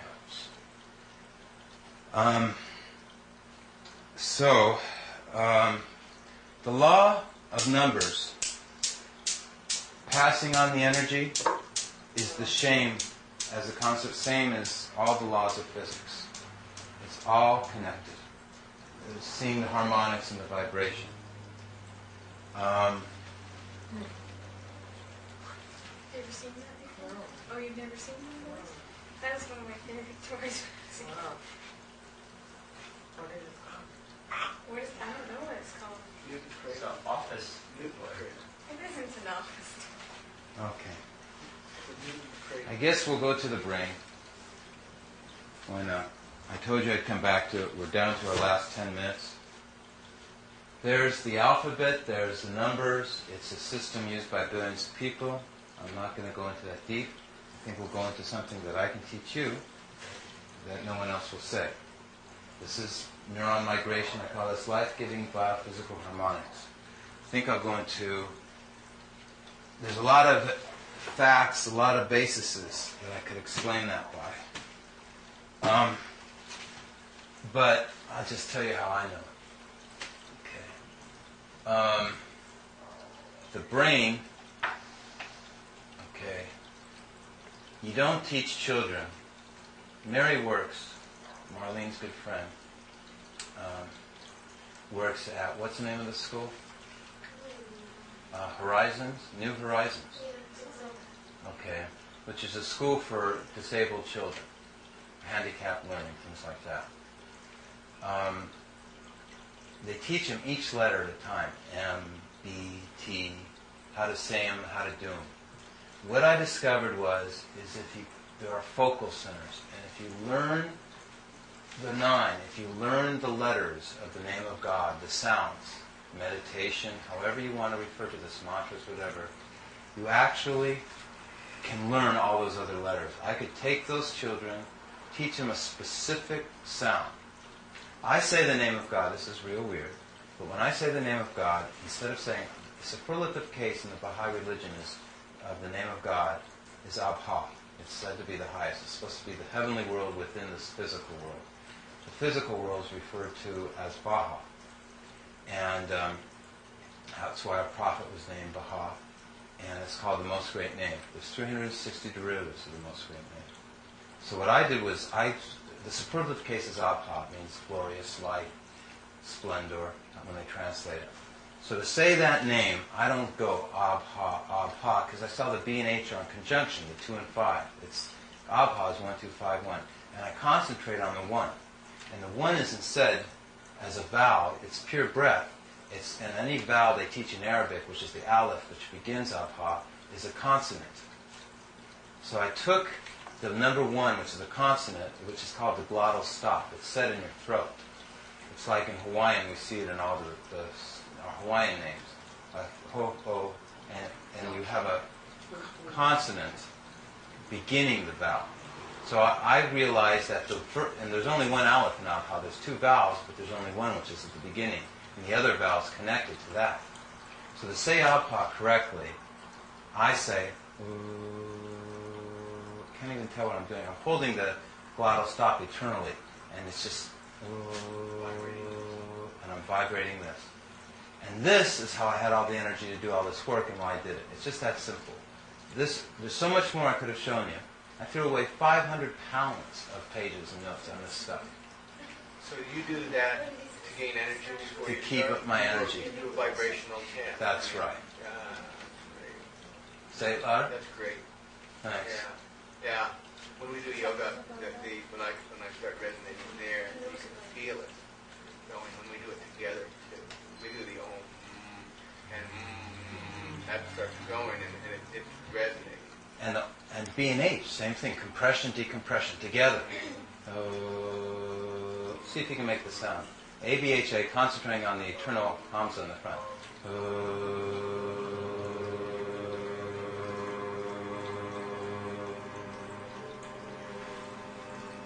Wow, you guys are good. Yeah, you have to stay low. You can't Wow. climb. Say that again. You gotta stay low, right, so you catch it.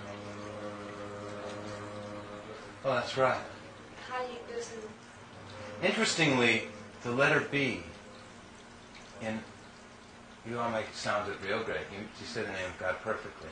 Now, the letter B in the scriptures is referred to the trumpet, and it's said to be a bottomless sea which none can ever fathom. Then it says it's the blackest of nights. So the letter B is, and then he refers to the H's as garment, blowing, and they're in conjunction. And so that B, that bottomless, so instead of how we normally would say ab-ha with our lips, we're saying it in here. Because it's a song, it's like the nightingale, it's a bird, it's much faster. So the is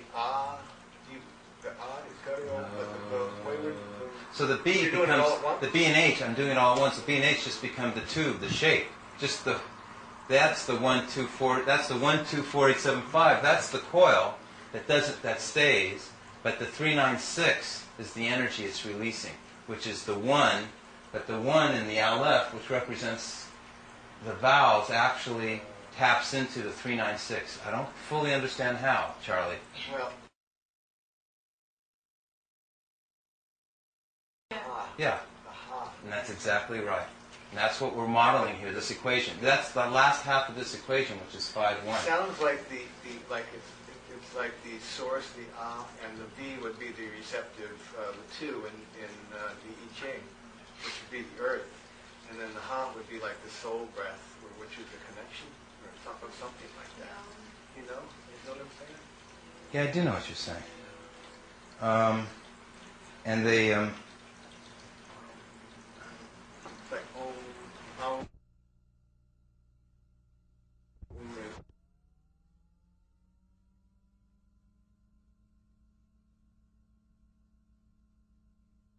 well, which is a square. Again, we're just doing squares. Oh, I got you. Yeah. Okay, which is 2 by 2. okay equals 9. 4 plus 3 is 7. 7 plus 3 is 10 is 1. 8 and 1 is 9. I can take any 4. 3 and 8 and 4 and 3 equals what's it equal? 18 9. equals 9. Right. So even numbers will always equal a 9. What do you mean? Even squares. So 2 by 2s, 4 by 4s, Right. 6 by 6 by 6. And 1 by 1 is an odd, and what is a 3 by 3? A 3 by 3 was making this whole pattern of the 9 at the center, and But it did come to 9. of course I hadn't taken the 3 by 3 and put it off to the side and seen which one what it would have done going. What does a 4 by 4 do? 4 by 4 would have been a 9. Let's do a 4 by 4. Yeah. Okay? These 4 groups would have equaled 9. Okay, what's the 5 by 5 do? We just did it. Equals the doubling circuits and the equal potential major group. 5 by 5 is a doubling circuit. Right. And the 7 by 7s. Here's 7 by 7s, doubling circuits. Here's 7 by 7s. Here's 5 by 5. And they make the same pattern. How about these 9 by 9? What happens there?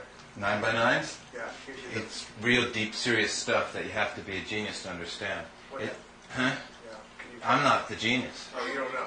It goes 3, 9, 6. I know I should say I'm a genius, but I just ha with our lips for saying it in here. Because it's a song. It's like the nightingale. It's a bird. It's much faster. So the is guttural, but the wayward. So the B You're doing it all at becomes once? the B and H. I'm doing it all at once. The B and H just become the tube, the shape. Just the that's the 1 2 4. That's the 1 2 4 8 7 5. That's the coil that does it. That stays. But the 3 9 6 is the energy it's releasing, which is the 1. But the 1 in the Aleph, which represents the vowels, actually taps into the 3 9 6. I don't fully understand how, Charlie. Well, the H in Hawaiian is a symbol of the breath and the soul. Yeah. Aha. Yeah. Aha. And that's exactly right.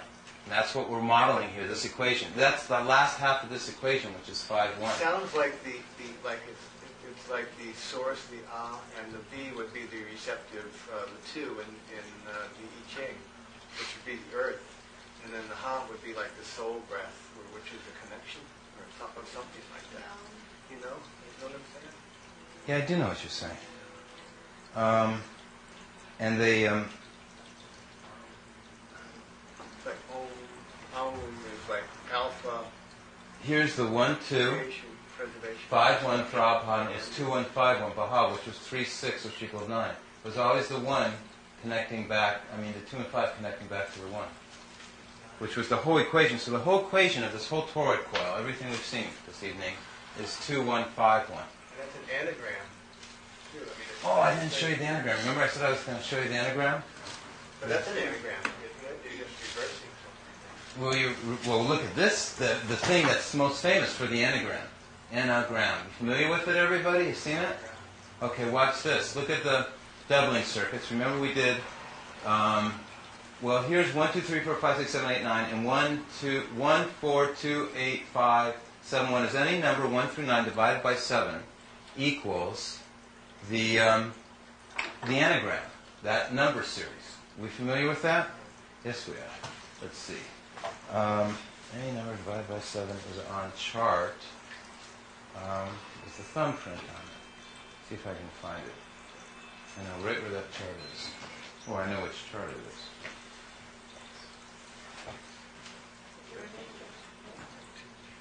Are we talking mod 7? Hmm? Are we talking mod 7 We're- now? Are we talking what? Modular 7? Like we No. Take 1 Yeah. and divide it by 7. Oh, you get Here it is. 4, 2, 8. I like a guy who does it in his head and gives you the answer.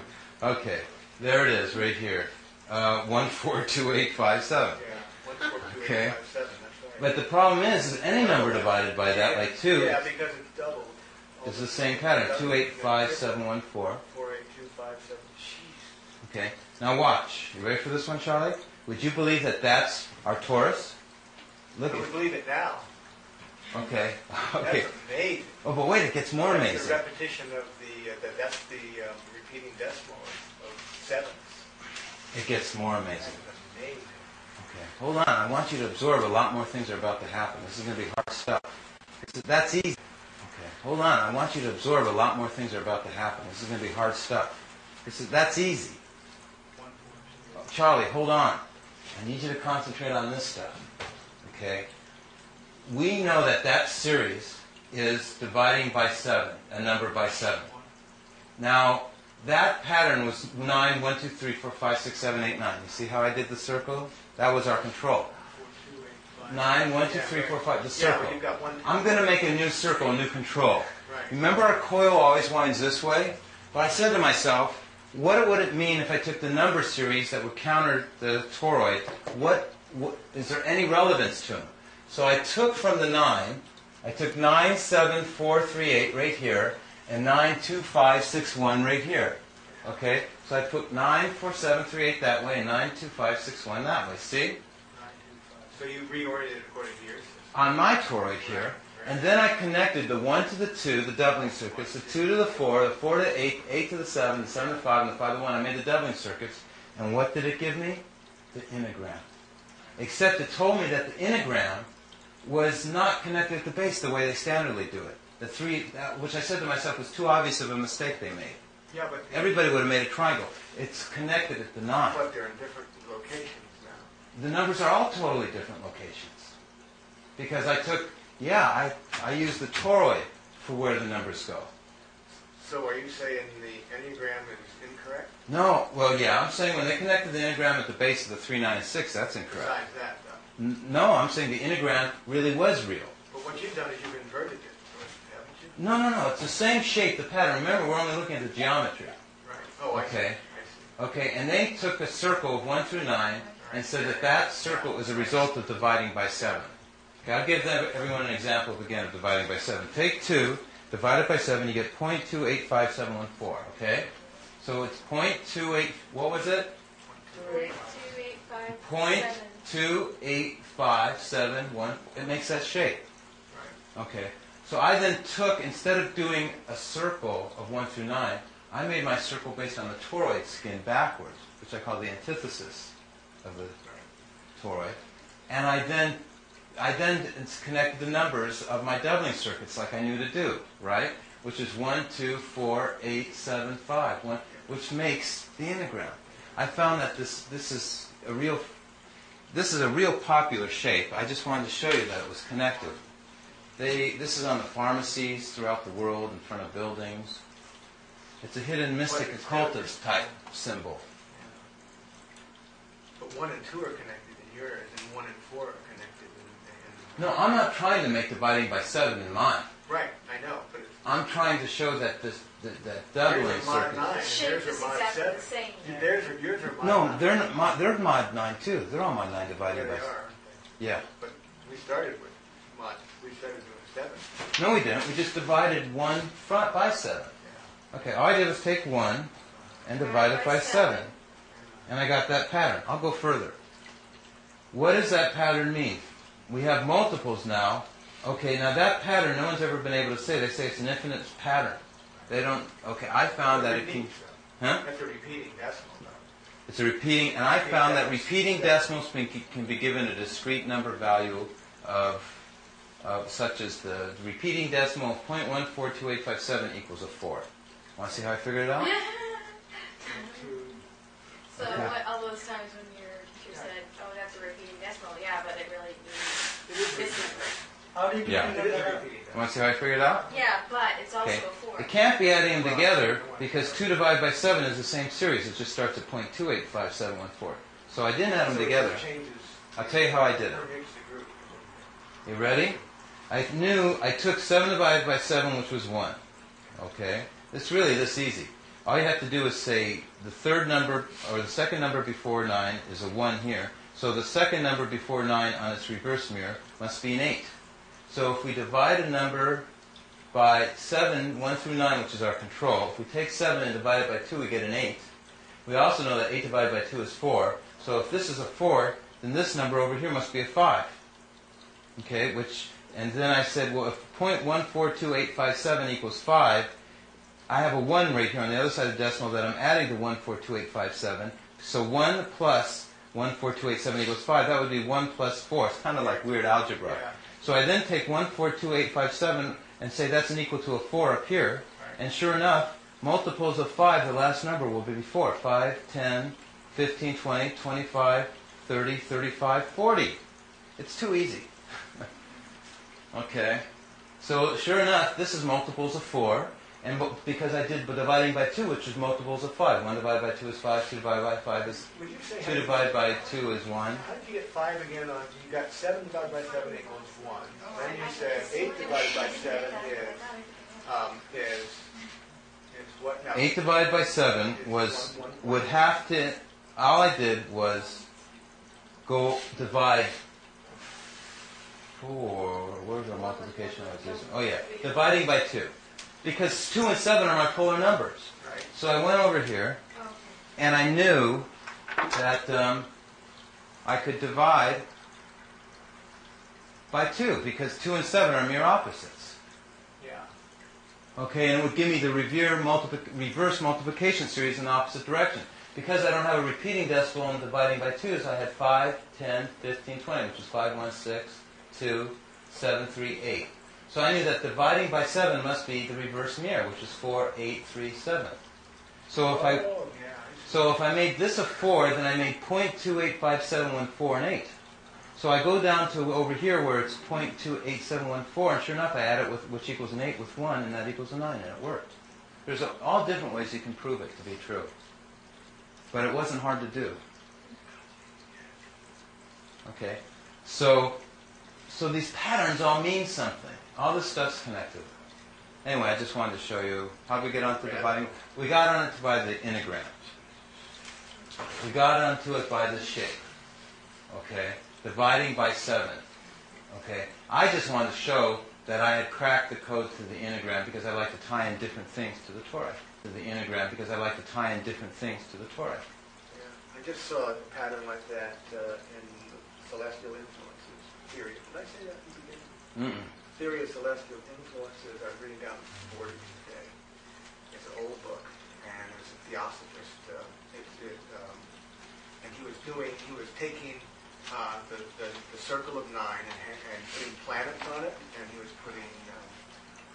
doing all sorts of macrocosmic overlays on that same thing. Okay, Charlie, we're going to start with you. Macrocosmic overlays, that's exactly what we were just doing now. Yeah. He was doing that too. But nobody does it with the decimal system. He didn't have it connected the same way as you. Nobody has it connected to numbers. That's the trick. Bringing numbers and geometry and surface topology and particle physics and spirit and biologics, everything together in computers. Now, let's start with the remaining time we have. Can we interview each person? We don't have much time to 2 minutes. I should have given you guys a long time ago. But how much, let's see, any comments that everybody has on this that you want to, I guess, take the camera off me, and we'll start with somebody. Okay, any volunteers? Give comments on what you understand or what you've seen, or how, just so that anything you want to say, I guess, to your relatives back on Alpha Sanctuary. We're going to go out and say that. What a long, strange trip it's been. Surely you have something to say. That's supposed to mean. Charlie said what? Get what Charlie said. What a long, strange trip it's been. Yeah, what a long, strange trip it's been. It's going to take a while for me to assimilate everything, but surely really intriguing. Very exciting. Very mind-blowing. Yeah. This has so much richness to it. Really profound. Okay, you know your comments, because they're not to me, they're to the people who are going to be in the acetate world of the film. I'll say something about the kids I teach every day have to be subjected to the technology of math, which is so boring, and I have to teach it. And I can try to make it interesting, and to some it's interesting. But the real interesting math that I've taught this year has been in dynamical systems, fractals, chaos, because it's so philosophically relevant to them, and that's what they want. And this has that same kind of richness that they don't get in mathematics in the high schools, because we have a mathematics that's driven by science and technology that is an established magic, so to speak, from the 16th to the 20th century. And this sort of stuff is usually taught to college mathematics majors. Stuff like this would be taught to college math majors, but they would have to do it in a way that even makes that boring. But numbers theory is very interesting, except it isolates itself usually in the universities. It doesn't ever have any connection to real world sorts of things. And this stuff, you can see the layers forming, and like a good metaphor in poetry, is just all the stuff that is there, and it hangs together in a cohesive whole. It's phenomenal. And you can do it at different levels with different things. That's why it's rich. That's what I wanted, was to hear a response. I guess, so, are you going to continue with this? Are you going to do it? Yeah. Yeah, because I mean, this can make someone that's even just having a bad day feel great. You know? That's kind of it.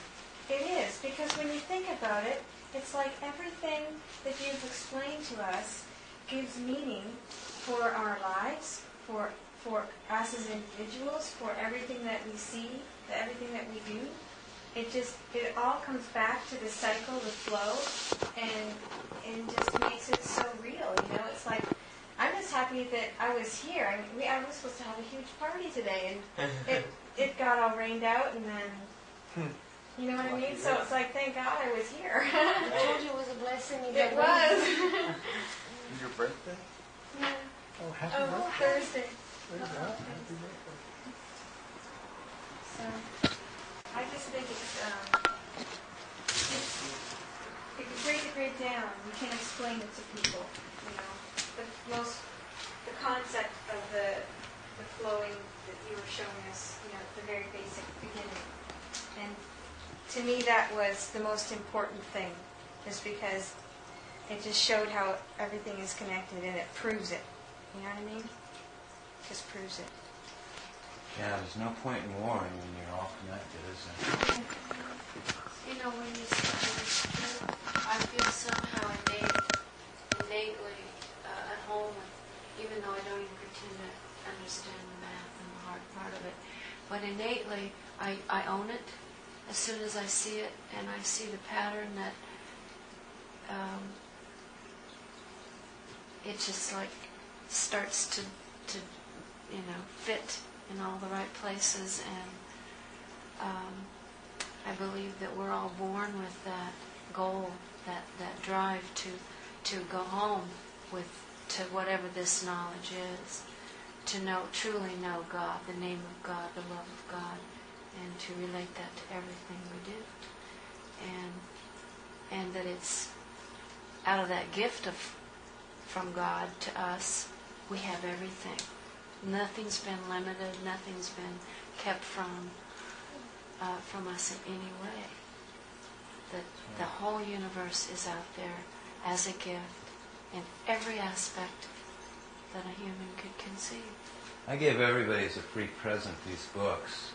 They're mystical. You can't tell I got the math from it, but they're a present. Do other Baha'i people come to this? Yes. Yeah, we're all geniuses. I know lots of them. I think that the nice thing about And what? I'm gonna tell them all about you. You're gonna keep a lot of my friends from going crazy trying to figure this out. I thank you for figuring this out without going crazy. Yeah, it's not in my blood to go crazy. That's my good side. Is that I don't burn out. I can't have a nervous breakdown. I can't run out of. That's just my thing. Is that I make that sound, as me and Charlie were talking about. We're all been doing it. I just So that wasn't my fear. I didn't have any fear of that. You know what's so strange is that you're telling us about all this and how this is going to finally work when it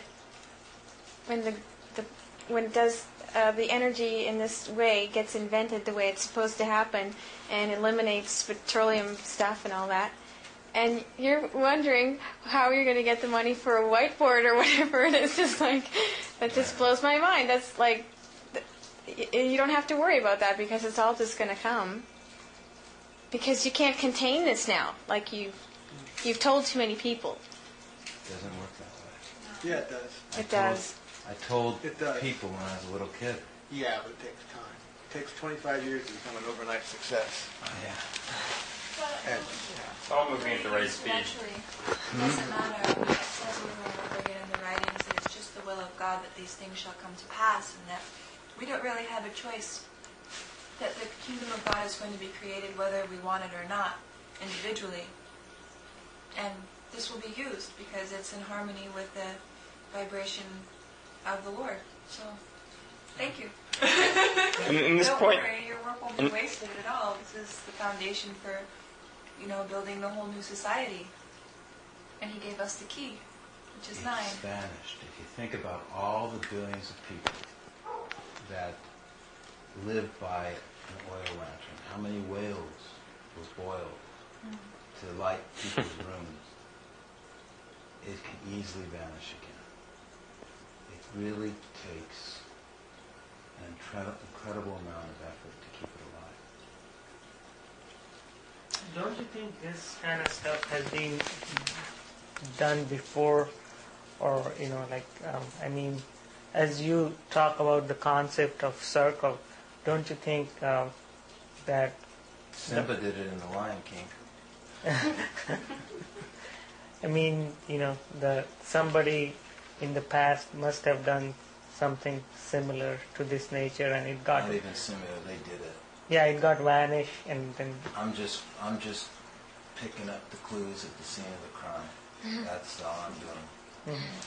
But at least, the great thing about your work is at least you're seeing that until now, the mysticism was like totally detached, from ordinary masses, Yeah. But now you are combining those two things together, Right.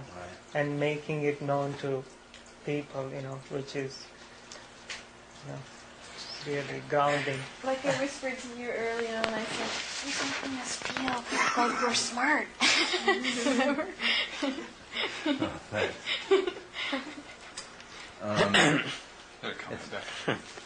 well, just in this day and age, there's a growing movement that people can see to interweave science and spirituality, and it's due to the fact that, due to the duality, there's in this gap ecological, sociological crises that have escalated because of the misguided calendar, the misguided mathematical, numerological, astrological systems.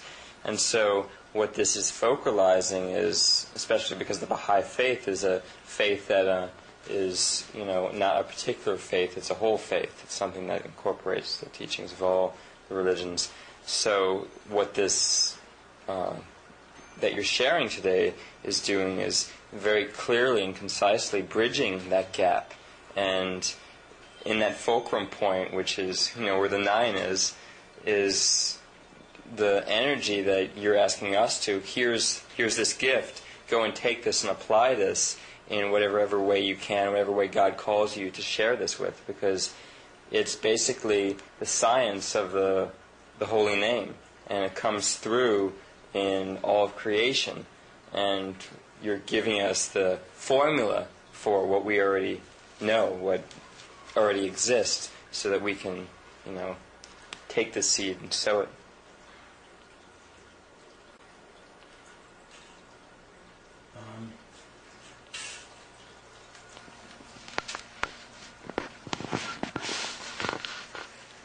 The real objective is so that when we get to the next season, in the hypothetical spiritual world, that you will be able to function. You understand how powerful and important the holy name of God is. You've said that yourself. And you've invoked it many times. And the thing is, in this world, we use our feet to get around. Okay? But in the next world, we're going to be crippled unless we know how to breathe and intonate that holy name of God. Okay? Because in the next world, that will totally give us the wings to our soul and give us free flight.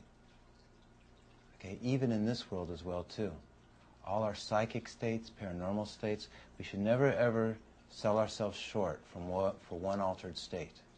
We should always know that we should be totally integrated. If we should have psychicness or telepathy or levitation or anything we should ever have, they must all be integrated in balance and in harmony.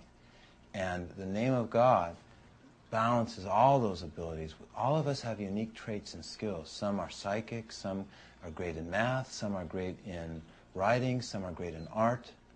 But when we take all of these aspects of our brain, okay, by the name of God, it makes all these parts of our brains working together where one part doesn't atrophy and another over-accentuate. And that's what the holy name of God does. It makes all the parts of your brain work together, function well as one. Instead of teaching those children to teach each separate letter, that's not the way they should do it. So they should teach them to know the name of God. And that's how you then tap into what the real meaning of a human being is. A human being that is a hologram, is a paradigm of God. We actually reveal God's bounty, His grace, through how we release that spirit in us. We are actually the revelation of God. We are to creation to the rest of the world.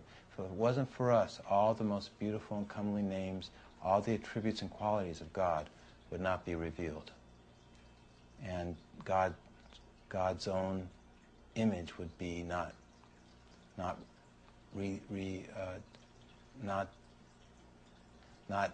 distributed throughout the universe. Not reflected throughout the universe. Thanks. How about this coil? If it doesn't have any resistance, why it only produces twice as much energy as It's much more. The reason is they're making out a filament strand and it's insulated. They're not doing it correctly. The next coils are supposed to be made out of glass, but it's very difficult for us to make them, and we're struggling, and it's expensive. And I've met with people to make them already, but they already tell me that it costs money to experiment. So this is a very slow process I'm going through. We're looking at months again, or years, before I get this off the ground, depending. Do you need some more investors? I know a couple millionaires you gotta meet. Yeah, I don't need the money, but the people who make this, I'm going through. We're looking at months again, or years, before I get this off the ground, depending.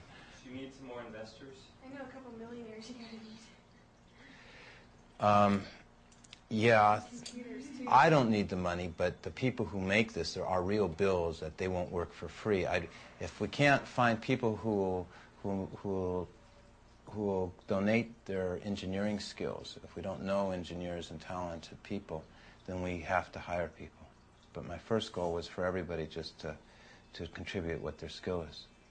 I've done it so far based on the no strings attached, free gift, participation type situation. If there's any investors that want to, I don't beg, I don't solicit for money at these talks, and I always continue to teach for free.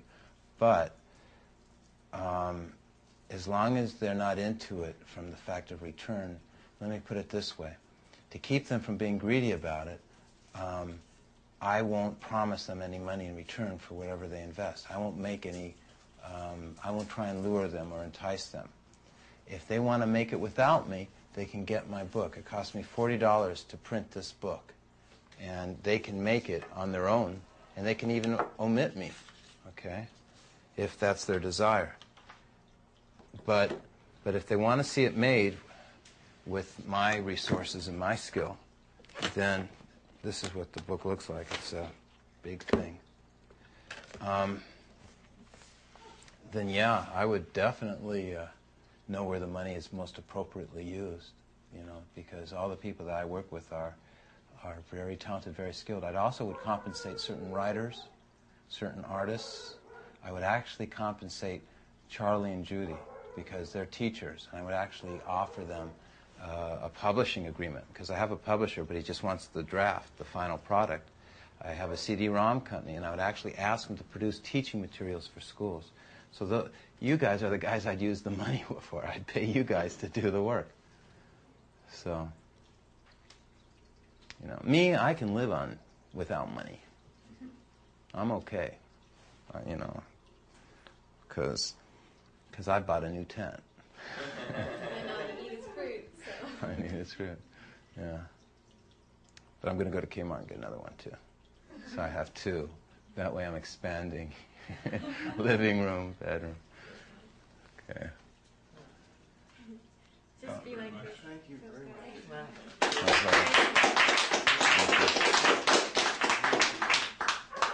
Mahalo. You guys are a lot of fun. Couldn't have more fun.